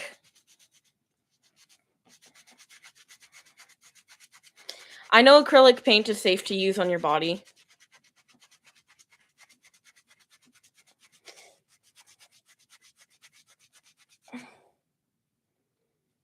Well, probably not when I'm trying to rub it off my skin like sandpaper, but yeah.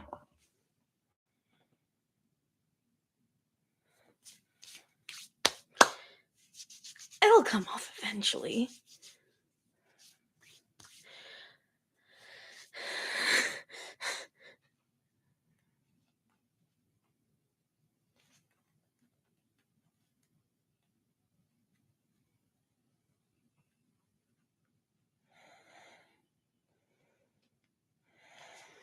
Mostly, I'm anxious because it's so close to that cut that I have right there on my thumb. I don't know if you see it.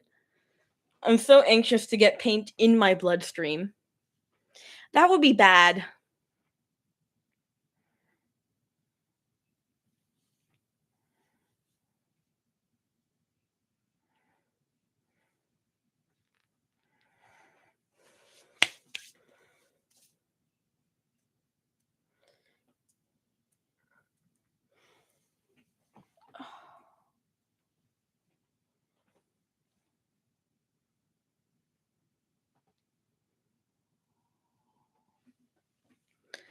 Hello, I've waited here for you ever long, and now I throw myself into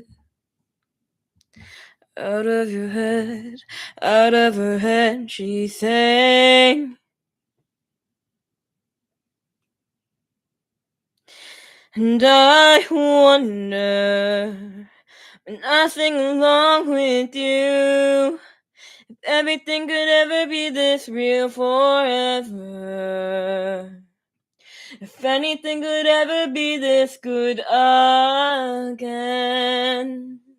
The only thing I'd ever ask of you, gotta promise not to stop when I say when. She sang.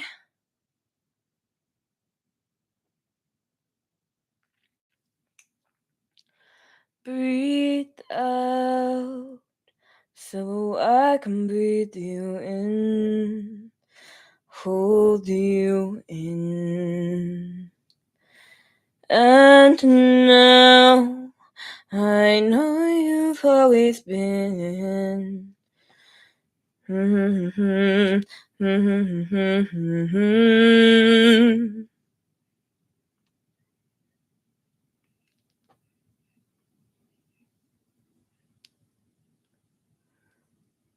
don't, actually. I don't even know what Imogen Heap is.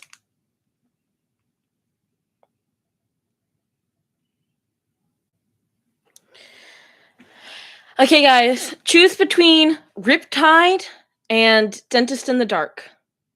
Fuck. Choose between Riptide for 1 and Counting Stars for 2. Whichever one you want, just put it in. Put in a 1 or 2. 1 for Riptide, 2 for Counting Stars.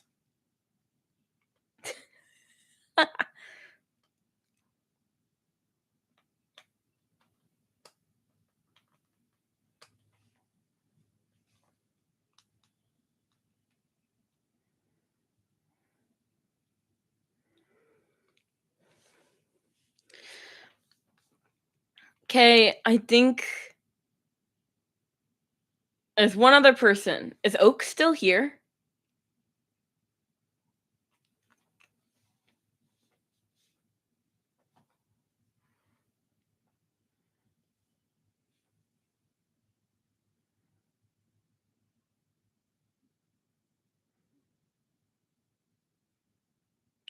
I'll just sing Counting Stars. Lately I've been losing sleep, dreaming about the things that we could be. But baby, I've been praying hard, so no more counting dollars, we'll be counting stars. Yeah, we'll be counting stars. I see this life like a swinging vine, swing my heart across the line. In my face is flashing signs, seek it out and ye shall find. Old, but I'm not that old. Young, but I'm not that bold. And I don't think the world is sold. I'm just doing what we're told. 'Cause I feel something so right, I'm doing the wrong thing. And I feel something so wrong, I'm doing the right thing. Couldn't lie, everything that kills me makes me feel alive. Lately I've been losing sleep, dreaming about the things that we could be. But baby, I've been praying hard, so no more counting dollars, we'll be counting stars. Lately I've been losing sleep, dreaming about the things that we could be. But baby, I've been praying hard, so no more counting dollars, we'll be counting stars. Feel your love and I feel it burn down this river every turn. Hope is our four-letter word. Make that money, watch it burn. Old, but I'm not that old. Young, but I'm not that bold. And I don't think the world is sold. I'm just doing what we're told. 'Cause I feel something so wrong, I'm doing the right thing. I couldn't lie,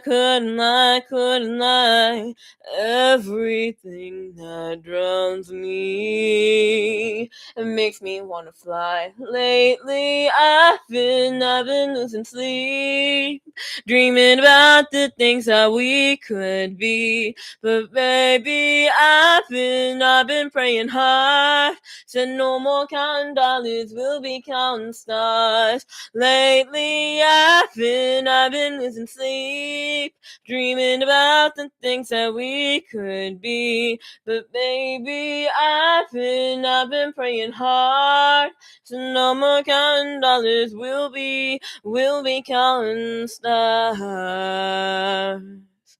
Oh, take that money, watch it burn, sink in the river, lessons you learned. Take that money, watch it burn, sink in the river, the lessons I've learned. Take that money, watch it burn, sink in the river, the lessons I learned. Take that money, watch it burn, sink in the river, the lessons I learned.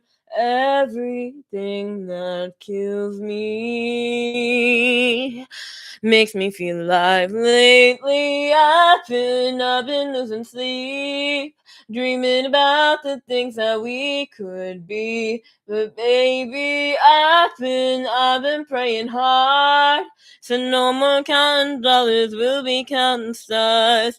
But lately I've been losing sleep, dreaming about the things that we could be. But baby, I've been praying hard, so no more counting dollars, we'll be counting stars. Take that money, watch it burn, sink in the river, the lessons I learned. Take that money, watch it burn, sink in the river, the lessons I learned. Take that money, watch it burn, sink in the river, the lessons I learned. Take that money, watch it burn, sink in the river, the lessons I learned.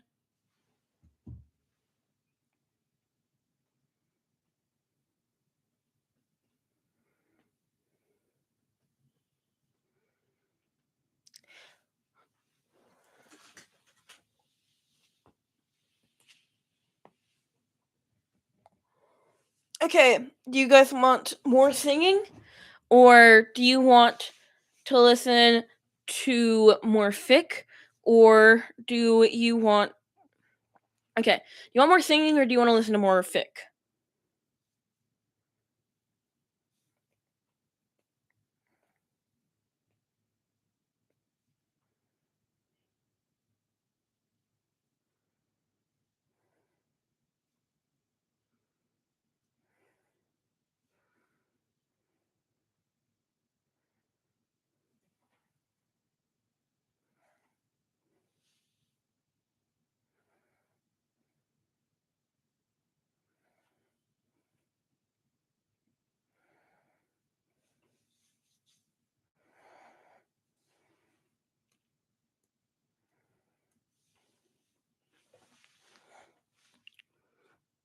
Guys, do you want, okay, bye, Oak. Do you want to listen to more, fiction?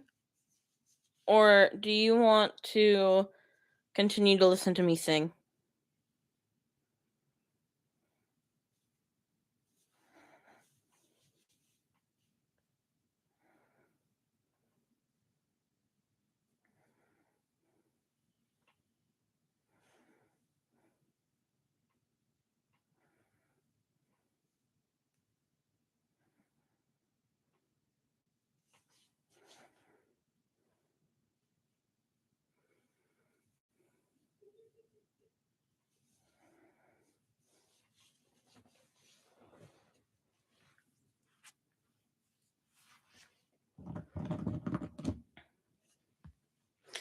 Okay, then I might just put the fic back on. Do you Pika, do you want to listen to Broccoli or do you want to listen to a different fic?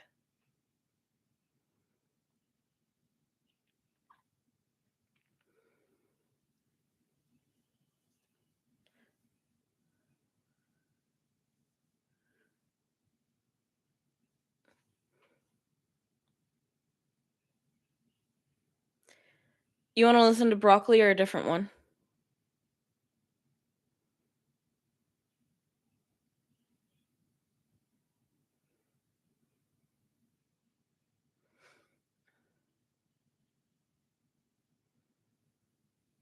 Okay.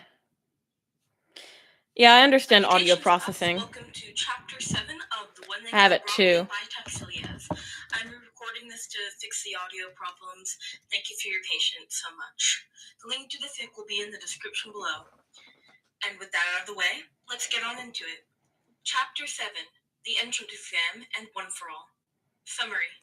It's time for the entrance exam and for Izuku to accept One for All, but is there more to the quirk than they had originally thought? And how is Shota going to react to all this? Notes. Hello everyone. Thank you so much for all the lovely comments and support. I am really excited for this chapter.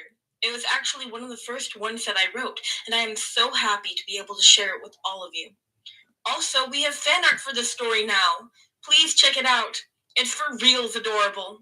Thank you to Georgie Punk. There's a link to the fan art. For the sake of simplicity, the entrance exam, as well as Izuku's meeting with Uraraka and Ida, plays out like in canon. Trigger warning: panic attacks, child neglect, dissociation, and crippling self-doubt. Izuku's point of view. It was the morning of the entrance exam, and Izuku was a nervous wreck. Sure, Izuku had noticed that he had gained some muscles while in human form, and Shota had even commented that Broccoli seemed to have grown a bit over the last few months, too. But would it be enough? And worst of all, Toshi still hadn't told Shota about One for All. It was tearing Izuku apart, having to keep it a secret from the man. Izuku had enough secrets as it was. He didn't want to keep another one. But on the morning of the entrance exam, Izuku met up with All Might and he accepted the quirk, with Shota being none the wiser. Swallowing a human hair wasn't that gross, considering he was used to grooming both himself and Slushy while being in his cat form. But it still felt weird. He just hoped he would get through the entrance exam in one piece. Shota's point of view. Shota stood in the examination room, overlooking the exam with all the other teachers. Toshi was also there, standing on the other side of the room and looking very nervous. And Shota couldn't blame his partner, knowing they were about to send out a quirkless kid to fight a bunch of robots. Seriously, this exam is far from rational or fair. How the hell does any of this prove if someone is of hero material? He tried to focus on all the kids equally, but he felt his eyes move towards the screen showing a flurry of green, and he frowned as he saw Midoriya run desperately through the city. The boy, despite his training, was clearly not on the same level as the other kids. I guess there's always a sports festival, he thought briefly. Shota was determined to keep helping Midoriya with his training, if the kid wanted him to. Midoriya definitely had a lot of potential. Shota could see why Toshi had grown attached so quickly.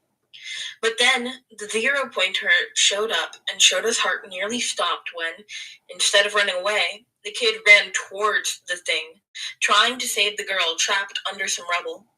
Shota was just about to tell Nezu to turn off the robot and end the exam. For fuck's sake, there are 2 kids about to get crushed! Why isn't the damn rat doing anything? When Midoriya suddenly flew up high into the air and punched the giant robot, destroying it with his bare fist. He stared with wide eyes as the boy plummeted to the ground and got saved at the last second by the girl he had rescued. Only when the kid was laying on the ground, bruised and unconscious, but seemingly alive, did Shota let himself breathe again. What the fuck was that? On instinct, Shota's eyes turned towards his partner, and although Toshi looked a bit concerned, he didn't look surprised. The man almost seemed proud. Shota felt his eyes twitch, a bad feeling growing in his chest as he stomped over to Toshi to drag him out of the room by his arm. Aizawa, where are we going? Toshi exclaimed. Shut up and follow me. We need to talk, Yagi Toshinori, he growled, dragging him through the hallways and into an empty meeting room. As soon as the door closed behind them, he turned to glare at Toshi. So, what the hell was that just now? I'm not sure. I'm just as surprised as you are, Toshi tried, but Shota just growled at him, taking a step closer. Don't give me that bullshit. The supposedly quirkless kid flew high up in the air and punched a robot in the goddamn face, and you did not even look remotely surprised. You look like you had expected it to happen. Toshi shook his head at that. No, I expected him to go after the 0-pointer, but I wasn't expecting it to go like that, I swear. Shota was just about to answer when he heard voices form outside, and he sighed deeply, leaning back. We'll talk more about this when we get home. This is not over, he grumbled, turning towards the door. He heard Toshi sheepishly follow him. Right. Sorry, Shota, Toshi mumbled, hunching in on himself. He heard Toshi giving another sigh. Shota glanced back at the man. Come on, let's go and check on the kid. It looked like he got hurt pretty badly. They arrived at the nurse's office almost at the same time as Recovery Girl. 2 bots were carrying an unconscious Midoriya behind her. She didn't even look surprised when she saw them, and just gestured for them to step inside while the robots laid Midoriya down on the bed. The boy didn't even stir at the movements. Recovery Girl noticed Shota staring, and she followed his gaze to Midoriya and sighed. Poor kid. Broke the bones in both of his legs and one of his arms. I healed him, but with that damage, he must be exhausted, she said sadly with a shake of her head. He broke his bones? Toshi spluttered, eyes widening in horror. Shota felt his own eyes widen at that information, too. Yes, All Might. He did, she answered, voice uncharacteristically cold as she glared at the man. Toshi just flinched back from the glare, not saying anything. Recovery Girl sighed again. Anyway, I need to go and check on the rest of the exams. Luckily, there don't seem to be any other serious injuries. Can I trust you to stay until I'm back? She asked them, already heading towards the door. Of course, Shota answered. Toshi just nodded next to him, not meeting Recovery Girl's eyes. When the nurse left, he let out a visible sigh of relief. I know your relationship with Recovery Girl is strained, but that was weird, Shota grumbled. She had seemed almost more mad than Shota had been earlier, and that was saying something. That bad feeling Shota already had just kept growing. Just what is going on? Did she know something that I don't? Toshi just sat down on one of the chairs and put his head in his hands, sighing again. Shota frowned and sat down next to his husband, rubbing circles in his back. Seriously, Toshi, what's wrong? I can't help you if you don't tell me. He sighed tiredly. But Toshi didn't answer, and Shota didn't press further, just kept quietly rubbing circles into his back. It was perhaps 20 minutes later that they heard Midoriya beginning to wake up. Toshi was immediately on his feet, but Shota put a hand on his arm and pulled him back down, not wanting him to overwhelm the boy. Green eyes blinked open and looked around, confused. Midoriya, my boy, are you okay? Toshi asked gently. Izuku's point of view. Izuku woke up, feeling lost and confused. He heard someone ask him something, and he turned his head to meet the eyes of Toshi and Shota. They asked him something again, and he just groaned, closing his eyes. What happened? Izuku found himself asking. There was some shuffling, and he felt the mattress dip next to him. He opened his eyes and saw Toshi sitting on the edge of the bed, Shota standing a bit behind him. You got hurt pretty badly during the entrance exam, my boy, Toshi explained, smiling wryly. Oh, because of the quirk? He found himself asking groggily. Quirk? Shota asked, and Izuku flinched, his eyes widening when he realized his slip-up. He glanced between the two. Shota looked skeptical, but also really, really worried. Toshi just looked panicked, like a deer in headlights. At that moment, Izuku decided to do something very bold, and perhaps very stupid. But he'd lived with these two for 2 years now. He knew how much they loved and cared about each other, and Shota deserved to know. So with the best fake surprised gasp he could muster, he looked at Toshi. You didn't tell him? Izuku asked, putting as much shock and regret into his voice as he could. Tell me what? Shota asked, squinting his eyes and looking between them. I'm so sorry, Aizawa-sensei. I thought since you helped with my training that you knew. Again, know what? Shota snapped. It's, not my thing to tell you, Izuku said apologetically, glancing at Toshi. His mentor had shrunken back more and more during all of this. He looked so incredibly guilty. I was planning on telling you, he murmured, and Izuku had to bite back a snort and a yeah, right at that. I don't think this is a matter we should discuss here, but I'll tell you later. I promise. Toshi sighed. Shota still looked pissed, nails digging into the material of his hero costume where he kept his arms crossed. But after a moment, he just gave him a resigned sigh and nodded, letting go of his arms and dragging his fingers through his hair. Fine. We'll talk later, he said sharply. Izuku felt a bit bad for bringing it up. But really, this needed to happen. Shota deserved to know the truth.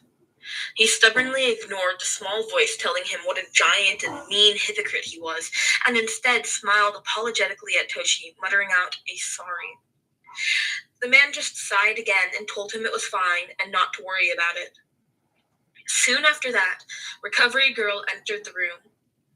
How are you feeling, dearie? I'm fine, thank you. That's good to hear. We tried to call your mother to ask if she could come and pick you up, but unfortunately, she isn't picking up her phone. Is there anyone else we can call? No, that's okay. Mom is probably busy at work. I can get home by myself, he smiled. Recovery Girl frowned at that. I really wouldn't recommend that, dearie. You were hurt pretty badly, and even if you feel fine, you can still get some side effects from my quirk. With how much you were healed, it is a wonder that you are even up right now. I'm okay, really. It's not that far, and I'm used to taking care of myself anyway, he answered, shrugging nonchalantly.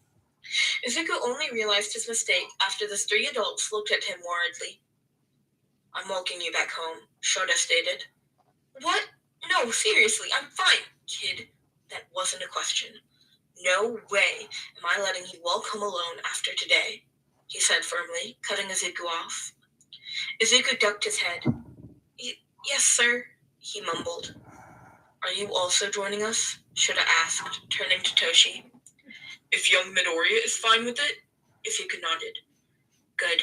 We need to go and check on some things before we can leave, but rest up and then we'll come and get you, the man said, turning to leave the room, Toshi following behind him. When they were out the door, Recovery Girl shook her head almost fondly. That man, always such a mother hen, she chuckled. Izuku let out a soft laugh at that, and couldn't help but agree. The walk back to Izuku's apartment had been a bit tense. Toshi tried to make small talk with Izuku, but Shota was still obviously annoyed next to him. It was clear that the man was uncomfortable. When they reached his apartment door, Izuku brought out his keys with trembling fingers, begging to whatever god was listening that his mom hadn't changed the lock. He let out a soft sigh of relief when the key went in and he turned it, unlocking the door with a click. Well, here we are. Thank you for, welcoming me home, Izuku said with a nervous smile, looking back at them. The two men seemed a bit relieved. Had they seriously thought I lived on the streets or something? It was no problem, my boy. Make sure to get some rest, Toshi said kindly with a smile. As soon as the men disappeared from sight, Izuku went inside the apartment, looking around the place. It all looked the same, and yet different. He noticed that his mom didn't have any pictures of him up anymore. Not that there had been many to begin with, but now the number was 0. His room was also more barren than it had been the last time he was here. It looked even more like a guest room now. Most of his clothes and belongings were probably sold off a long time ago. With a sigh, Izuku picked up a plastic bag and grabbed what little of his things he had left and gathered them up. Just a few clothes and books, deciding to bring them to his hiding spot in the park. As he walked out of his room, he noticed a pile of letters on the small table by the door. On the top of it laid an envelope he recognized. That was his biological father's monthly payment to his mom. For a moment, Izuku considered it. He reached out a hand and picked up the envelope. Even though his dad had left after he'd gotten his diagnosis, the man had never once failed to pay his mom, so she could afford keeping Izuku around. He briefly wondered if the man knew that she never used the money for that purpose. If the man knew any of the things Inko had put their child through. And if not, how would he have reacted if he found out? Would he have come back for Izuku? Would he even care? Not that it matters anymore. I have 2 new dads now. I don't need this one. But still. With a frown, he considered the envelope. This was supposed to go to Izuku, to make sure he was fed and clothed. So would it really be considered stealing if he took it? With a sigh, Izuku looked down at the battered, red shoes standing by the door. They really weren't looking good, all worn out and even having holes in them. Not to mention how they started to be a bit small and hurt when he walked. He didn't want to ask his dads for new shoes. Didn't want to be a burden to them. But he also didn't look forward to walking around UA in those. UA provided the students with their uniforms, but not shoes. Making up his mind, he pocketed the envelope, picking up the bag and put on his shoes with a slight wince. Yeah, they are really getting way too small. Izuku gave one last glance over his shoulder, taking in the space he had grown up in and mapping it in his memory. With a trembling hand, he grabbed the doorknob and took a deep breath. Goodbye, Izuku whispered into the empty apartment, knowing he probably wouldn't step foot in here again. After Izuku had gone over to the park and left his things, keeping the money secure in his pocket, no way was he leaving that in the park. He headed home. When he got into the apartment, Shota and Toshi were sitting down at the kitchen table. Broccoli curiously entered the room, but neither of his dads seemed to notice him, too engrossed in their discussion. He recognized the story as the same one that he had heard the first day he met All Might. His eyes widened when he realized Toshi actually meant it when he said he would tell Shota about One for All. Not once did Shota interrupt Toshi. His dad was simply sitting there, his arms crossed and listening intently, only giving small nods and sounds that showed he was still listening. The further into the story they went, the more tense the room got. until it was almost suffocating. Broccoli decided he couldn't be there anymore, and he went to find Slushy. He could still hear them from the living room, and Toshi really ended up telling Shota everything, even things Izuku didn't know about. At the part of Toshi's dead mentor and her murdered pro-hero husband, it suddenly made a lot more sense why he had shielded Shota for so long. And Izuku was starting to feel really bad for bringing this to the surface. He could feel the tension all the way from here, even though it kind of made sense why Toshi had been scared of bringing Shota into the dangerous secret of One for All. He could also see the clear hurt and anger in Shota's eyes. The man looked heartbroken, but nothing could have prepared him for what happened after Toshi got to Izuku's part in the story, and his decision to make Izuku, quirkless, young little Izuku, his successor. Needless to say, Shota had not taken that part of the story well. And that evening was the first time Izuku ever witnessed a fight break out between the couple. Izuku hid further under the couch as his dads continued to argue with each other. Seriously, what were you thinking? He's just a goddamn kid. But if I hadn't given him the quirk, then he wouldn't have passed the hero exam, Toshi tried to argue. Then maybe he shouldn't have passed, Shota snapped. Izuku felt his breath hitch at that, his eyes widening and his heart growing cold. What? Shota's point of view. If he wasn't ready, then he wasn't ready. You can't just throw a dangerous quirk on a kid and expect him to magically become the next All Might. I wasn't trying to. It doesn't matter what you are trying to do, Shota gritted out. The fact is that you did something that could have gotten that poor rat killed. Toshi flinched back at the word killed, as if he had been slapped. I'm so sorry, Sho, he stammered, tears running down his cheeks as he reached out a trembling hand towards him. Don't, Shota bit out, taking a step back and glaring at him. Toshi immediately backed away and hunched into himself, whispering out another, I'm sorry. Shota felt frustrated tears welling up in his eyes, and he clenched his fists so hard he felt nails almost breaking the skin. He focused on the pain, trying to gather his thoughts so he didn't say anything he'd later regret. Like how you first pulled this bullshit sob story about how you wanted to protect me, a grown-up pro-hero, from this fucked-up curse of a quirk, and then right after you tell me you dragged a goddamn kid into it? Don't you see how messed up that is? We were supposed to be a team. I should have started, but was interrupted by a sudden growl that ripped through the air. Both men stopped to stare down at Slushy, who were sitting by their feet, looking visibly upset. The sight of their cat pulled Shota momentarily out of his anger, and he crouched down. Shh, it's okay, Slushy. Shota tried to reach his hand out to her, but Slushy just ran off into the living room, meowing loudly. Confused, Shota stared after her, and that's when he heard another sound coming from the living room. It sounded like small whimpers. Frowning, he shared a glance with Toshi before they wordlessly rushed into the living room. On the way, he wiped away the tears that were blurring his vision. Slushy was lying next to the couch, looking under it. Her ears laid flat against her head, and her whole body looked tense. Shota slowly sat down next to her and looked under the couch as well, and then felt his heart nearly break at the sight of the little green ball of fluff. The kitten was curled up into himself and letting out small, unhappy whimpers and mewls with every ragged breath. Broccoli? Shota asked softly, but he didn't get a response. Slushy made her way under the couch and curled up next to the little green bean, purring and bumping against him comfortingly, but he didn't even react. What's wrong? Toshi asked carefully, voice laced with worry. Panic attack, I think, Shota answered with a frown. I didn't know cats could have those. Me neither, but I don't know how else to describe it. Shota sighed, still keeping his eyes on the cats. They both winced at the next painful whimper, and Shota leaned down to try and reach for the kitten.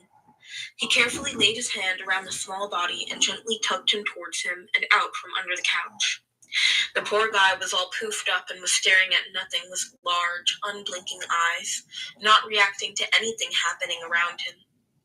With gentle hands, he brought the kitten up to his chest, cradling him close to his heart and humming softly, much like he had done that first time he had found him all those years ago.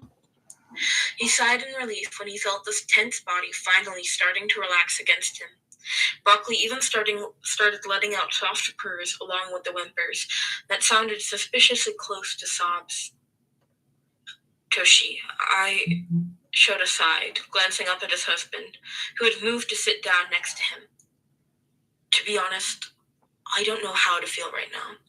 I'm still mad. No, mad doesn't even begin to describe it.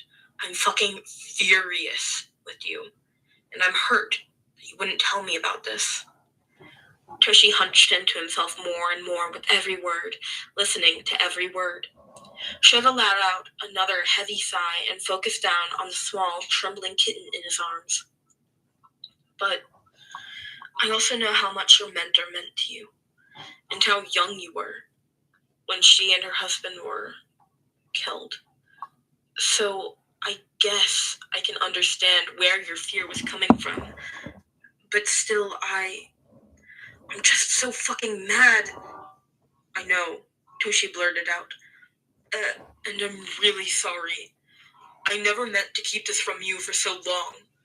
But by the time All for One was finally dead, it just felt like it was too late. Like it had gone on for too long, and that it would only hurt you more if you learned the truth after years of lying. Like you are hurting right now. I was stupid, and I'm sorry. And I understand if you want me to leave. At that, Shota's head snapped up. Don't you dare give me that bullshit, Shota snapped. You're not going anywhere. Yes, you're stupid. You're a goddamn idiot, he gritted out, having to take a deep breath just to calm himself so he could continue. But if you think for a second that I'm going to let you simply walk away after dumping all of this on me, then think again. It might take a little while for me to forgive you, if I even can, but at least let me try, damn it. I still want to try to be with you, even if you are the most stupid, self-sacrificing moron I've ever met. Toshi looked shocked at that and ducked his head, tears running down his cheeks as he nodded. I still want to be with you too. Just tell me what I can do and I'll do it, he cried, looking at Shota with eyes shining with such raw emotion that it hurt. Well, for starters, no more secrets, all right? We're supposed to be a team, remember? And just give me time. That's all I'm asking. Shota sighed, letting his gaze fall down to the now asleep kitten in his arms. And as for the kid, there really was no reason to rush this kind of thing. He could have always gotten into general studies and then transferred later in the semester. I know, Toshi sighed. I'm really sorry for not telling you the truth about his training. Good. You should be, he answered with a glare. I'm just happy that I know about this now. I don't know how I would have reacted if a kid with a quirk that made his bones explode showed up in my class without any explanation or warning. Should have groaned, getting a headache just thinking about it. You'd probably expel them on the spot, Toshi said, chuckling a bit while wiping his tears. Probably, Shota agreed, a small smile tugging at his lips. Izuku's point of view. When Izuku woke up, it was dark outside, and he felt awful. He couldn't remember falling asleep, but when he woke up, he was lying in bed next to Sushi and Shota and Toshi. Him and his sister were curled up in the middle of the bed, his dad sleeping with their backs turned to each other on opposite sides of the bed, with the cats in between them. Which was a bit weird. Usually they would cuddle together, and on the rare occasion Slushy or Broccoli slept in here too, the cats would sleep near the end of it. Broccoli blinked his eyes groggily and shook his head while he tried to remember how he got there. There had been a fight. There had been yelling, and then Then maybe he shouldn't have passed. The harsh words echoed in Izuku's mind, and he felt his throat close up. That's right. Shota hadn't wanted him to get in. He was probably hoping Izuku would be put in general instead. Izuku didn't know why he was even surprised at this point. Of course the man wouldn't want a quirkless kid in his class. Wait. It suddenly hit Izuku and his eyes widened. Wait. Oh my gosh, I have a quirk now! I can't believe it! I can't believe it. Broccoli almost jumped out of his own skin at the sound of another voice, and he frantically looked around the room. But there was no one else there. Just him and his 2 sleeping dads, and his now awake and very grumpy sister. Sorry, Slushy, he thought, bumping his head against hers in apology. Slushy's response was to push him back down with one paw and purr, telling him to go back to sleep. He closed his eyes. In the back of his mind, Izuku swore he could hear something. There was a loud static, even louder than usual, and beyond that, it sounded almost like several voices, and they sounded really upset. He tried ignoring them, chalking it up to exhaustion, and instead focused on the sound of Slushy purring by his side. Only moments later, he fell back asleep, the buzzing in his head never ceasing. The next time Izuku woke up, it was bright outside, and his dads were getting ready for the day. The air was tense between them. Neither were talking, and Toshi soon left the room, Slushy following close behind the man to get breakfast. Not feeling like getting up yet, Broccoli tried falling back asleep, but the room was just too bright, and his head was too loud, the static having grown even louder. And so, with a yawn, he reluctantly stood up and stretched. Oh good, you're up. At the sound of Shota's voice, Izuku looked up to find his dad walking over to him and crouching down next to the bed. How are you feeling? Shota asked gently, scratching Broccoli behind the ear. Broccoli purred at the action and leaned into the touch, but then he remembered last night and flinched away from the man. Shota swore softly, and Broccoli peeked up at him. His dad didn't look angry, but he looked really sad, which was somehow even worse. Sorry, do you need anything? Are you in pain? He asked carefully. After some consideration, Izuku shook his head. No need to play dumb right now. Shota let out a soft sigh of relief at that. Okay, good. But you should eat and drink something. Want to join us for breakfast? He asked, a sad smile on his paler than usual face. It looked like the man had barely slept last night. Broccoli considered him for a moment. He was still hurt that Shota apparently didn't want him in his class. The man had told Izuku he'd support him, that he cared about him. But even so, he would still say something like that when he saw Izuku wasn't there to hear it, which hurt a lot. But the thing is, he still loved his dad, and Shota still liked Broccoli. He had even comforted him after he had panicked last night.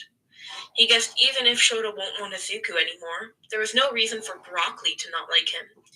So with that in mind, Broccoli carefully walked over to Shota, standing so his front paws were resting against his chest, and bumped his head against his chin, purring softly and asking to be picked up. Shota smiled at that and gently lifted him. All right then, let's go eat, he said, softly, carrying Broccoli out to the others waiting in the kitchen. The air around the kitchen was very tense and awkward. Not even Toshi tried to fill the silence. That's how bad it was.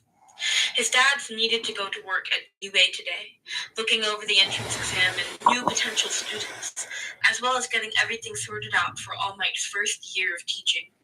But when it was time for them to go, they seemed to almost hesitate leaving him. Broccoli had made a show of eating his food and drinking some water, trying to silently tell them that he was fine and to just go. I've been painting for 5 hours. He seemed a bit calmer after that, and Broccoli and Slushy saw them out at the front door. It feels like barely any progress has been made. Broccoli missed them both greatly. He didn't know how long he sat there in the hallway, watching the door. Slushy tried to cheer him up, but he just couldn't bother to move. Like, I look at it, and I know, obviously, progress has been made. There's a tree branch, there's leaves, there's vines. I got most of the sides taken care of. And he turned around and looked into the kitchen, but it's just... As soon as he saw what she was hissing at, he too shot up to his feet with a hiss. There, in the middle of their kitchen, stood a pale, translucent man. The man was dressed as if he had just stepped out of bed. He had white hair and green eyes, and as soon as those eyes locked with Izuku's own, they widened. "You can see me?" the man asked. I've been streaming for 5 hours. I've been painting the entire time, except for when I ate food. And, I feel like I haven't really made a lot of progress.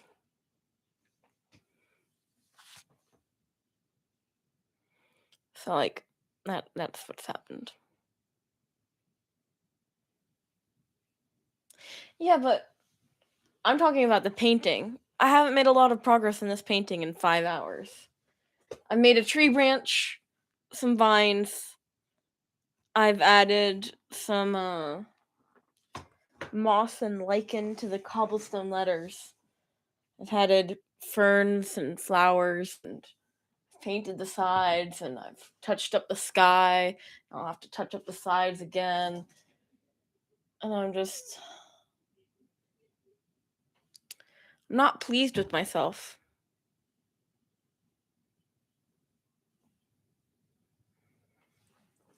Not pleased with myself.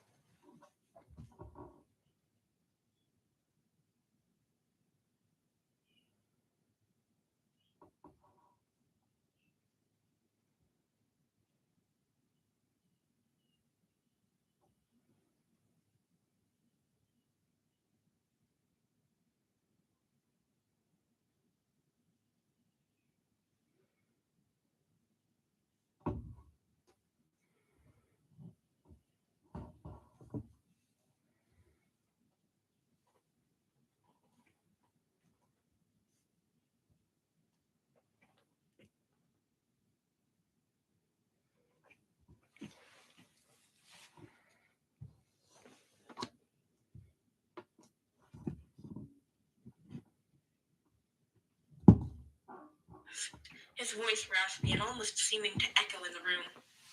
"Oh, hell no!" Izuku had seen enough horror movies to know that those words were not something you ever wanted to hear another person say. So, with a deep growl, he stepped between the thing and his sister, arching his back and feeling his corp light up in sparks.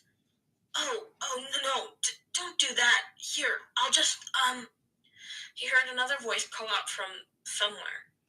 "For fuck's sake, what the hell did you do?" The man seemed to jump at the voice as much as Izuku did, and without another word, he was gone, leaving an empty kitchen behind. Izuku blinked at the space the man had been in. What the heck was that? He thought, looking back at his sister with wide eyes. Slushy seemed just as, if not even more confused by the whole thing, and she kept growling at the now seemingly empty space. His head felt heavy, the buzzing giving him a splitting headache. This form suddenly became unbearable, and so, with a poof of smoke, Izuku changed back into a human, picked up Slushy, and ran into the office screaming, "I need answers!" He was scrolling through site after site on the family computer.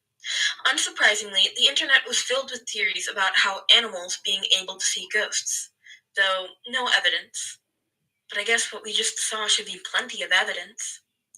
"But why haven't we seen them before?" Izuku asked, absent-mindedly, glancing down at Slushy, who was curled up on his lap. And why would he look so surprised that we could see him? Wait, does one for all come with ghost vision? Maybe Slushy had seen ghosts all this time and it was just the first time for Broccoli? But no, that doesn't make any sense. Slushy had seemed just as disturbed as Broccoli had been. There was that static filling his head, growing louder and changing in frequency. And through it, Ezekiel swore he heard voices echoing around him. Still can't believe it. Had a quart this whole time. Didn't know? Ezekiel whipped around so fast it almost gave him whiplash. Hello? He asked quietly, looking around the empty room. Then, right next to his ear, he heard an amused, hello, and he screamed, falling off the chair. Slushy landed on her feet next to him, looking upset at the sudden movement, but otherwise fine. But Izuku barely noticed her because there were several voices laughing at him in the still empty room. No, in his head, Izuku realized. What the hell? He gasped, bringing a shaking hand up to his aching head, staring straight ahead with wide eyes.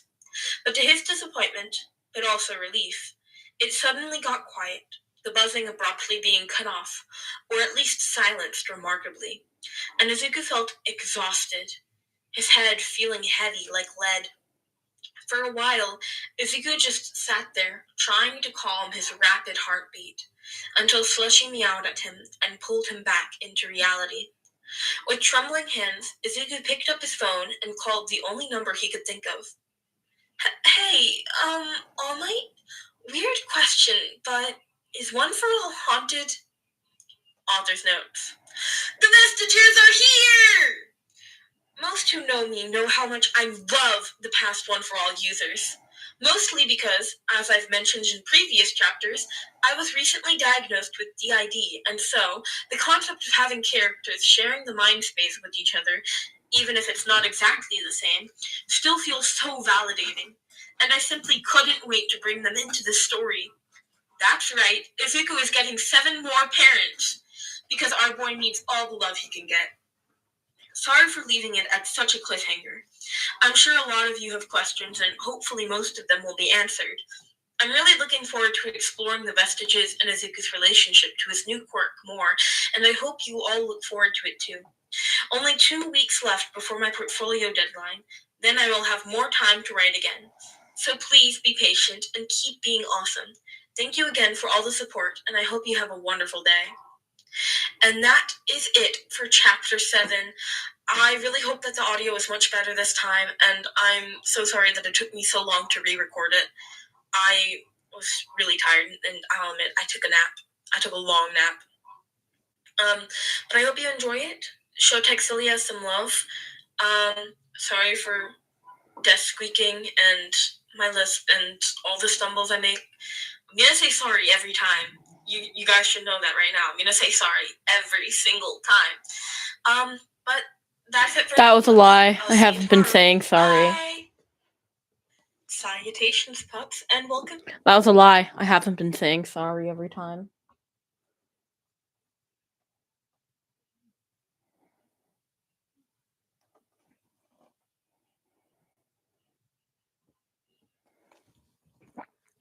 Though, speaking on what I said, I am very tired, and I would like to take a nap, but I have to get this done.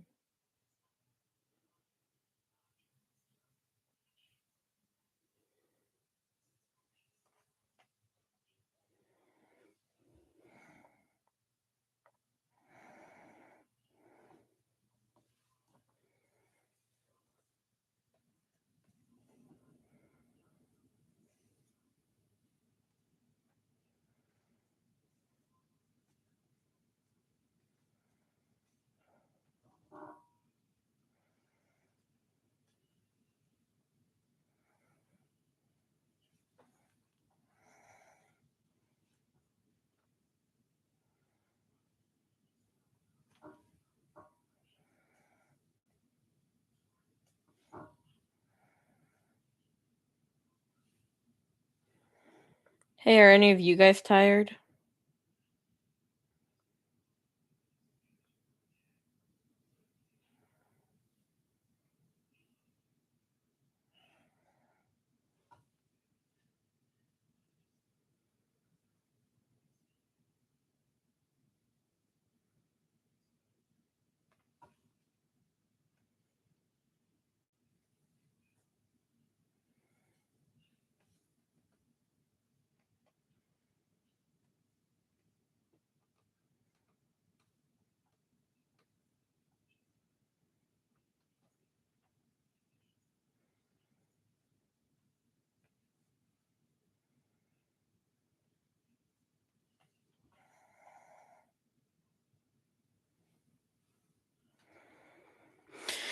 It's 4:23 for me, and I'm feeling really tired.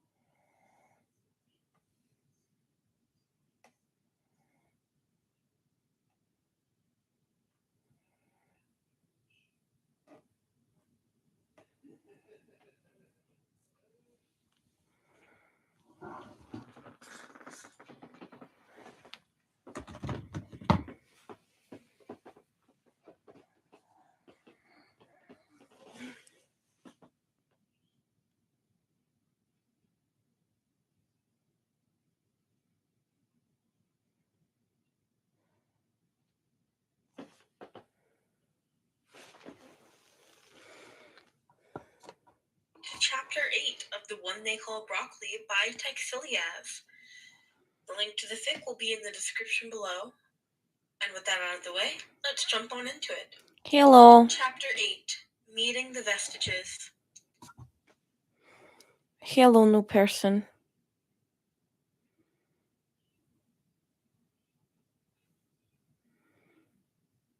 Oh, goodbye. Bye.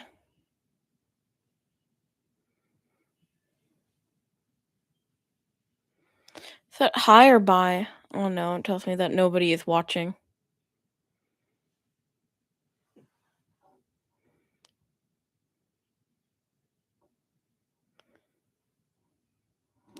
I don't know. I'm being told that there's only one person watching at the moment.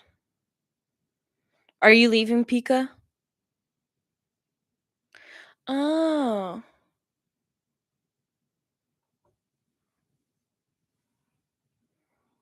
You're in a call? What?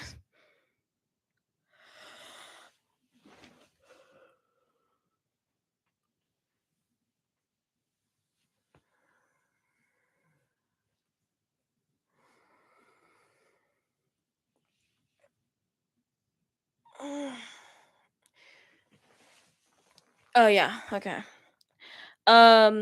Yuki, do you want to listen to chapter 8?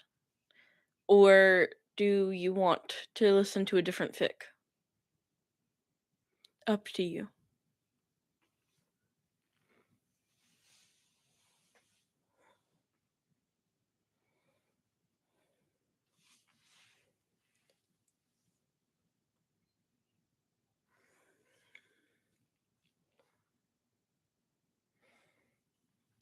I want to know what Yuki wants. Though there are some, like 2 people, so. Yuki, are you okay with chapter 8? Or do you want to listen to something different?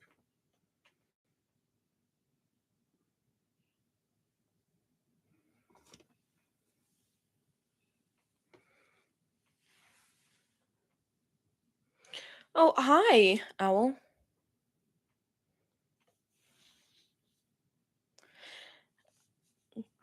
Okay. Pika, do you mind ignore the Dementor? Owl, would you rather listen to the one they call Broccoli chapter 8 or chapter 1 of Ignore the Dementor?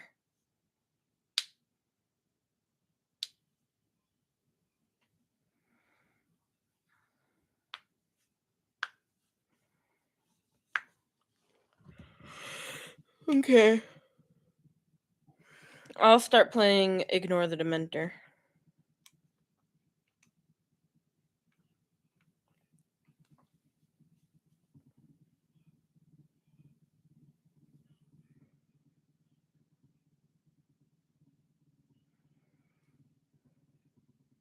For every single one.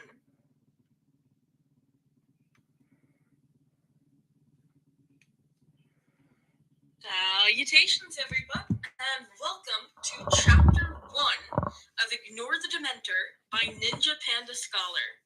Yo, we're listening to Ignore the Dementor while I'm painting. 128,445 words. And I'm so happy to be able to be starting a new fic. Don't worry, this won't mess with my schedule for any of the other fics. I'm still going to be uploading daily for every single one. As always, the link to the fic will be in the description below. And with all of that out of the way, let's jump on into it. Chapter 1. First, let me read the summary. Ignore the Dementor by Ninja Panda Scholar. Summary. Ignore the Dementor. Really, it's fine. There are no monsters here. It's just me, Harry. When things go very wrong before his 5th year, Harry Potter tries to pretend everything is normal, while also taking care of his Harry suit so that it stays healthy. Why did you shit and giggle, and learning Tika? to rein in What? his new powers. What did I not notice? Everything is definitely normal. Author's notes. This fic is cross-posted on fanfiction.net. It's finished, but I'm making some minor edits. Updates will be quick and regular. Chapter 1. Ignore the Dementor. With the death of Cedric Diggory and the rebirth of Voldemort, Harry Potter's life was looking decidedly worse than it had been a year before. Not that it had ever been unicorns and rainbows before. He was sinking more and more into a state of constant anxiety that left him unable to think clearly or have the desire to do anything at all. That didn't stop his relatives from piling so many chores on him that his fingers were raw and his shoulders were sore, though. Nothing had ever stopped that. Adding to the stress, Harry wasn't allowed a copy of the Magical Community's newspaper because Albus Dumbledore, headmaster, leader of the light, ridiculous amount of other titles, had been worried Voldemort and his Death Eaters would try to track the owl. Therefore, he had no clue as to what was going on in the world besides what his active imagination could come up with, which was pretty bad. It was a rare moment of rest that found Harry sitting in a swing at the playground close to his relative's house on Privet Drive. Not his house. The Dursleys had made that abundantly clear his entire life. Sitting still led to the anxiety catching up with him once more, and Harry desperately tried to still his mind and calm the adrenaline that seemed to constantly be rushing through his veins these days. He assumed he was doing a type of meditation, but he figured he must not be doing it very well, since it didn't seem to help any at all to his added frustration. The meditation did help drown out what was going on around him, so it was only with a slight flicker of recognition that Harry even realized his cousin and the thugs he hung out with were talking to him, or more than likely insulting or taunting him. He really didn't care anymore. They could do their worst, and he couldn't bring himself to even process that he should feel anything. I'm reading it all. Eventually, I don't know how to respond. Zombie-like through the gang back towards number 4. This seemed to confuse I'm not Sulkily good at live dispersed since he streaming, wasn't being any if you can't fun, notice. leaving Dudley trembling along behind I don't him know and what to yelling out say. more insults I'm not along the way. funny. What finally brought Harry out of his stupor halfway back to the house was a shiver that ran up and down his spine as the temperature dropped from a boiling No. hot day What are you to giggling see his about? breath in front of his face. Dementors! He yelled out, a stunned Dudley behind him, before he took off running towards the safety of the forest around the house. Do I have to look in Discord to figure it out? As stupid as he looked, since he took off running as well, seeing that Harry was afraid of whatever was going on. He had to take back this generous thought, though, as one lone Dementor. Okay.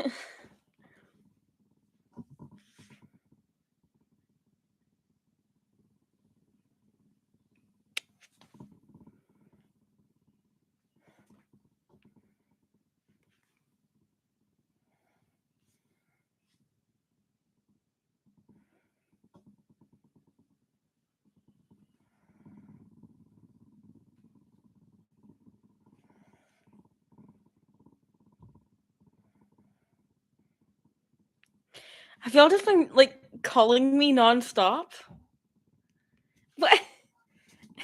How is that funny?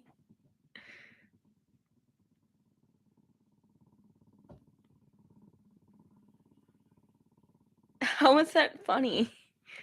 I don't get it.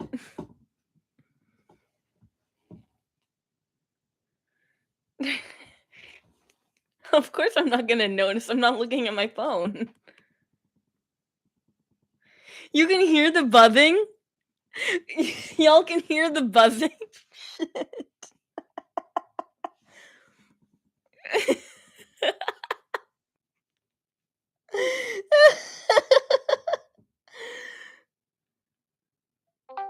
Listening to you, like, we're just listening to the buzzing. Say hi. Hi. Hi.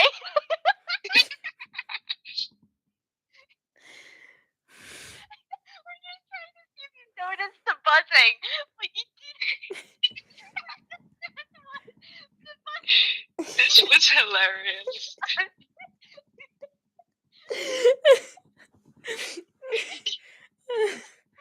It's gold. Did not notice it buzz. I did not at all. Oh my god, we could hear it on the stream. I couldn't hear it at all in person. We were laughing because we could hear it on the stream, and we're like, "Are we this quiet?"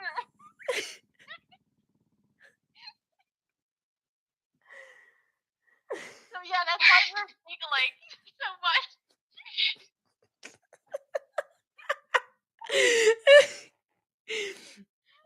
Does it make sense now why we were laughing? Hold on, my cat.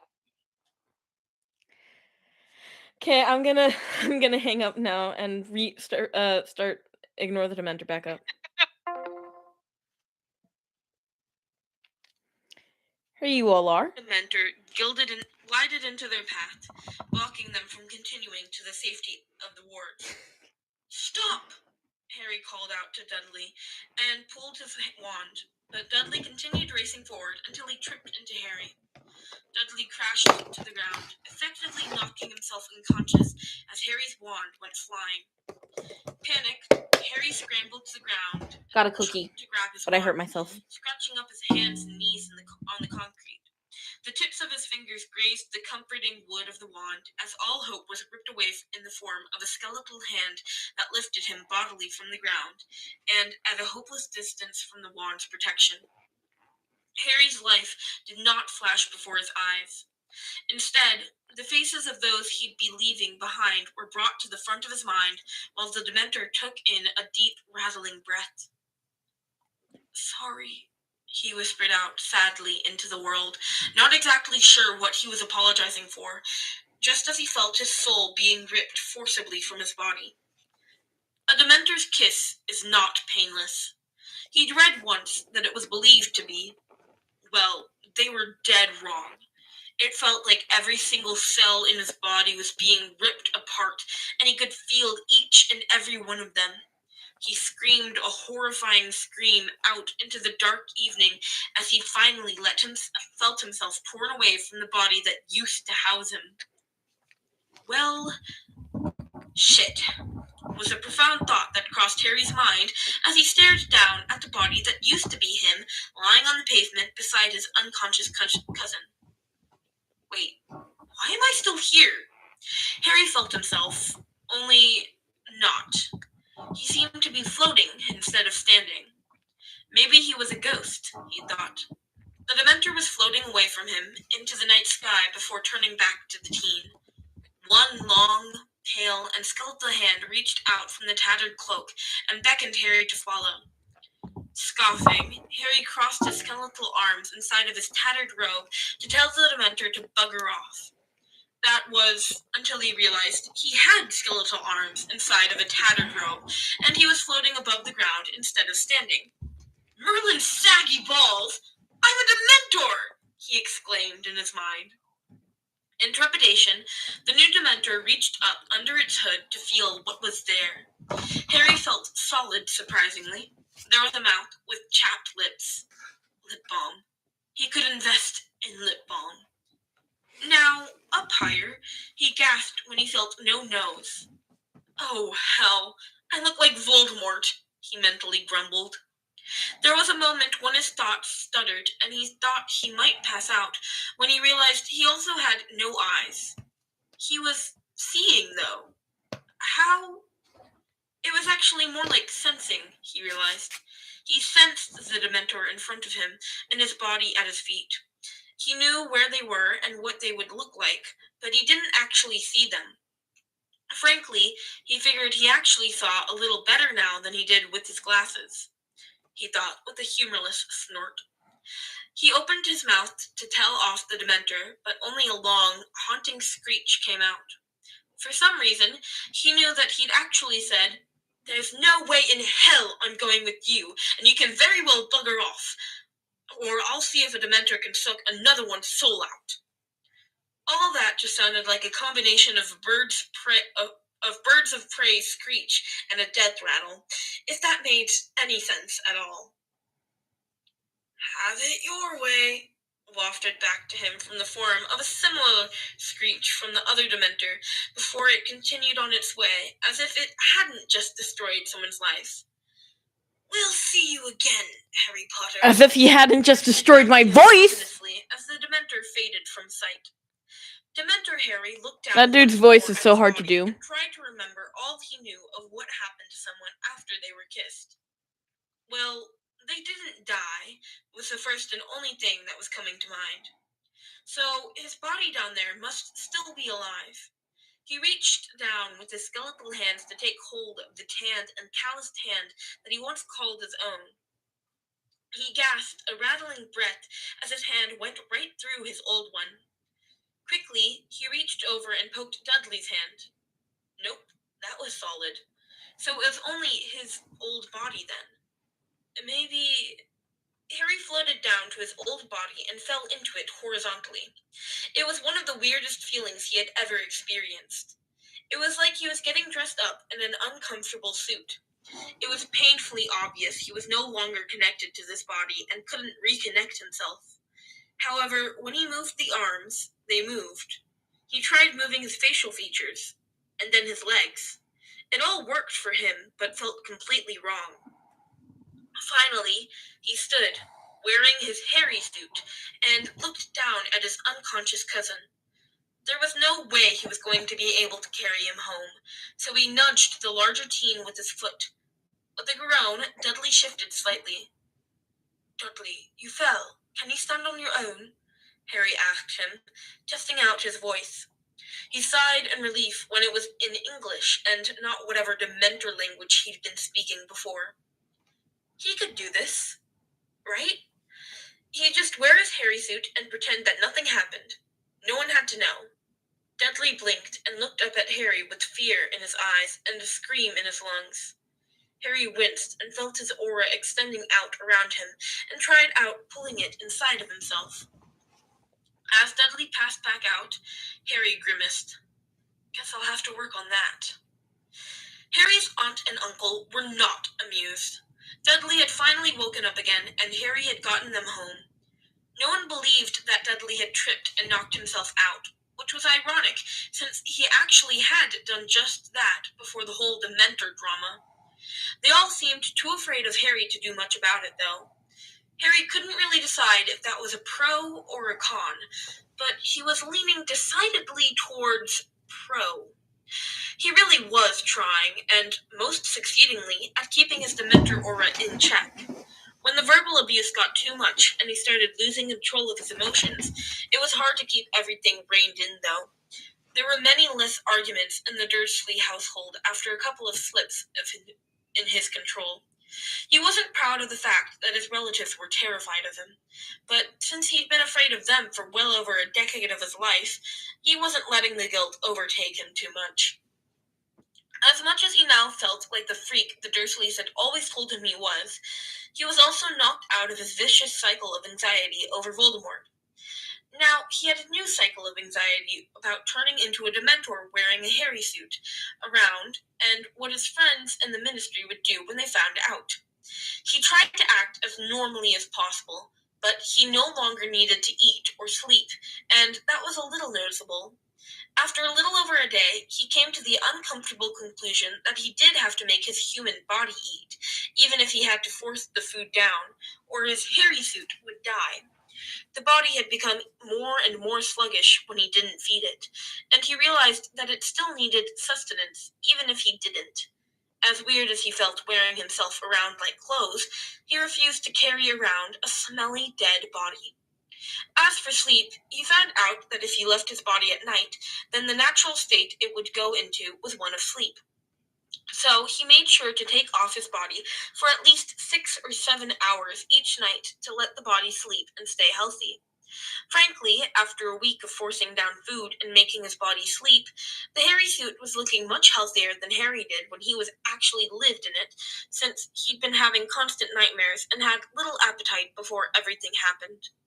While the hairy suit slept, Dementor Harry floated around the back garden, trying to figure out if he had any new Dementor powers. Besides flying and presumably sucking out souls, which he wasn't going to ever try, he couldn't figure out anything else. Flying was pretty awesome, though. It was one good thing about being sucked out of his body and becoming a horrifying monster. He felt free, finally, as he soared into the sky high over England and rode the air currents. It was 100 times better than flying on his broom. He wanted to test if he could still do wizard magic, but that was a sure way to get expelled over the summer.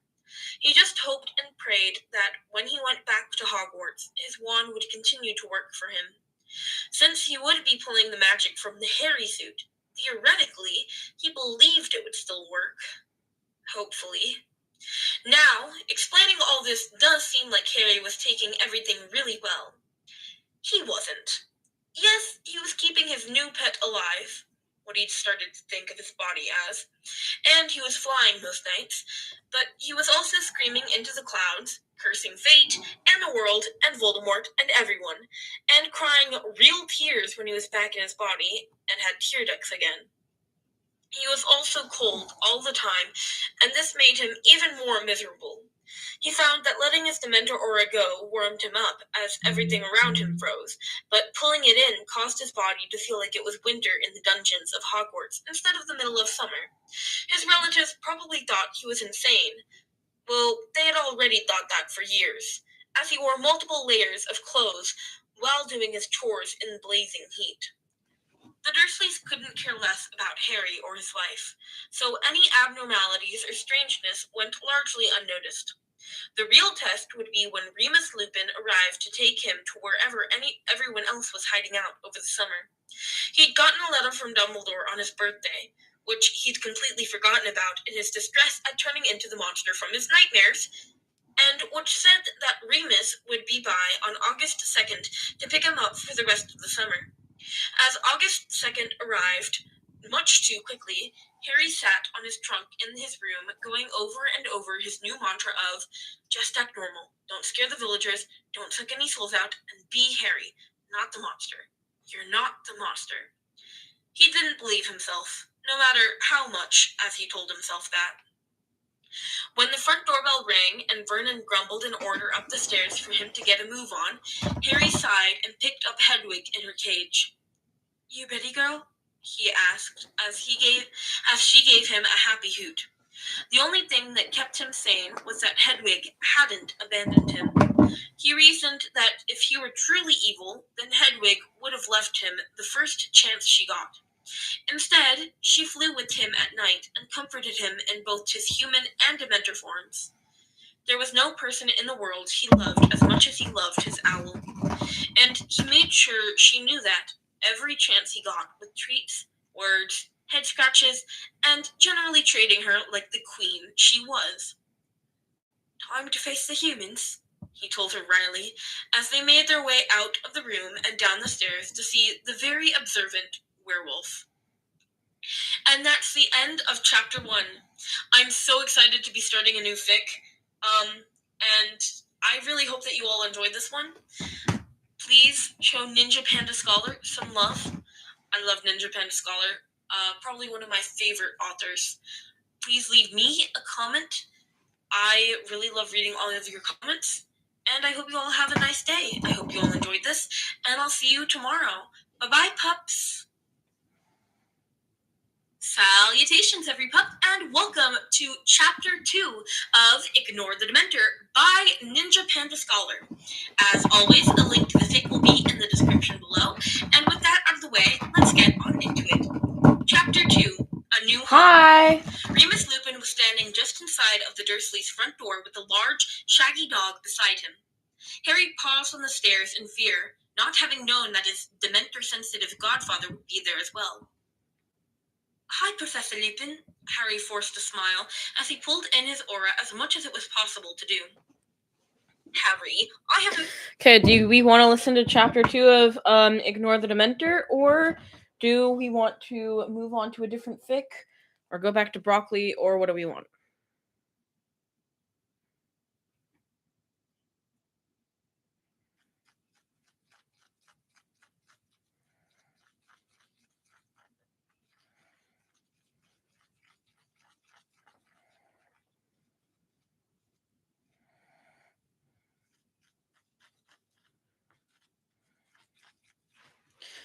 Do you guys still want to listen to more of Ignore the Dementor? You want to listen to Chapter 2, or you want to go back to Broccoli and listen to Chapter 8? Or do you want to listen to a different fic? What do you guys want to do? Oh, bye, Yuki.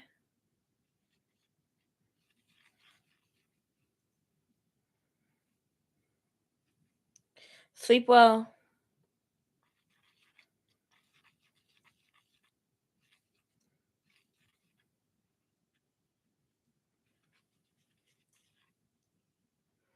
So, it's all up to you. It's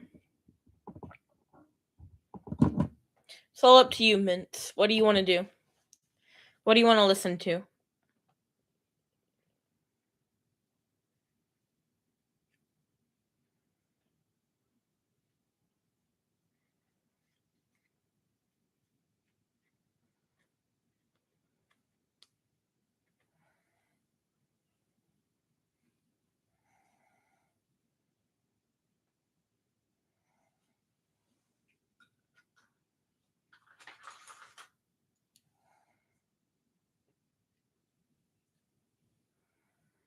Mint?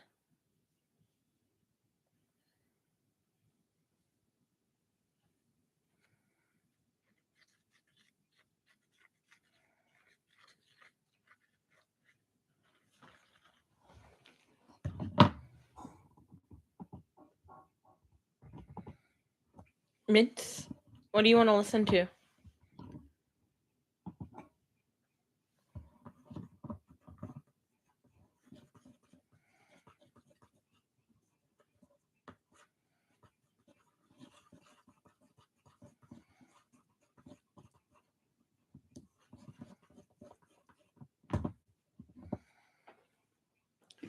Hi, SJ.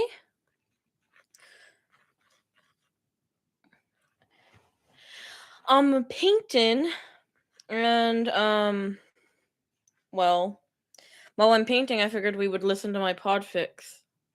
Well, I was just... You said SJ.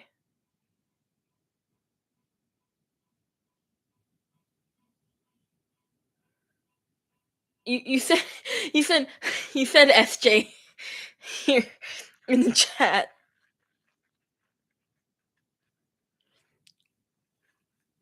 Also, you might want to take a look at your YouTube username.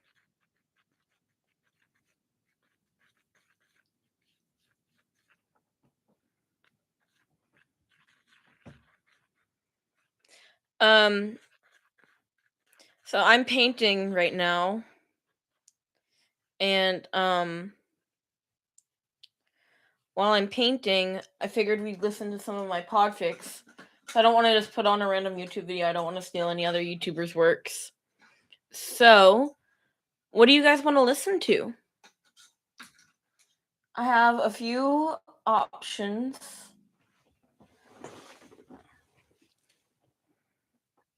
And it's up to you guys.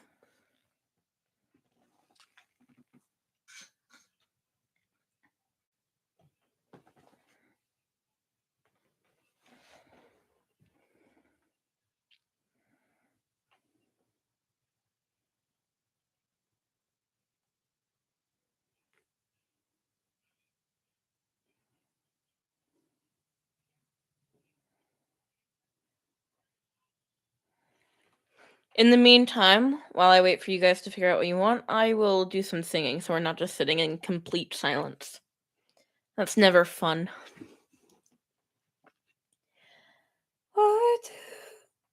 Why do you build me up? Buttercup baby, just to let me down. Mess me around and then worst of all, you never go baby when you say you will. Oh, but I love you still and need you. Which Harry Potter one? I have two.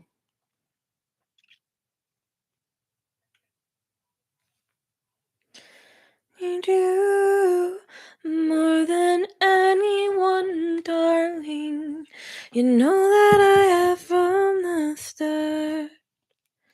So build me up, buttercup, don't break my heart. Oh, okay. That's the one that we were actually listening to before. But I am assuming that you haven't heard chapter 1.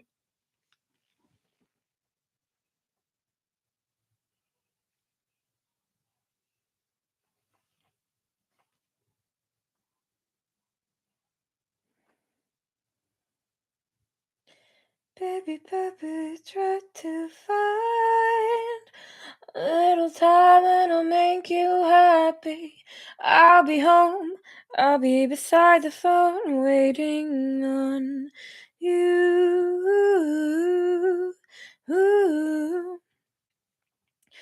I'll be over at 10, you told me time and again.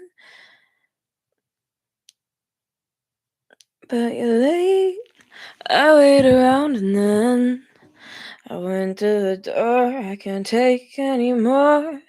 It's not you, you let me down again. Baby, baby, try to find a little time and I'll make you happy. I'll be home, I'll be beside the phone waiting on you. Ooh, ooh. Why do you build me up? Buttercup baby, just to let me down. Mess me around and then worst of all, you never call baby when you say you will. Oh, but I love you still and need you more than anyone, darling. You know that I have from the start. So build me up, buttercup, don't break my heart.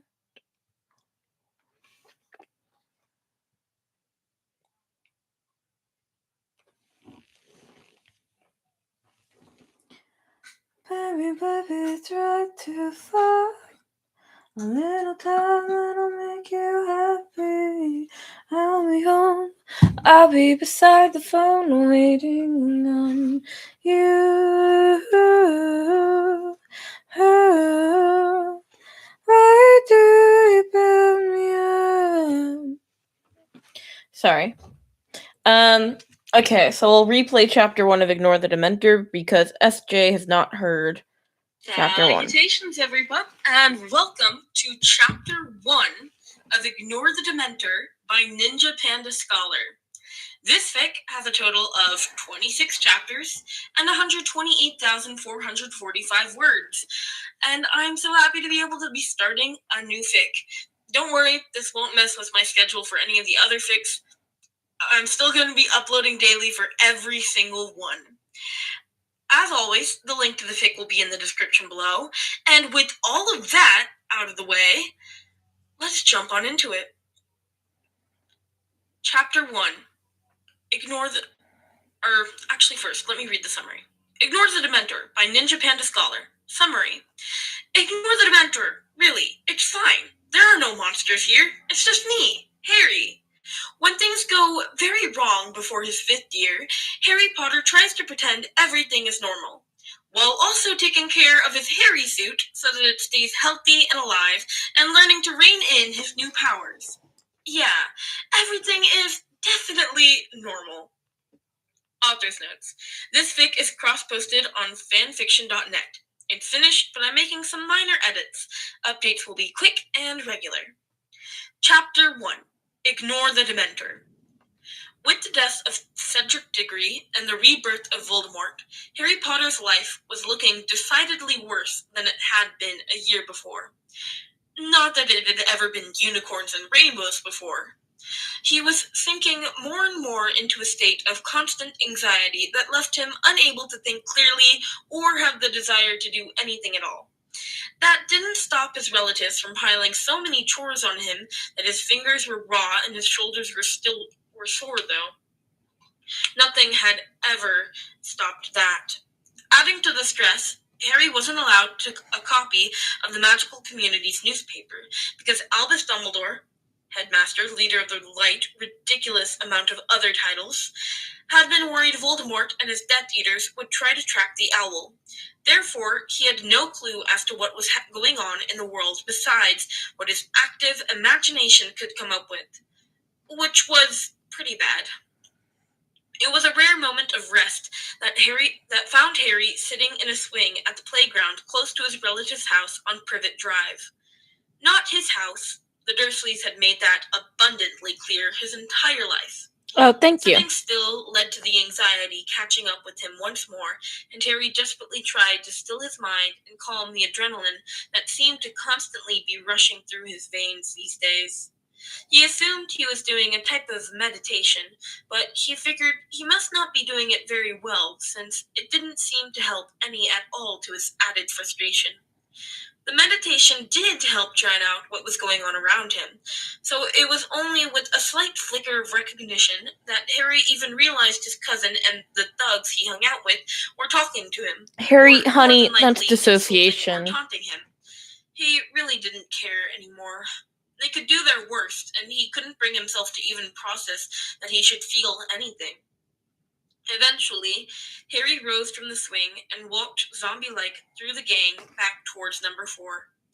This seemed to confuse the mocking teens, who sulkily dispersed since he wasn't being any fun, leaving Dudley trailing along behind him and yelling out more insults along the way. What finally brought Harry out of his stupor halfway back to the house was a shiver that ran up and down his spine as the temperature dropped from a boiling hot day to where he could see his breath in front of his face. "Dementors!" he yelled out, a stunned Dudley behind him, before he took off running towards the safety of the blood wars around the house. His cousin, apparently, wasn't as stupid as he looked, since he took off running as well, seeing that Harry was afraid of whatever was going on. He had to take back this generous thought, though, as one lone Dementor glided into their path, blocking them from continuing to the safety of the wards. "Stop!" Harry called out to Dudley, and pulled his wand, but Dudley continued racing forward until he tripped into Harry. Dudley crashed to the ground, effectively knocking himself unconscious as Harry's wand went flying.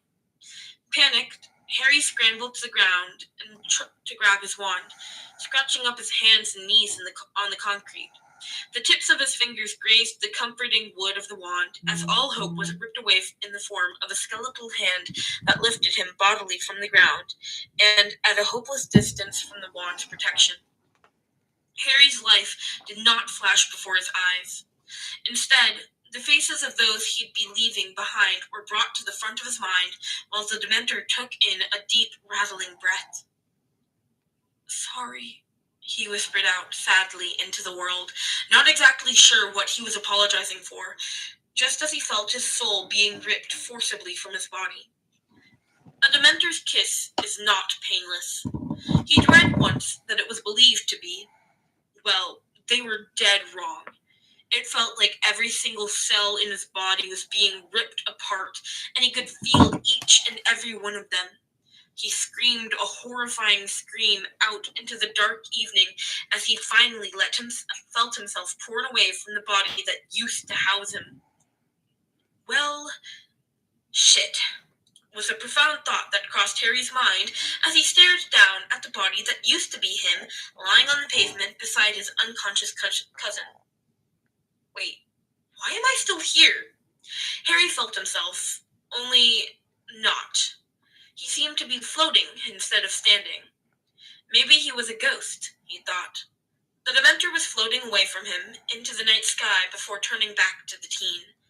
One long, pale, and skeletal hand reached out from the tattered cloak and beckoned Harry to follow. Scoffing, Harry crossed his skeletal arms inside of his tattered robe to tell the Dementor to bugger off. That was until he realized he had skeletal arms inside of a tattered robe, and he was floating above the ground instead of standing. "Merlin's saggy balls!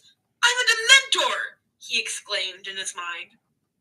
In trepidation, the new Dementor reached up under its hood to feel what was there.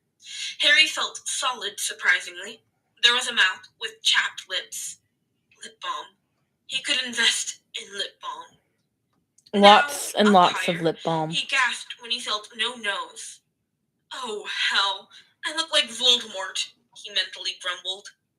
There was a moment when his thoughts stuttered and he thought he might pass out, when he realized he also had no eyes. He was seeing, though. How? It was actually more like sensing, he realized. He sensed the Dementor in front of him and his body at his feet. He knew where they were and what they would look like, but he didn't actually see them. Frankly, he figured he actually saw a little better now than he did with his glasses, he thought with a humorless snort. He opened his mouth to tell off the Dementor, but only a long, haunting screech came out. For some reason, he knew that he'd actually said, "There's no way in hell I'm going with you, and you can very well bugger off, or I'll see if a Dementor can suck another one's soul out." All that just sounded like a combination of birds of prey screech and a death rattle, if that made any sense at all. "Have it your way," wafted back to him from the form of a similar screech from the other Dementor before it continued on its way, as if it hadn't just destroyed someone's life. "We'll see you again, Harry Potter," drifted back to him ominously as the Dementor faded from sight. Dementor Harry looked down once more at his body and tried to remember all he knew of what happened to someone after they were kissed. Well, they didn't die, was the first and only thing that was coming to mind. So his body down there must still be alive. He reached down with his skeletal hands to take hold of the tanned and calloused hand that he once called his own. He gasped a rattling breath as his hand went right through his old one. Quickly, he reached over and poked Dudley's hand. Nope, that was solid. So it was only his old body then. Maybe... Harry floated down to his old body and fell into it horizontally. It was one of the weirdest feelings he had ever experienced. It was like he was getting dressed up in an uncomfortable suit. It was painfully obvious he was no longer connected to this body and couldn't reconnect himself. However, when he moved the arms, they moved. He tried moving his facial features, and then his legs. It all worked for him, but felt completely wrong. Finally, he stood, wearing his hairy suit, and looked down at his unconscious cousin. There was no way he was going to be able to carry him home, so he nudged the larger teen with his foot. With a groan, Dudley shifted slightly. "Dudley, you fell. Can you stand on your own?" Harry asked him, testing out his voice. He sighed in relief when it was in English and not whatever Dementor language he'd been speaking before. He could do this, right? Is the stream lagging? And pretend that nothing happened. No one had to know. Dudley blinked and looked up at Harry with fear in his eyes and a scream in his lungs. Harry winced and felt his aura extending out around him and tried out pulling it inside of himself.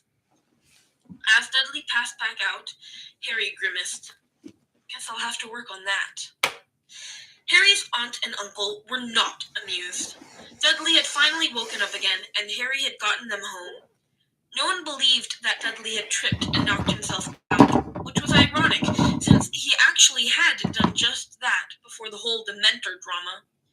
They all seemed too afraid of Harry to do much about it, though. Harry couldn't really The stream is gone? A pro or a con. What? But he was leaning decidedly towards pro. He really was trying, and most succeedingly, at keeping his Dementor aura in check. When the verbal abuse got too much and he started losing control of his emotions, it was hard to keep everything reined in, though. There were many less arguments in the Dursley household after a couple of slips in his control. He wasn't proud of the fact that his relatives were terrified of him, but since he'd been afraid of them for well over a decade of his life, he wasn't letting the guilt overtake him too much. As much as he now felt like the freak the Dursleys had always told him he was also knocked out of his vicious cycle of anxiety over Voldemort. Now, he had a new cycle of anxiety about turning into a Dementor wearing a Harry suit around, and what his friends and the Ministry would do when they found out. He tried to act as normally as possible, but he no longer needed to eat or sleep, and that was a little noticeable. After a little over a day, he came to the uncomfortable conclusion that he did have to make his human body eat, even if he had to force the food down, or his Harry suit would die. The body had become more and more sluggish when he didn't feed it, and he realized that it still needed sustenance, even if he didn't. As weird as he felt wearing himself around like clothes, he refused to carry around a smelly dead body. As for sleep, he found out that if he left his body at night, then the natural state it would go into was one of sleep. So he made sure to take off his body for at least 6 or 7 hours each night to let the body sleep and stay healthy. Nice. Frankly, after a week of forcing down food and making his body sleep, the Harry suit was looking much healthier. Unfortunately, I'm not at my mom's, so I can't play Minecraft. Since he'd been having constant nightmares and had little appetite before everything happened. While the Harry suit slept, Dementor Harry floated around the back garden, trying to figure out if he had any new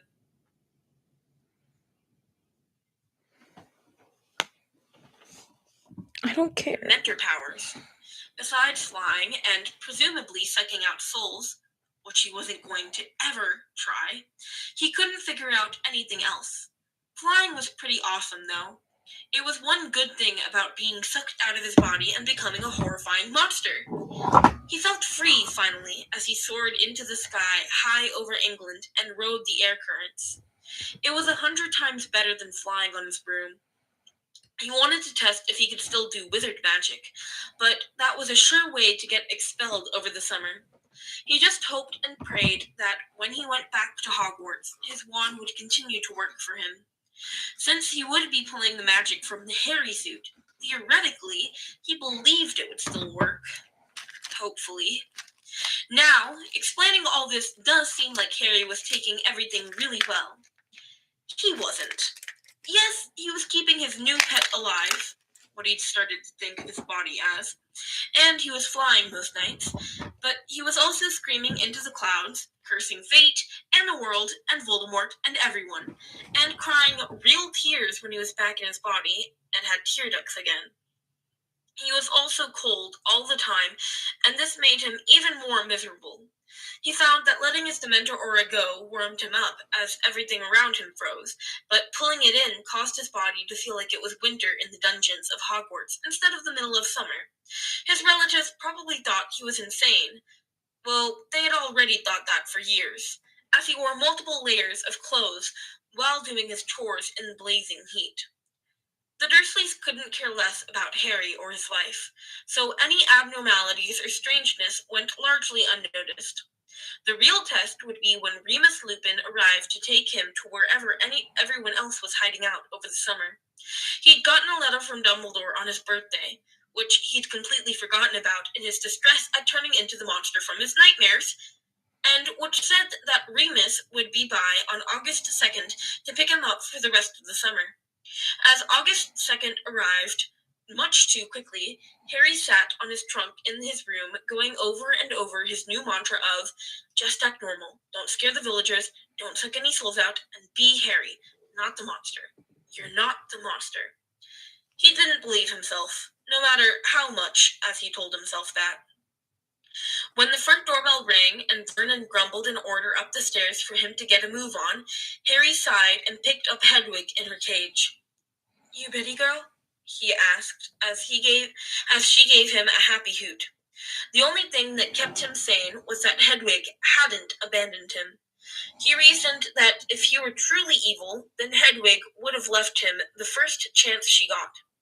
Instead, she flew with him at night and comforted him in both his human and Dementor forms. There was no person in the world he loved as much as he loved his owl, and he made sure she knew that every chance he got, with treats, words, head scratches, and generally treating her like the queen she Hello, was. Clucker. Time to face the humans, he told her wryly, as they made their way out of the room and down the stairs to see the very observant werewolf. And that's the end of chapter 1. I'm so excited to be starting a new fic, and I really hope that you all enjoyed this one. Please show Ninja Panda Scholar some love. I love Ninja Panda Scholar, probably one of my favorite authors. Please leave me a Oh, hi!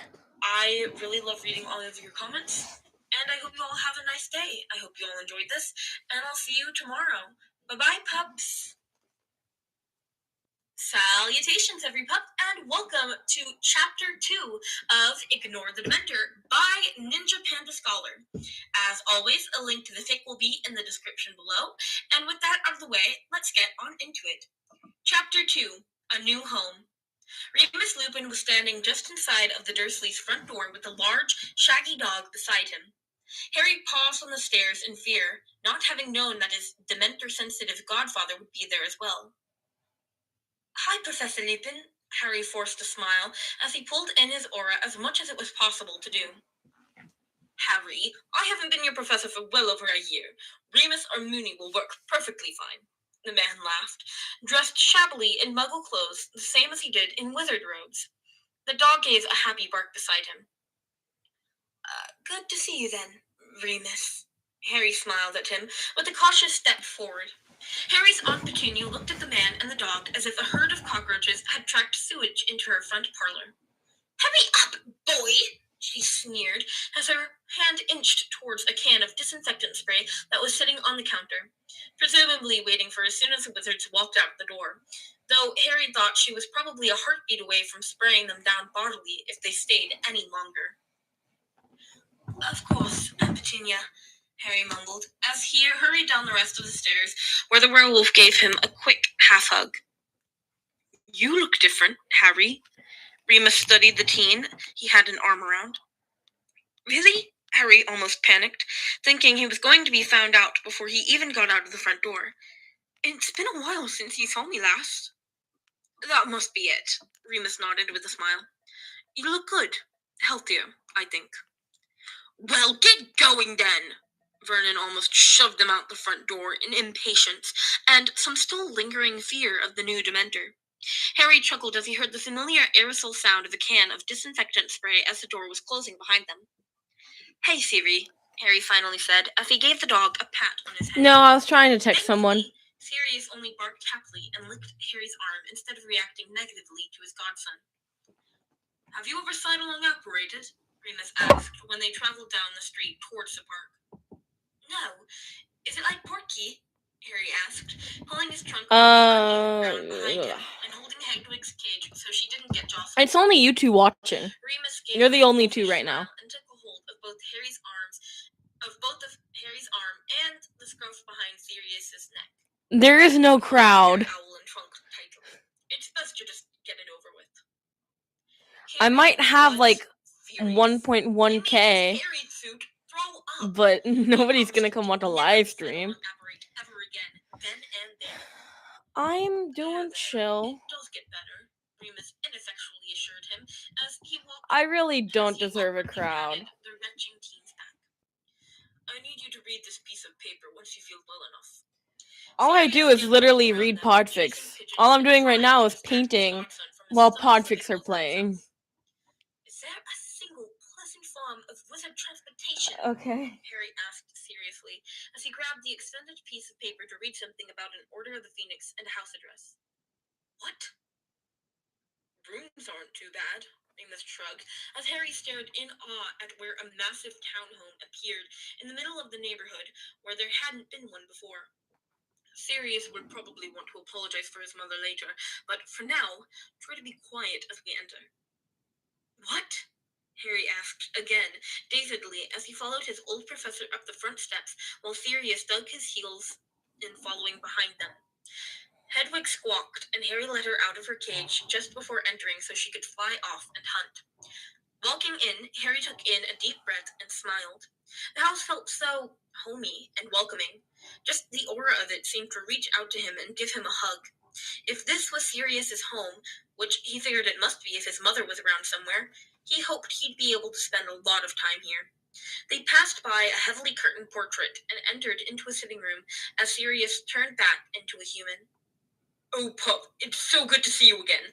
He pulled the teen into a bear hug.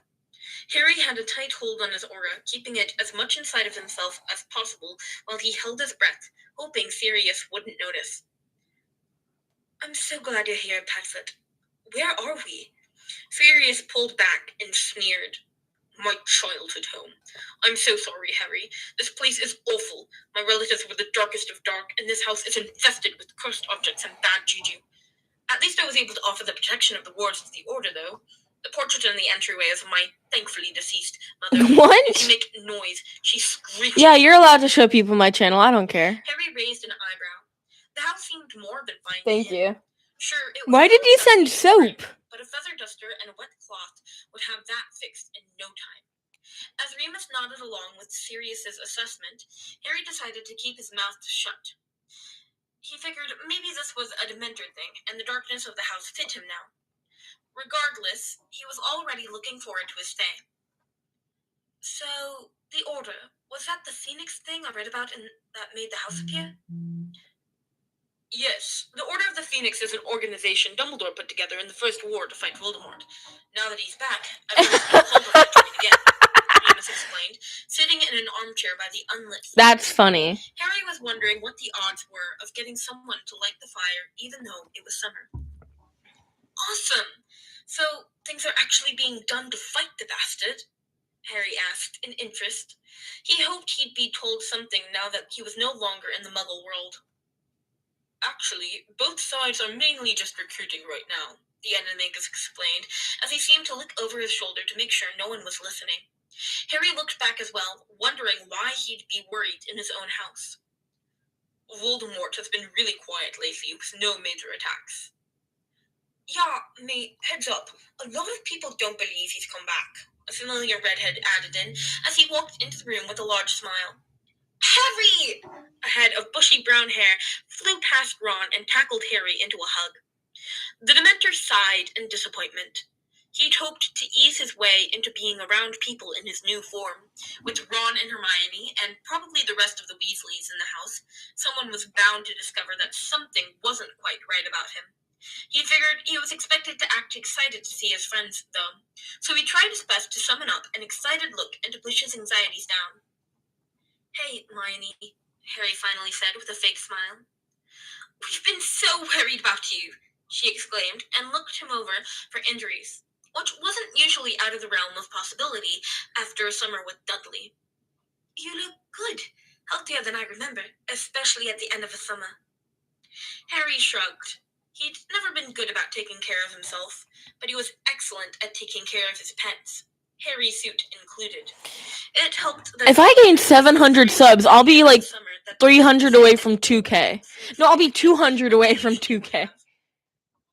That would be insane. Saying about Voldy's return? For just doing podfics? Or, well, but he hasn't returned. Are Said with a okay. look like Harry might Do you blow like up at him. coffee? Harry's eyes widened and he shook his head. "Well, that's stupid," was the only thing he said before looking around the room. Is there a place where I can put my trunk?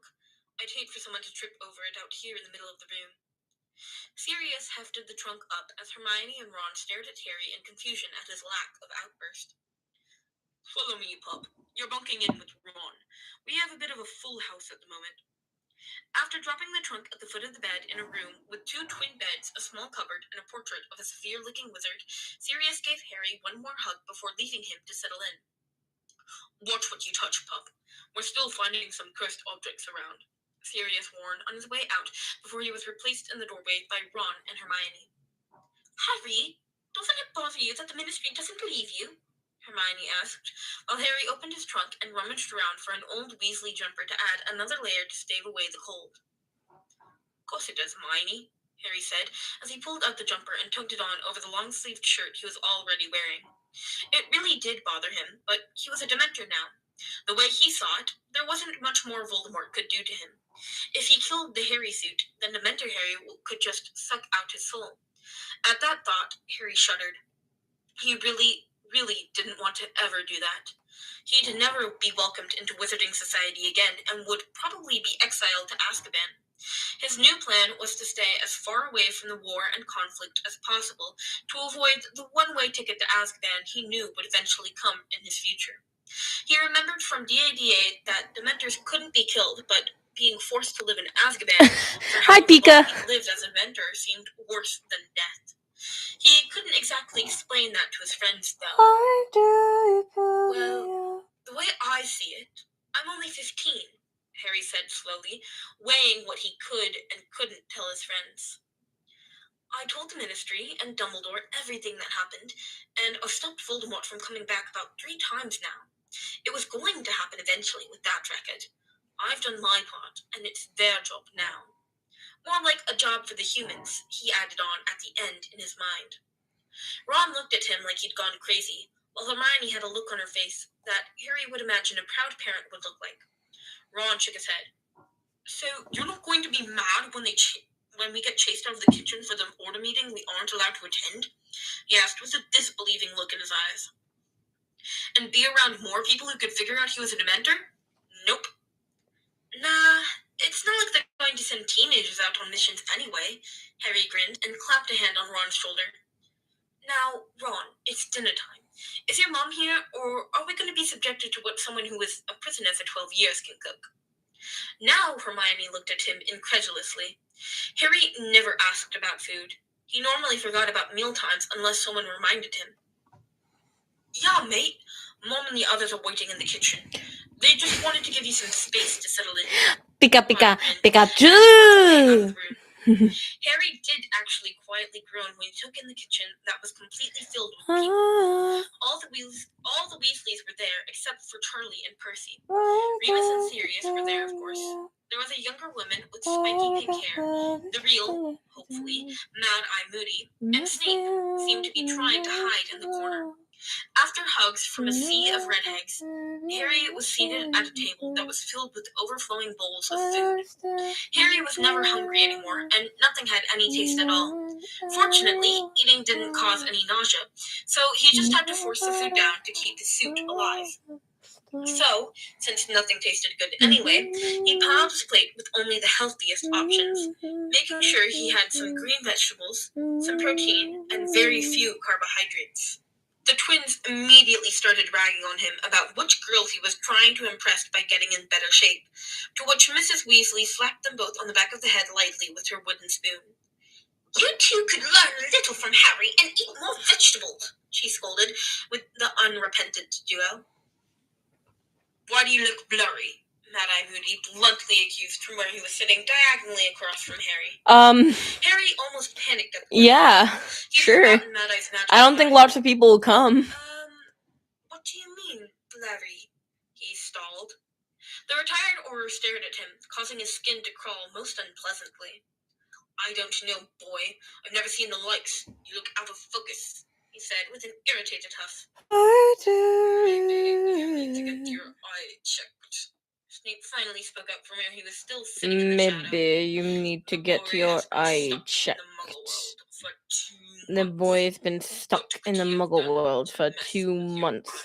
What could he have done to mess with your eye? Snape didn't know he was saving him, but Harry could have hugged the dungeon back then and there. Of course, everyone would know something was wrong with him then. Yeah, just a normal summon, Harry added on at the end, trying to not show his relief at the save. Moody continued to mutter to himself until everyone was distracted by Dumbledore's appearance at the door.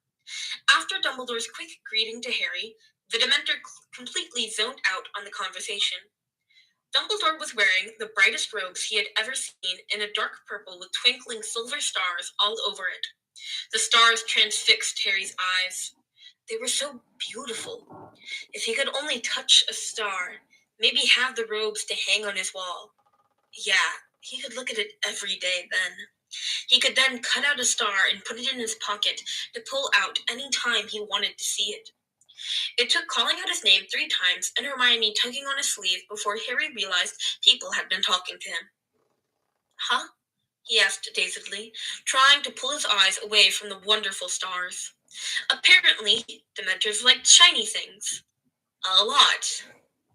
I asked if you had any more visions of Voldemort. I asked if you were fucking old. Then you. The headmaster gave a little spin, causing the stars to blur together a bit and shine brighter. Harry had to tear his gaze away and literally sat on his hands to keep from reaching out for the You're gonna fabric. give me money? What? Yeah. Why are you giving me money? I like the stars, he said lamely, trying not to gush as Oh, it's not that hard. It's not very hard. It's just I make myself sound old. And I get my eyes really squinty. He'd had no visions, dreams, or even scar twinges. It seemed that the connection he had with Voldemort was completely gone. He vaguely wondered if he could still speak to snakes. It didn't take long before the Order members shooed the teens off to bed to have their meeting. One sec, sorry. Someone commented on a video.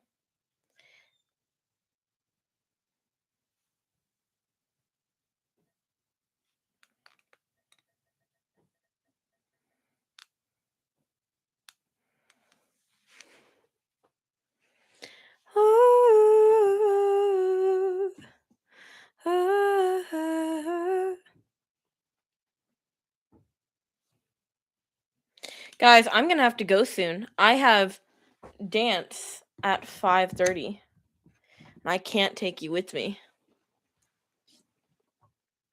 Teens off to bed to have their meeting.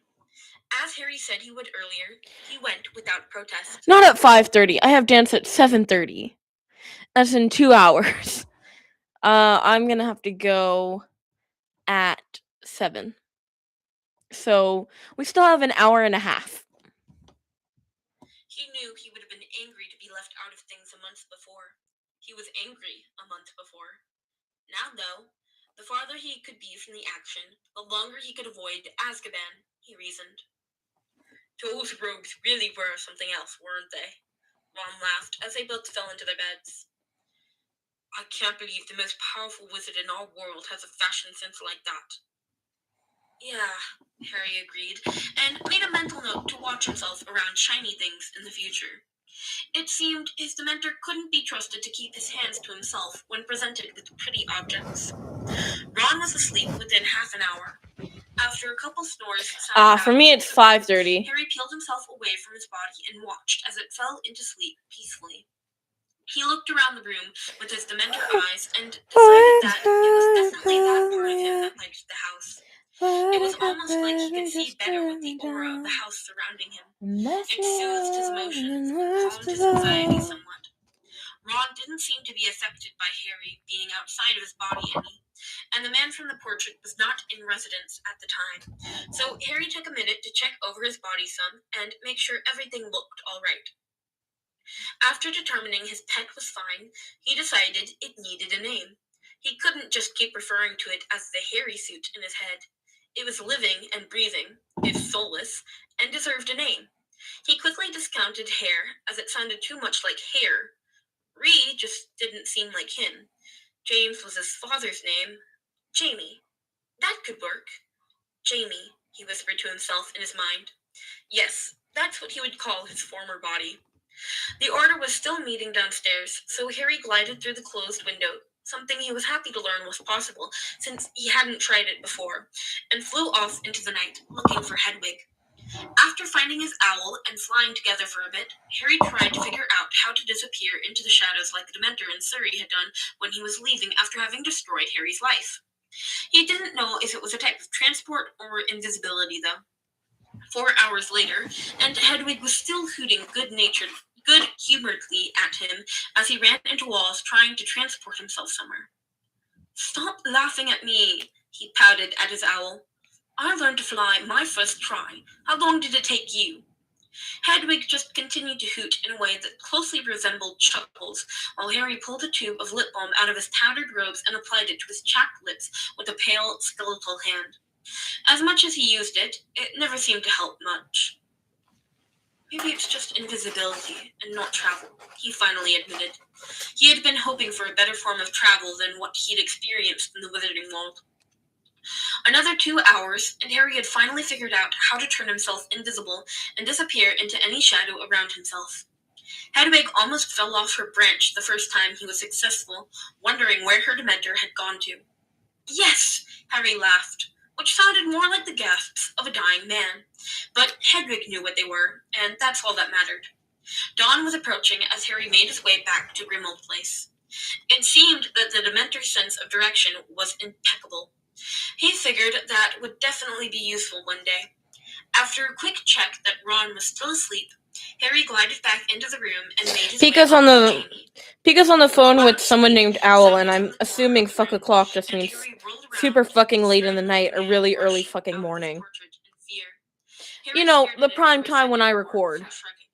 He quickly merged back with his body and pretended to be asleep. That lasted for 3 seconds before the high-pitched wail of an alarm sounded throughout the house. And that's a wrap on Chapter 2. I really hope that you all enjoyed it. I love this fic so much. It's so funny. I can reread it like so many times and never be bored of it. Please leave a comment. I love reading comments. They make me so happy to know like what you guys think, if you enjoyed it or if not. Please show the original author, Ninja Panda Scholar, some love on Archive of Our Own. And I will see you guys next time. Bye, pups. Salutations, every pup, and welcome to Chapter 3 of Ignore the Dementor by Ninja Panda Scholar.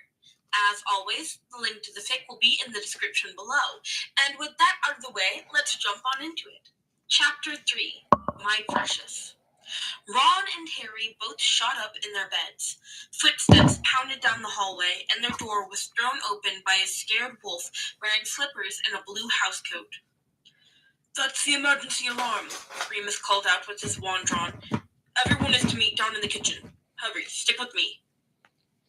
Throwing back their covers, Ron and Harry rushed out of the room and into the stream of people rushing down to the kitchen. Harry's mind was reeling. Whatever was going on had to have something to do with the portrait seeing him. But how could a portrait have set off some sort of emergency alarm? He needed an excuse. And fast. Everyone in various stages of undress were sleepily crammed into the kitchen at Grimmauld Place. Sirius looked like he probably didn't sleep in anything, since he was only wearing his jeans from the day before that weren't zipped up. Harry saw Mr. Weasley whisper to his godfather, who quickly zipped and buttoned the trousers with a roll of his eyes, instead of any embarrassment. Ginny and Hermione were both leaning against each other, looking like they could fall asleep at any point in time. And the Weasley twins were already asleep once more, propped up in the corner. The only people who looked on the alert and ready for danger were Remus and Snape. Harry was very confused about why the potion master would be staying at the house. He was wearing his normal black robes and seemed way too awake to have been woken up by the alarm. Both Snape and Remus had their wands out and stood in front of the others, while obviously waiting on the arrival of someone. The kitchen door opened, and the two alert men visibly let out a sigh of relief when Albus Dumbledore, wearing a pink and green dressing gown, entered through it. This had better not be another one of your drills, Snape sneered menacingly at his employer. Unfortunately, it isn't. Dumbledore looked around the room and seemed to be counting up the residents anxiously. His gaze lingered for a second on Harry, and the old man's face softened in relief and care. Phineas woke me up screaming that a monster was in the boys' room not 5 minutes ago. Are you all enjoying the stream so far? I can't find anything out of the ordinary now. Really? Snape narrowed his eyes suspiciously at This Harry. hasn't changed much from when I started, by the way. You know what I've done since? What sort of Okay, we got a branch here. We got some vines going down the letters. There's moss and lichen on the stone letters now. We got some ferns. There's some extra shading in the trees, extra shading in the mountains. This vine, and then these bushes. That's it. Headmaster, I think that he may have just seen me, Harry added tentatively. He'd worked out a quick excuse, and the description the portrait had given, thank Merlin, fit with this hastily constructed excuse quite well. Oh, really, my boy? Dumbledore turned twinkling eyes. Fair, yeah, true. Were you tall, cloaked, and hooded in your room? The Dementor in hiding chuckled to dismiss the concern. I don't think anyone has ever called me tall, sir. However, I woke up early and couldn't go back to sleep. I decided to go through my trunk and pull out some damaged school robes. I was trying them on to see if they could be repaired or if I need to replace them before school starts back. I guess if you saw someone in a cloak in the dark and you believed to be asleep, it would be a bit concerning. I didn't know the portrait in our room was connected to you, sir. I thought he was just a normal house portrait. Harry was more than a little upset that he'd been put in a room with a portrait directly connected to the headmaster's office. It seemed like a huge breach of privacy in his mind. He really didn't want to make a big deal out of it, though, as he didn't want any more attention on him, or the fact that he was only borrowing the body he was currently in. He prayed that it'd all pass over and the headmaster would buy his excuse. I completely agree, Harry. Hello. Dumbledore smiled at the teen. I used this hand for dry painting earlier. To see someone in a cloak standing over your bed in the dark as well. It's like covered in paint still. Go through your robes in the daylight. Sound good? He gave a little laugh at the end, very happy the teen was safe and that this was all a happy misunderstanding. Snape glared at the student as if the alarm was completely Harry's fault. It was, but only because no one had told him that his portrait was a spy. Harry avoided the man's eyes, fully aware he tended to see more than others did when he looked at his students directly. Harry didn't know how nice. We're listening to Ignore the Dementor right now. Chapter 3. Opportunity to study his face in more detail. The teapot and mugs joined the biscuits on the table, and Mrs. Weasley started pouring cups for everyone. Well, I guess it's back to bed for anyone who thinks they can get back to sleep, and good morning to everyone who can't. Dumbledore said, oops. Well, I guess it's back to bed for everyone who thinks they can go back to sleep, and good morning to everyone who can't, Dumbledore said as he turned to leave the room once more. Remus turned to the teens, as well as the 3 adults who hadn't been fully alert. All right, you lot. We need to have a discussion about emergency procedures and what it means if the alarm goes off. I'll leave you to it, Lupin. Snape shot a parting glare over at Harry before leaving the room in a swirl of robes. Why is he staying here anyway? Harry whispered to Ron, as Remus started in on having your wands and shoes accessible at all times during war. Ron shrugged as he chewed a biscuit. He has a potions lab set up in the attic. I'm not sure if he's actually staying here or if he's just brewing a lot of potions. He pops up at random times like an evil bat. Well, I for one don't think I'll be changing my clothes in our room anymore, Harry remarked dryly, as Ron paled and coughed on the bit of sounds like a nightmare. No one was able to get back to sleep after the 45-minute lecture by Remus Lupin on emergency preparedness. Molly Weasley eventually gave up and started cooking breakfast around the time that Sirius conjured shadow puppets to appear on the wall behind the werewolf. And Padfoot, you of all people, as a former Auror, should know to at least sleep in your pants in case you have to run and fight, Remus concluded after a stinging hex at the laughing man. Aw, Moony, I'll just fight in the bus. Everyone would be so distracted by my magnificence that I'd kick them out. Sirius winked Fight in the when bus. his godson couldn't hold back a chuckle at that claim. Remus threw his hands in the air and stormed out of the room, presumably to either get ready for the day or booby trap his friend's room. Maybe both. Eat up all, Mrs. Weasley stated as she plopped eggs and bacon onto the table. Serious, I'm having the kids clean the upstairs library today. Could you get that elf of yours to do something? Anything in another part of the house so that he can't keep stealing the things we toss out? She asked exasperatedly. The atmosphere quickly turned into almost a party as everyone made fun of each other's pajamas and speculated on if Snape ever slept or if he wore his teaching robes to bed. Sirius was telling stories of his time at Hogwarts as a twins, and, surprisingly, Arthur Weasley eagerly questioned him. Harry sat back with a smile on his face until that smile suddenly fell. He realized he was hungry. He'd shoved a couple pieces of bacon and eggs down his throat already and wasn't used to being hungry at all anymore. The hunger he was feeling was almost palpable, though. He felt that if he didn't eat something soon, he'd implode into the empty space in his stomach. It only took one more bite of eggs before he realized that Jamie wasn't hungry. The Dementor was. The laughter and good mood of those around him was swirling tangibly in front of his face. He knew that he could pull it in, those happy moments and good feelings. If he only took just a little. There wasn't much, if any, conscious thought that went into Harry skimming a little of the good mood off the top of the room. He pulled it in, feeling the emptiness within himself fill, and a warmth blossom in his heart. He only skimmed a little, and no one seemed to notice.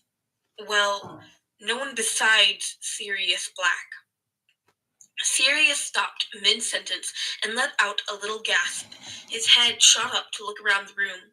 Immediately, Harry pulled in his aura as much as possible and didn't touch the mood in the room anymore.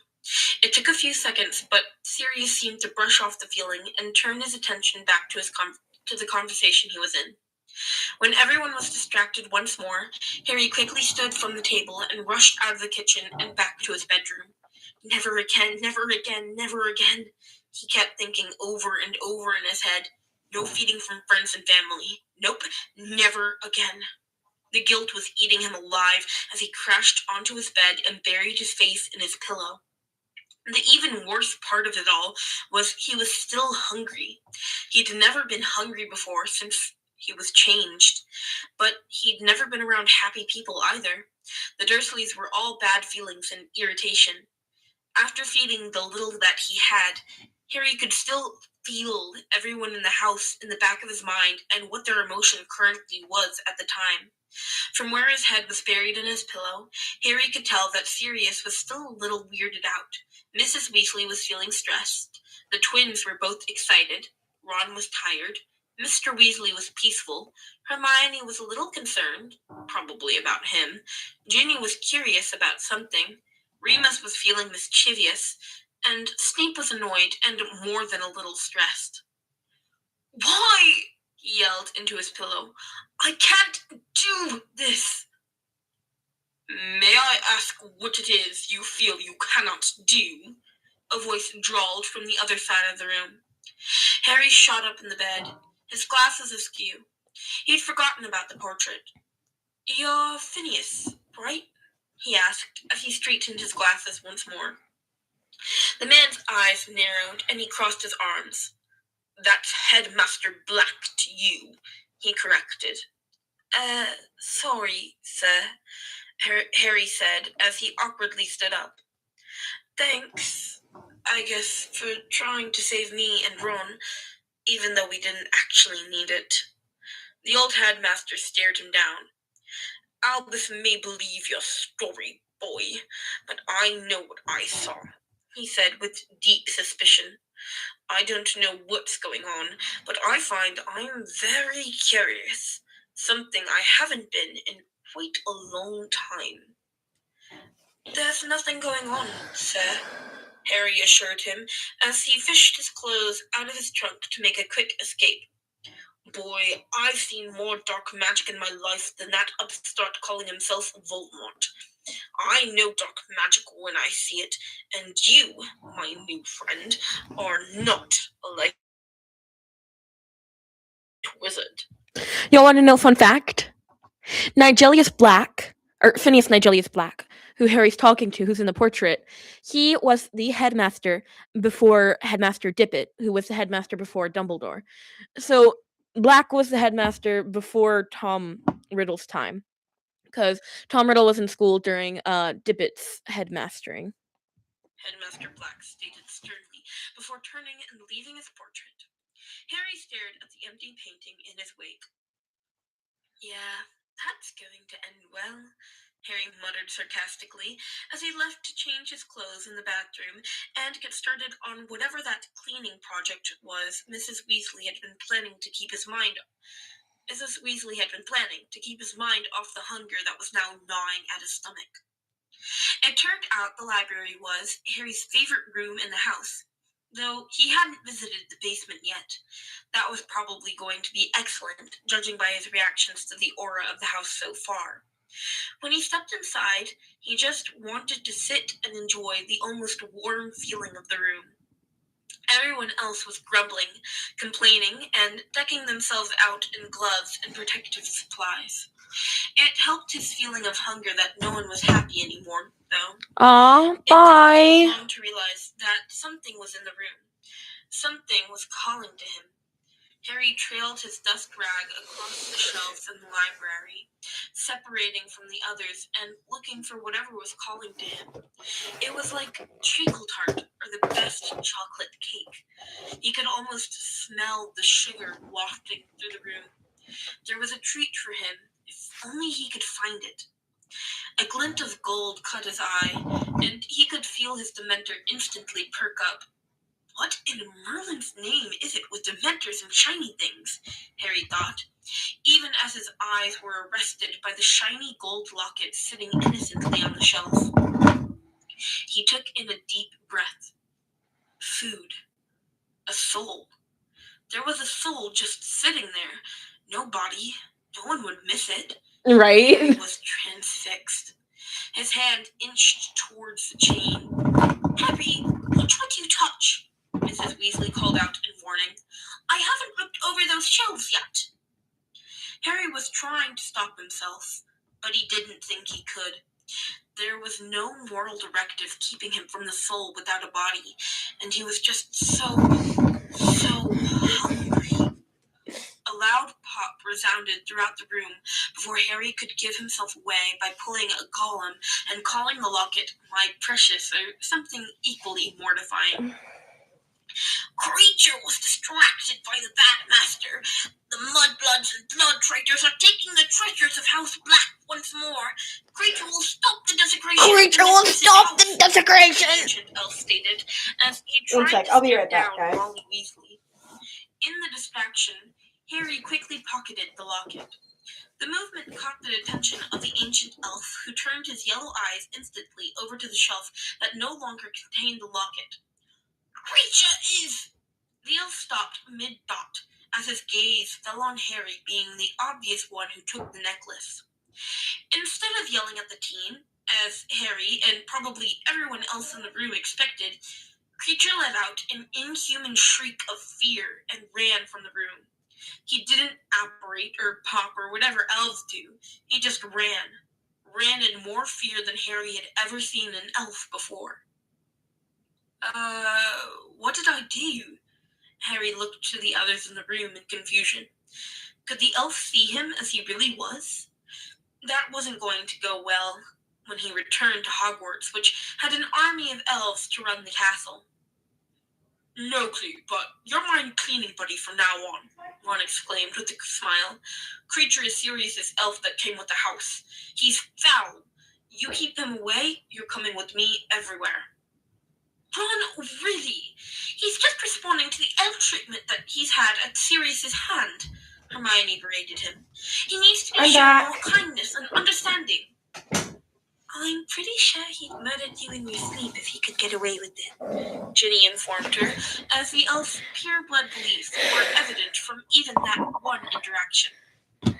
Yeah, we'll move it to That's a screech he did George too. chuckled as his twin rolled his dusting rag and snapped it at his butt. Children, please! Mrs. Weasley sighed in frustration. Just keep cleaning and watch what you touch. Late that night, after moving invisibly through the house to avoid people and snooping portraits, Harry finally found the basement. It was just as wonderful as he had predicted. There were manacles on the stone walls, dampness around the edges of the room, and even some rust-colored stains still on the floor, presumably dried blood. It felt very relaxing and like a home should feel like. Dusty boxes filled the corners of the room. Harry guessed they contained the cursed objects. I'm glad you're enjoying this, Pika. Seemed warm and inviting to him.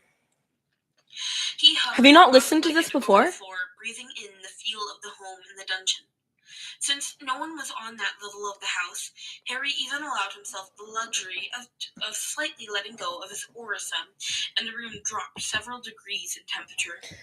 Happily warm for the first time in a long time, Harry pulled the shiny golden locket out of the pocket of his tattered robes. He'd put a lot of thought into these robes since he'd been turned. They were a part of his magic as a Dementor, but they had pockets. That seemed too practical for something that must have the sole purpose of contributing to the aesthetic of scary. He did take off the robes once, so it was possible, but a couple of minutes later they reappeared. I thought Tillier was the only other person who had podficked this fic. Eerily smiling, the Dementor sat in the basement and stared at the locket, reveling in the feel and smell of it. He could only take the beautiful torture for a minute before he opened his chapped lips and pulled the soul out of the casement into his body. It really was like eating the best chocolate cake he'd ever had. It was sweet and tangy and just a little spicy. Giving off a deep sigh, Harry breathed in relief that he was no longer hungry, and had a pleasant, full feeling to his stomach. He knew he should be worried about how he'd handle being at Hogwarts. This wasn't normal behavior by any definition of normal, but he pushed those thoughts aside for the moment. By the way, guys, this is his 5th year, so Umbridge, Dementor Harry, and Umbridge. Remember that! Yes, I thought it was Tyrell. Because I was talking with Tyrell the other day, and he said that he'd finished it. Yeah, that he'd done it. It was just so shiny. After a few rubs from his robes, the gold shined brightly on the locket, engraved with an elaborate script S on its face. The Dementor wanted to be able to see the shine throughout the day and look at it whenever he felt like it. It was either that or steal Dumbledore's star robes.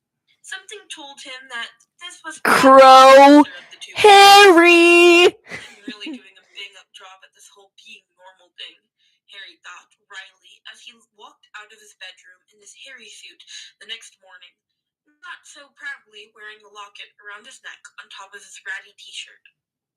Self-control. Yeah, that's what he desperately needed to work on. At least he wasn't hungry, though. Initially, no one noticed the locket at all. Ron was oblivious to everything except for the food on his plate. The twins couldn't care less what jewelry Harry wore, and Ginny didn't know Harry well enough to know what necklaces he normally wore or not. Hermione was the first, of course, to realize something was different. Harry, wasn't that in the library we cleaned yesterday? Hermione looked at the bracelet around Harry's neck in suspicion. Harry shrugged and ate another piece of toast. If everyone was going to flip out and raise a ruckus, he wanted to make sure Jamie was well fed first, at least. It's fine. I checked it out. Harry sort of told the truth. He had removed the dark object by eating it first. Pup, did I hear that right? Are you wearing something you found in this house? Sirius asked in concern from where he had been fixing himself a cup of coffee. How are you feeling? Any feelings of unexplained murderous tendencies? Lust for someone you don't know? Self-destructive desires? Harry's godfather asked as he put down the coffee and rushed over to look Harry in the eyes and feel his forehead. You feel a little cold. Is this normal, Molly? Sirius asked, deferring to the mother in the room. Molly's hand took Sirius's place on Harry's forehead. You do feel a little cold, dear. Draco I don't transformation? think it's anything to worry about. How are you feeling? I'm fine, everyone. Harry laughed and grabbed another piece of toast to butter. Really, not everything in this house is cursed, or we wouldn't have beds to sleep on or silverware to eat with. One set of silverware was cursed. Makes the users agree with the master of the house, Remus stated as he walked into the room. We tossed it and had to use another, even though Sirius protested that he wanted to keep them. What are we talking about? Harry's wearing a locket he found in the library, Sirius explained. Right. Remus frowned and immediately started casting spells at the locket. Harry, can you take that off, please? The former professor asked after casting a few spells. The Dementor sighed. It took all his willpower, but he did unclasp the locket and placed it on the table. Well, remove it. That's a good sign, Remus mumbled as he cast a few more spells. Anything? Hermione asked as she looked Harry over, trying to see any changes. Cool it, Hermione. Harry scooted farther away from her as she leaned into his personal space. Really, there's nothing wrong with me.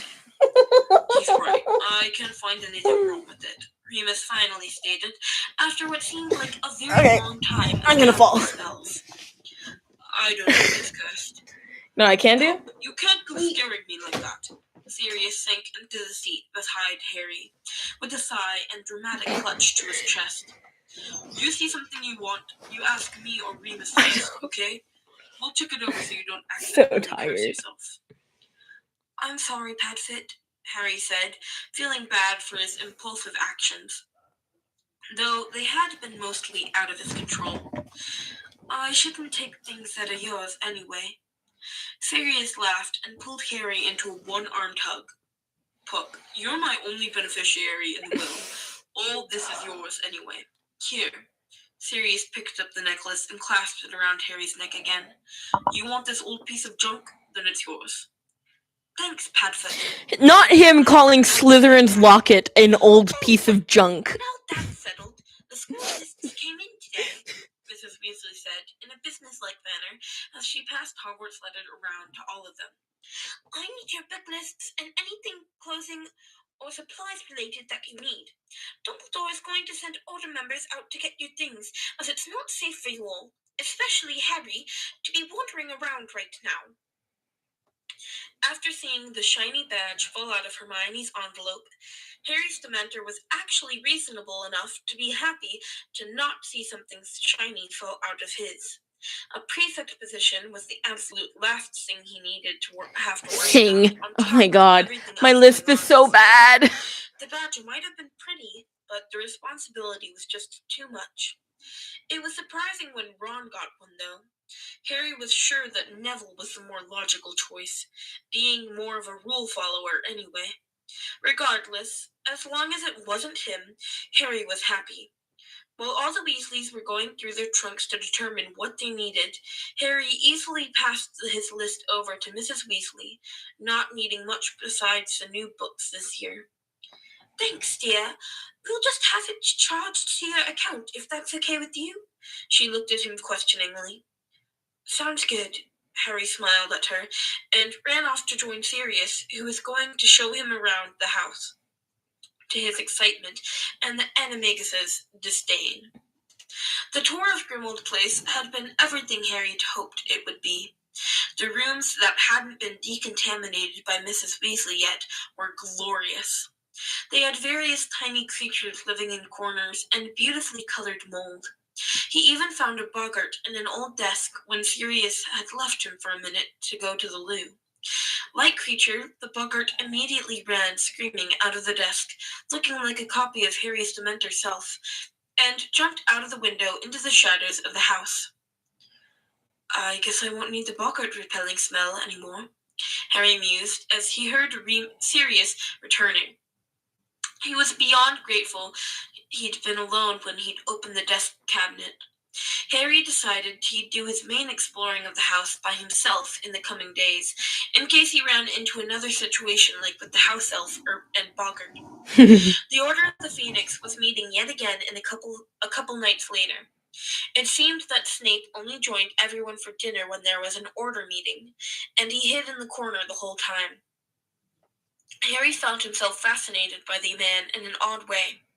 He'd never liked Snape, still didn't, but the professor lived as a spy and seemed to just randomly be at the house at odd times and interacted with the Order members in unique ways. He hated Sirius and Remus, but he seemed to tolerate the older Weasleys. He actually seemed to get along with the pink-haired Auror named Tonks, strangely. Or at least he tolerated her when she made him talk to her. For someone who was hiding every part of himself, the spy who lived in the shadows was an interesting study. At the very least, Harry figured he might learn a thing or two. This night, Snape's eyes seemed to drift to Harry's new locket occasionally with a speculative look on his face. Harry wasn't sure if the man thought it was strange he was wearing a locket or if he recognized it for some reason. His question was answered when the potions master immediately pulled Dumbledore aside when the elderly man showed up for the meeting. The pair talked intensely for a couple of minutes, both shooting looks towards where Harry was eating and the man and making the teen feel very self-conscious. Harry, my boy, could I ask you where you found that wonderful necklace? Dumbledore said with a smile as he finally walked over to the table. Everyone looked between the headmaster and the student, causing Harry to blush and feel even more self-conscious. I found it in the library, he finally said as he played with the locket nervously. Remus checked it over for curses, though. He said it was fine, and I feel fine too. What's the big deal about me wearing an old dusty necklace anyway? Mr. Potter, your new adornment just so happens to have the symbol of Salazar Slytherin on it, Snape drawled from behind the headmaster. It would be your luck to stumble on the lost locket of Slytherin while decontaminating this dump. Hey, Harry protested, upset that Snape insulted his house. He wasn't really sure when he had started thinking of Grimmauld as his house, but it had happened gradually, and he really didn't want to leave now. This place is wonderful. It just needs a little polish, and it'll be fine. It's very homey. At this, literally everyone in the room looked at Harry like he may have lost his mind. Pup, even I agree with Snape on this one, as much as I hate to admit that. Sirius placed his hand on Harry's head once more. You sure you feel okay? I'm fine, Harry shrugged his hand off. Stop asking me that. Harry, may I please see that necklace? Dumbledore now looked like Sirius did, that something must be wrong with the teen. Harry rolled his eyes and took off the locket and placed it on the table again. Dumbledore quickly cast several spells that were probably just repeats of Remus's, and then some more complex ones added to that. The headmaster looked at the necklace in frustration. I can't find anything wrong with it, he said in amazement. I do believe it may actually be Slytherin's lost locket, though. Does that mean...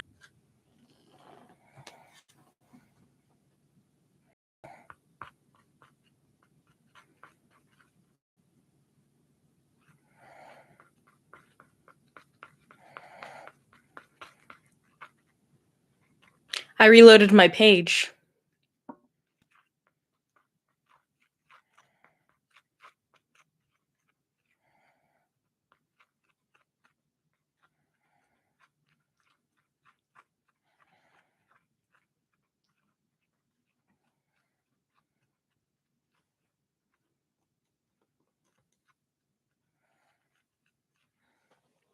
Okay, I'm gonna unpause the fic now for you.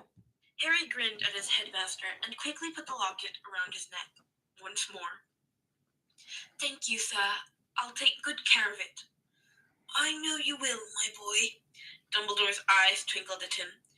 Now, I need to ask you once again, have you had any visions of Voldemort, or has your scar pained you any at all? No, sir. I'm sorry, but I don't have anything for you, Harry responded sadly. He really did want to help as long as he was able to keep out of the action and keep Jamie and his secret safe. Dumbledore just smiled brightly though and clapped a hand on his shoulder. No apologies, Harry. That's good news, he assured the raven-haired teen happily. Now, everyone off to bed. We need to get this meeting started, and you will need to finish up any homework you've put off until the last minute tomorrow. Now, everyone off to bed. We need to get this meeting started, and you will need to finish up any homework you've put off until the last minute tomorrow, Molly Weasley instructed as all the younger inhabitants of the house were shooed out of the kitchen. Hermione grabbed onto Harry and Ron as she followed them both into their room. Okay, Harry, spill. What's really going on? She asked him in a hiss as Ron plopped onto his bed. Yeah, mate, you've been acting a little off lately, Ron added, sounding much less concerned than Hermione. Harry shrugged and pulled his knees to his chest on the bed. I'm fine, really. I don't believe you for a second. Hermione crossed her arms and stared him down. There's something going on. Even the adults are noticing. Hell, even Sirius noticed, and he calls you James half the time. Harry frowned and picked at a string on the comforter. I'm still trying to wrap my head around it. Could you both just trust me for now? He asked hopefully. He knew Hermione and Ron would be the ones to find him out. He just wasn't able to tell them. Not yet. Who would want a Dementor hanging around them anyway? I promise I'm okay. Or as okay as I'm going to be. You know what's hilarious? The amount of paint I'm mixing for just a few small flowers. He hadn't thought anything was actually wrong, like Hermione had. He just thought there might be something bothering his friend. Harry shrugged non-committally. Just that if Hermione's right and there is something going on with me, that doesn't mean I'm ready to talk about it, especially if there isn't anything you can do anyway. But maybe there is something that we can do. Hermione sat beside him on the bed and almost pleaded. Not this time, Hermione. Harry smiled at her sadly. Really, I'm fine. I'll tell you sometime, but let me process it all first, okay? Hermione narrowed her eyes and studied her friend in front of her. I'm not going to let you bottle this up like you always do. I'll give you some space for now, but I'm not letting this go completely. I care too much about you to do that. Of course not, Hermione, Harry laughed. Then you wouldn't be you. You got that right. Ron laughed as well, while Hermione rolled her eyes at them before joining them in laughter. Hey, maybe you could both give me a heads up when I'm acting strangely? That would actually help a lot, Harry asked sheepishly as they stopped laughing. Sometimes I do things without even noticing I'm doing it until everyone is looking at me weird. Maybe you could poke me or something. Ron and Hermione looked at each other in concern, but nodded. How about we come up with a word like pineapple or something that we say when you're doing something off? Ron suggested. Why pineapple? Hermione asked with a smirk and a raise of her eyebrows. I don't know. Why not? Ron shrugged. It was the first thing that came to mind. Maybe something a little easier to work into conversation? Harry thought for a minute. Hey, how about you ask about my friend Jamie? It would change the subject of the conversation to distract from whatever it is I'm doing, would sound fairly natural, and we don't already have a friend named Jamie. Do you actually have a friend named Jamie? Hermione thought about it with a frown. Harry nodded. Sort of. More of an acquaintance. You'd think it'd work? I think it's spelled with an I and then an E. Hermione nodded in approval. I'm concerned about whatever it is making you act so differently, but you still seem to be Harry, just a little odder. So, I'll go with it for now. Yeah, mate. You promise you aren't actually a Death Eater pole-chasing as Harry? Ron questioned suspiciously. You tried to turn Scabbers, who was really Wormtail, yellow on our first train ride to Hogwarts. Your dad's car saved us when we went to see the Acromantulas in our second year. Third year, you had a crush on Pansy Parkinson and didn't tell anyone except Neville and me. Fourth year, yeah, okay, I got it. Ron cut him off as he blushed bright red. No need to go on. You're Harry. Pansy? Really? Hermione laughed heartily. I can't believe you liked Pansy. It was a moment of weakness, Ron grumbled and threw a pillow at Harry. Hey! Harry threw the pillow back at him before an all-out pillow fight broke out. I forgot I dropped And that's something. the end of chapter 3. Sorry for that clack at the end. I accidentally dropped something. And sorry for all the mess-ups. I keep not reading ahead. And also, it's almost 5 a.m. I'm tired. Sorry. All that said, please leave a comment. I love reading comments. They make me very happy. And please go show the original author, Ninja Panda Scholar, some love. Melissa makes a raging reappearance, and my voices are all off and bad, but whatever, because at least they're British and not American or Scottish, because apparently I've learned how to do a Scottish accent now. That's fun. I hope you guys enjoyed. I'll see you in the next one. Bye, pups. Salutations. Oh, thank you. Welcome to Chapter 4 of Ignore the Dementor by Ninja Panda Scholar. As always, the link to the fic will be in the description below. And with that out of the way, let's get on into it. Chapter 4, Return to Hogwarts. Harry was sad to leave his new haven. Everyone else, especially Sirius, who was still stuck there, was itching to leave. Harry wished that Sirius could see the house the way he... And here we get to the glitch saga. Some interesting quirks. Creature was really the only unpleasant thing about the place, and Harry had only seen him the one time he'd run away screaming. He thought he saw the elf a few times out of the corner of his eye, or leaving a room as soon as he entered, but he couldn't be sure. Even Sirius's mother was fine. You just needed to know how to handle her, like unleashing his full aura at the painting in the middle of the night until she was as much afraid of him as Creature. But yeah, problem handled. It wasn't just leaving the safety and comfort of Grimmauld Place. It was also leaving Sirius and going into the unknown by himself. He wasn't 100% sure his magic would work. He was worried all the house elves would scream and run. He was certain Ron and Hermione would eventually figure out what was going on. What if Jamie got hurt and he had to go to Madame Pomfrey and she figured it all out? And what if Voldemort attacked again? Also, what did that Dementor mean when he said, "We'll see you again"? Really, how ominous can you get? If all that weren't enough, what if he sucked all the happiness out of his friends and they were miserable and suffering from the Dementor exposure by the end of the year? It was with even more fear than when he started in first year that Harry pulled his trunk down the stairs and made ready to leave Hogwarts to start his 5th year. Has anyone seen Crookshanks? I haven't seen him in days, Hermione asked frantically as she ran through the house trying to collect her wayward cat.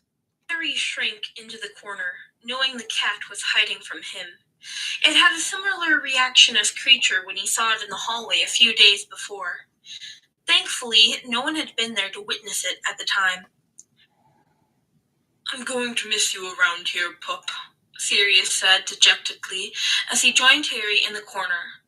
Maybe Snuffles can come visit you some during the year, he added on with a hopeful grin. His first instinct was to yell at Sirius to not be an idiot and stay where he was, safe. On second thought, though, that was probably asking too much of the man that was nowhere near emotionally stable. Feeling Sirius's emotions, as he had everyone's since he'd fed, Harry knew better than anyone that staying isolated was draining the life from his godfather. He seemed to be constantly fighting severe depression and anxiety. Granted, the man still called him James occasionally, but Harry loved him regardless. The man, as unstable as he was, emitted strong emotions that he cared for and loved Harry. Maybe for being James's son, but Harry was certain that in his more lucid moments, Sirius was cognizant of the differences between Harry and James. He just wasn't always in one of those more lucid moments. Oh, Padfoot, please don't get yourself arrested. Harry sighed tiredly, giving up on staying put in the house. I'd really hate to have to bring you out. Please don't get yourself. It is completely ruining my reputation with the Ministry. What's left of it? Please don't get yourself arrested. I'd hate to have to break you out of Azkaban. It would ruin the rest of my There's not much left to ruin. Sure, I guess I'll get you out. Please don't try to get arrested anyway. Let's save that as last resort. As a Dementor, Harry was certain he could break his godfather out, but he really didn't want to have to try it. The other Dementors might not take too kindly to it. However, it might be nice to go on the run with Sirius to some tropical climate where it was warm and people were happy. It might not be the worst backup plan. Awesome! Sirius exclaimed happily, and gave Harry the largest smile he'd ever seen on his godfather's face. The first prison break was hard enough, though. I'm good with not doing that again anytime soon. Yeah, sure, Harry chuckled. If you decide to visit, just owl me first so I can meet you with the map, okay? Sure thing. Sirius was almost vibrating in excitement at that. And no living in caves and eating rats, Harry chided him. I'll hide you in Snape's office or something before then. He grinned broadly. Sirius fell over laughing. Oh, Merlin, I can just imagine Snivellus coming into his office and me sitting under his desk.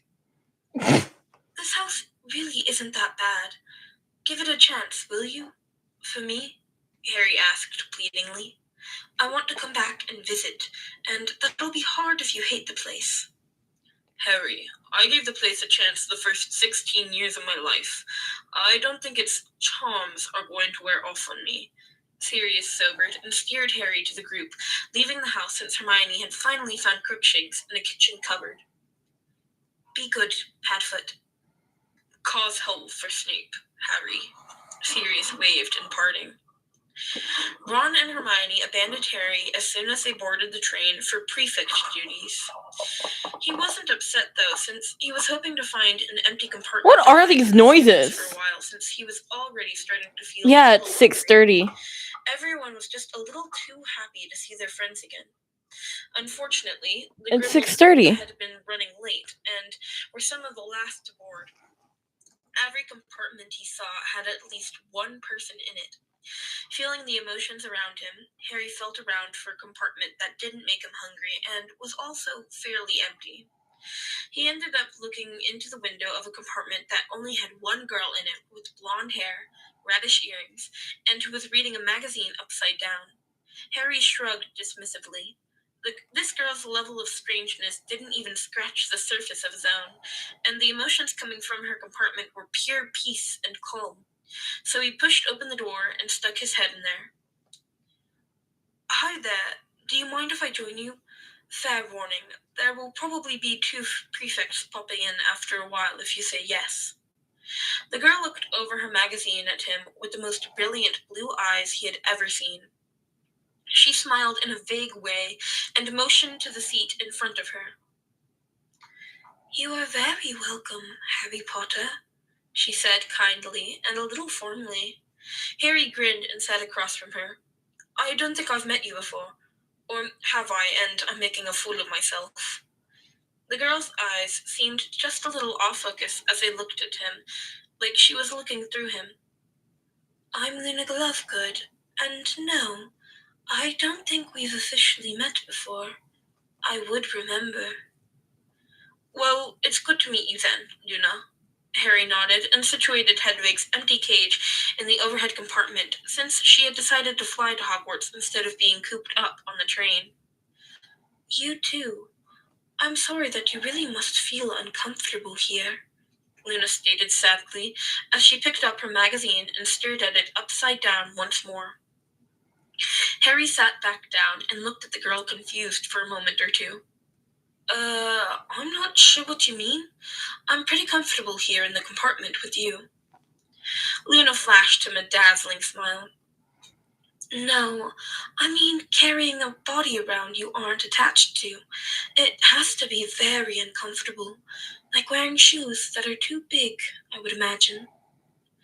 Harry basically choked on air and figured that if he I have didn't dance die at by 7:30. choking, then it would be a heart attack.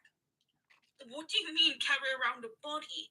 He asked, very slowly, really hoping he'd misunderstood. In response, Luna pushed her blonde curls behind her ear that was away from the compartment door. The ear was very normal, if not exceptionally cute. She then waved her hand over it, and a glamour peeled away, revealing a dramatically pointed ear that reached up into her hair. Whoa! That's bloody awesome! Harry exclaimed, Awesome. leaning forward a bit to see her ear better. It was extremely cool looking. Thank you, she said, and another wave of her hand reapplied the glamour. I'm a fairy. There are wings, too, but those are more noticeable and just appear in a train. Those are more noticeable to just appear in a train compartment. I'd imagine, the Dementor smiled in awe. I don't think I've ever met a fairy before. At least, I didn't know if they were one if I did. Luna smiled at him kindly. Fairies see what others disregard. We see how magic interacts with the world around us and how all beings are interconnected, she explained with a faraway look. You're letting too many rackspurts in. You really must get rid of some of those. Harry stared for a moment, not knowing where to even start with all of that. He had only chosen this compartment because it was peaceful. That peace was still strangely there, even as Harry was both worried and utterly confused. So, does that mean you know what I am? He finally decided to ask first. Luna nodded with a smile. Of course. Dementors are a part of magic, just as all beings are. And you aren't afraid of me?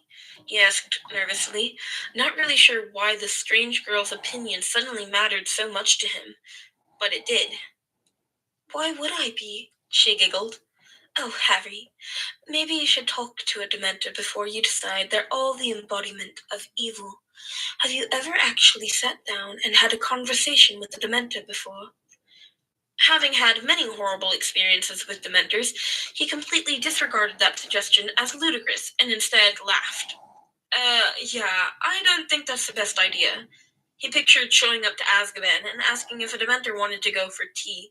Changing the subject before he started laughing again, he asked, What's a rackspurt? They are negatively charged magic, Luna explained as she finally closed her magazine. Those who've given in to negative emotions emit them, and when those negative emotions are about yourself, you let them in. You already have too many people sending rackspurts your way. You shouldn't add your own into the mix. Negative feelings you have about yourself do nothing to better you. They only let you in more pain and compound the problem. Feeling like he'd just had a therapy session, Harry took a deep breath in. This strange girl accepted him, told him to let go of his negative feelings about himself, and listened. He wished he had met Luna Lovegood years before. Thank you, Luna, he said, with all the feeling he could muster into the sentence. You're welcome, Harry Potter. She nodded and picked up her magazine once more. Harry pulled his wand out of his pocket after a couple minutes, staring out of the window and thinking about what his new friend had said. Luna, do you mind if I try some magic? I don't know if I can still cast spells like I am now. I'm really worried I'm going to get to Hogwarts and they'll just send me back, or worse, send me off to guard Azkaban. Luna once more put down her magazine in such a way that said she'd rather have been talking to him anyway. You're still connected to magic. You just need to tap back into that connection, she assured him. Harry nervously pointed his wand at her magazine and called out, Wingardium Leviosa. The magazine shook a little bit, but didn't stir to Harry's horror. Try releasing your aura just a bit. Not enough to lower the temperature, but enough to loosen your hold. I promise you won't hurt me, Luna assured him. You have such a tight hold on your magic. You're not letting any of it out right now. Even more nervous, Harry loosened his tightly held reins on his aura and tried again. This time, the magazine rose up into the air as it should. Harry smiled as Luna clapped excitedly across from him. Bravo, Harry, she called out. She made him feel like he had just survived the dragon in the first task of the Triwizard Tournament instead of casting a first-year levitation charm. And Harry was certain this girl was going to be his friend if he had anything to say about it. Thank you so much, Luna, Harry gushed as the magazine floated down again. A thought then came to him, and he was very interested to hear the answer. Hey, sorry, I meant to ask, are there a lot of fairies at Hogwarts? Luna laughed and picked up her magazine. She shook her head and continued laughing as she turned the pages. Harry wasn't sure if that was a yes or a no, but smiled at her anyway, knowing absolutely nothing about fairies and really hoping there turned out to be more around the school. Only if they were just like Luna, though. It didn't take long before the compartment door was pushed open again. Harry looked up, expecting to see Ron or Hermione. Instead, Neville Longbottom smiled broadly at both of them.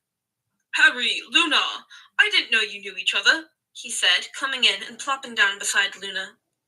We're new friends, Luna smiled at him over her magazine. Good summer. Neville shrugged. My greenhouses are doing great, and Gran and Uncle Algy are as they always are. I'm sorry, Neville, but I'm never going to like your Uncle Algy, Luna commented, with a frown, as if this were a common argument they had. Throwing someone out of a window to see if they have magic is unacceptable. Whether you had magic or not, you are part of the family, and you should have been treated with respect. You should have come to stay with me and Daddy over the summer. Harry frowned. He had never even questioned Neville's story about his family. If he were being honest with himself, it was because Neville's home life wasn't too much different from his own, maybe even a little better. At least Neville's Uncle Algy could use magic to save and or heal his nephew if he hadn't used magic to bounce. When Dudley had pushed Harry out of a window, Harry was just lucky if he'd been able to grab onto a tree limb to keep himself from falling. While Harry was putting some serious thought into what Neville had told him about his home life and what acceptable treatment from a family member meant, Neville was explaining how things had gotten a bit better and the new plants he was cultivating. You should grow some dirigible plums, the blonde suggested. They keep the noggles away, and you could use that over the summer. Are noggles like rockspurts? Harry asked, coming back into the conversation. Noggles are those who've let the rockspurts take over, Luna grinned, happy he'd made the connection. How have we never met before, Luna? Harry asked with a smile. He really liked his new friend, and apparently she was friends with Neville as well. Why hadn't they all been hanging out? Was he really that oblivious he'd missed her? I'm Ravenclaw, she shrugged, and a year younger than you. Neville put an arm around Luna and laughed. Once she's claimed you as a friend, there's no going back, though. Not that anyone would want to. The door was pushed open again as Ron's red hair made an appearance. Hi, Harry, Nev, and Luna. Ron blushed at the end when Harry and Neville both glared at him. The prefect meeting was so dull, Hermione exclaimed as she pushed in behind Ron. Hermione, Harry sighed with a roll of his eyes. I've already told you, I didn't want to be a prefect. You don't have to downplay how much you'd liked it for me. Hermione smiled and sat on one side of Harry while Ron took the other. Well, in that case, I'm so excited. We get to patrol the corridors right after curfew and are in charge of the first years. Ron groaned dramatically. We have to hang out with Malfoy, who's also a prefect. I wonder who actually picks the prefects, Harry mused. Malfoy has decent grades, but he's gotten in almost as many fights as I have. Ron's gotten in more, Neville chuckled. Yeah, mate, you should be the one who has to deal with the first years, Ron told Neville to Harry's surprise. He didn't realize his friend actually agreed with him. Sure, my family is super happy, but you know my patience isn't exactly legendary. More like infamous. Harry gave his shoulder a shove. Neville and Luna shared some sort of look, but it was largely unreadable. Nah, I'm fine just trying to make it through this last year of potions, Neville finally said in a calm tone. I'm never going to pass it on my owls, so at least I don't have to take it next year. Besides, my Gran and Professor McGonagall have a bit of a feud going on. I'm not saying that factored in the decision at all, but it's a mark against me, anyway. Seriously? How's this the first we've heard about a feud? Harry asked. Harry raised an eyebrow in surprise. Come to think of it, I'm not sure I've ever seen McGonagall talk to you outside of class. Yeah, Neville said with a slow wince. Neville said slowly, with a wince. I don't think she treats me any different, but I can tell she also really doesn't want to spend time with me. I never really thought it was worth mentioning. It was something about my granddad when they were all in high school together. Honestly, I learned early on not to ask. Young love, Luna gave them all a knowing smile, which had Ron gagging and Hermione looking like the girl had just committed blasphemy against one of her heroes. Harry shook his head with horror on his face. Yeah, mate, I don't think I would ask either, he agreed. Oh no! We need to get our robes on and get ready, Hermione exclaimed as she stood looking at her watch. Ron, we have to help get the first years together for the boats. Fine. I guess I'll catch up with all of you at the feast. Ron growled, Okay, and followed I Hermione actually out need to grabbed leave pretty Ron's much first trunk now he'd left in anyway. the prefect carriage. If I want to eat Harry, something Luna, before I and have to go to Neville all shared dance, the at carriage least. up to the castle. Harry was surprised to see the Thestrals pulling the carriages. I appreciate everybody. I appreciate everybody who came and watched. I appreciate you more than you can know, and I hope you all enjoyed. I will see you next time. Bye-bye, pups.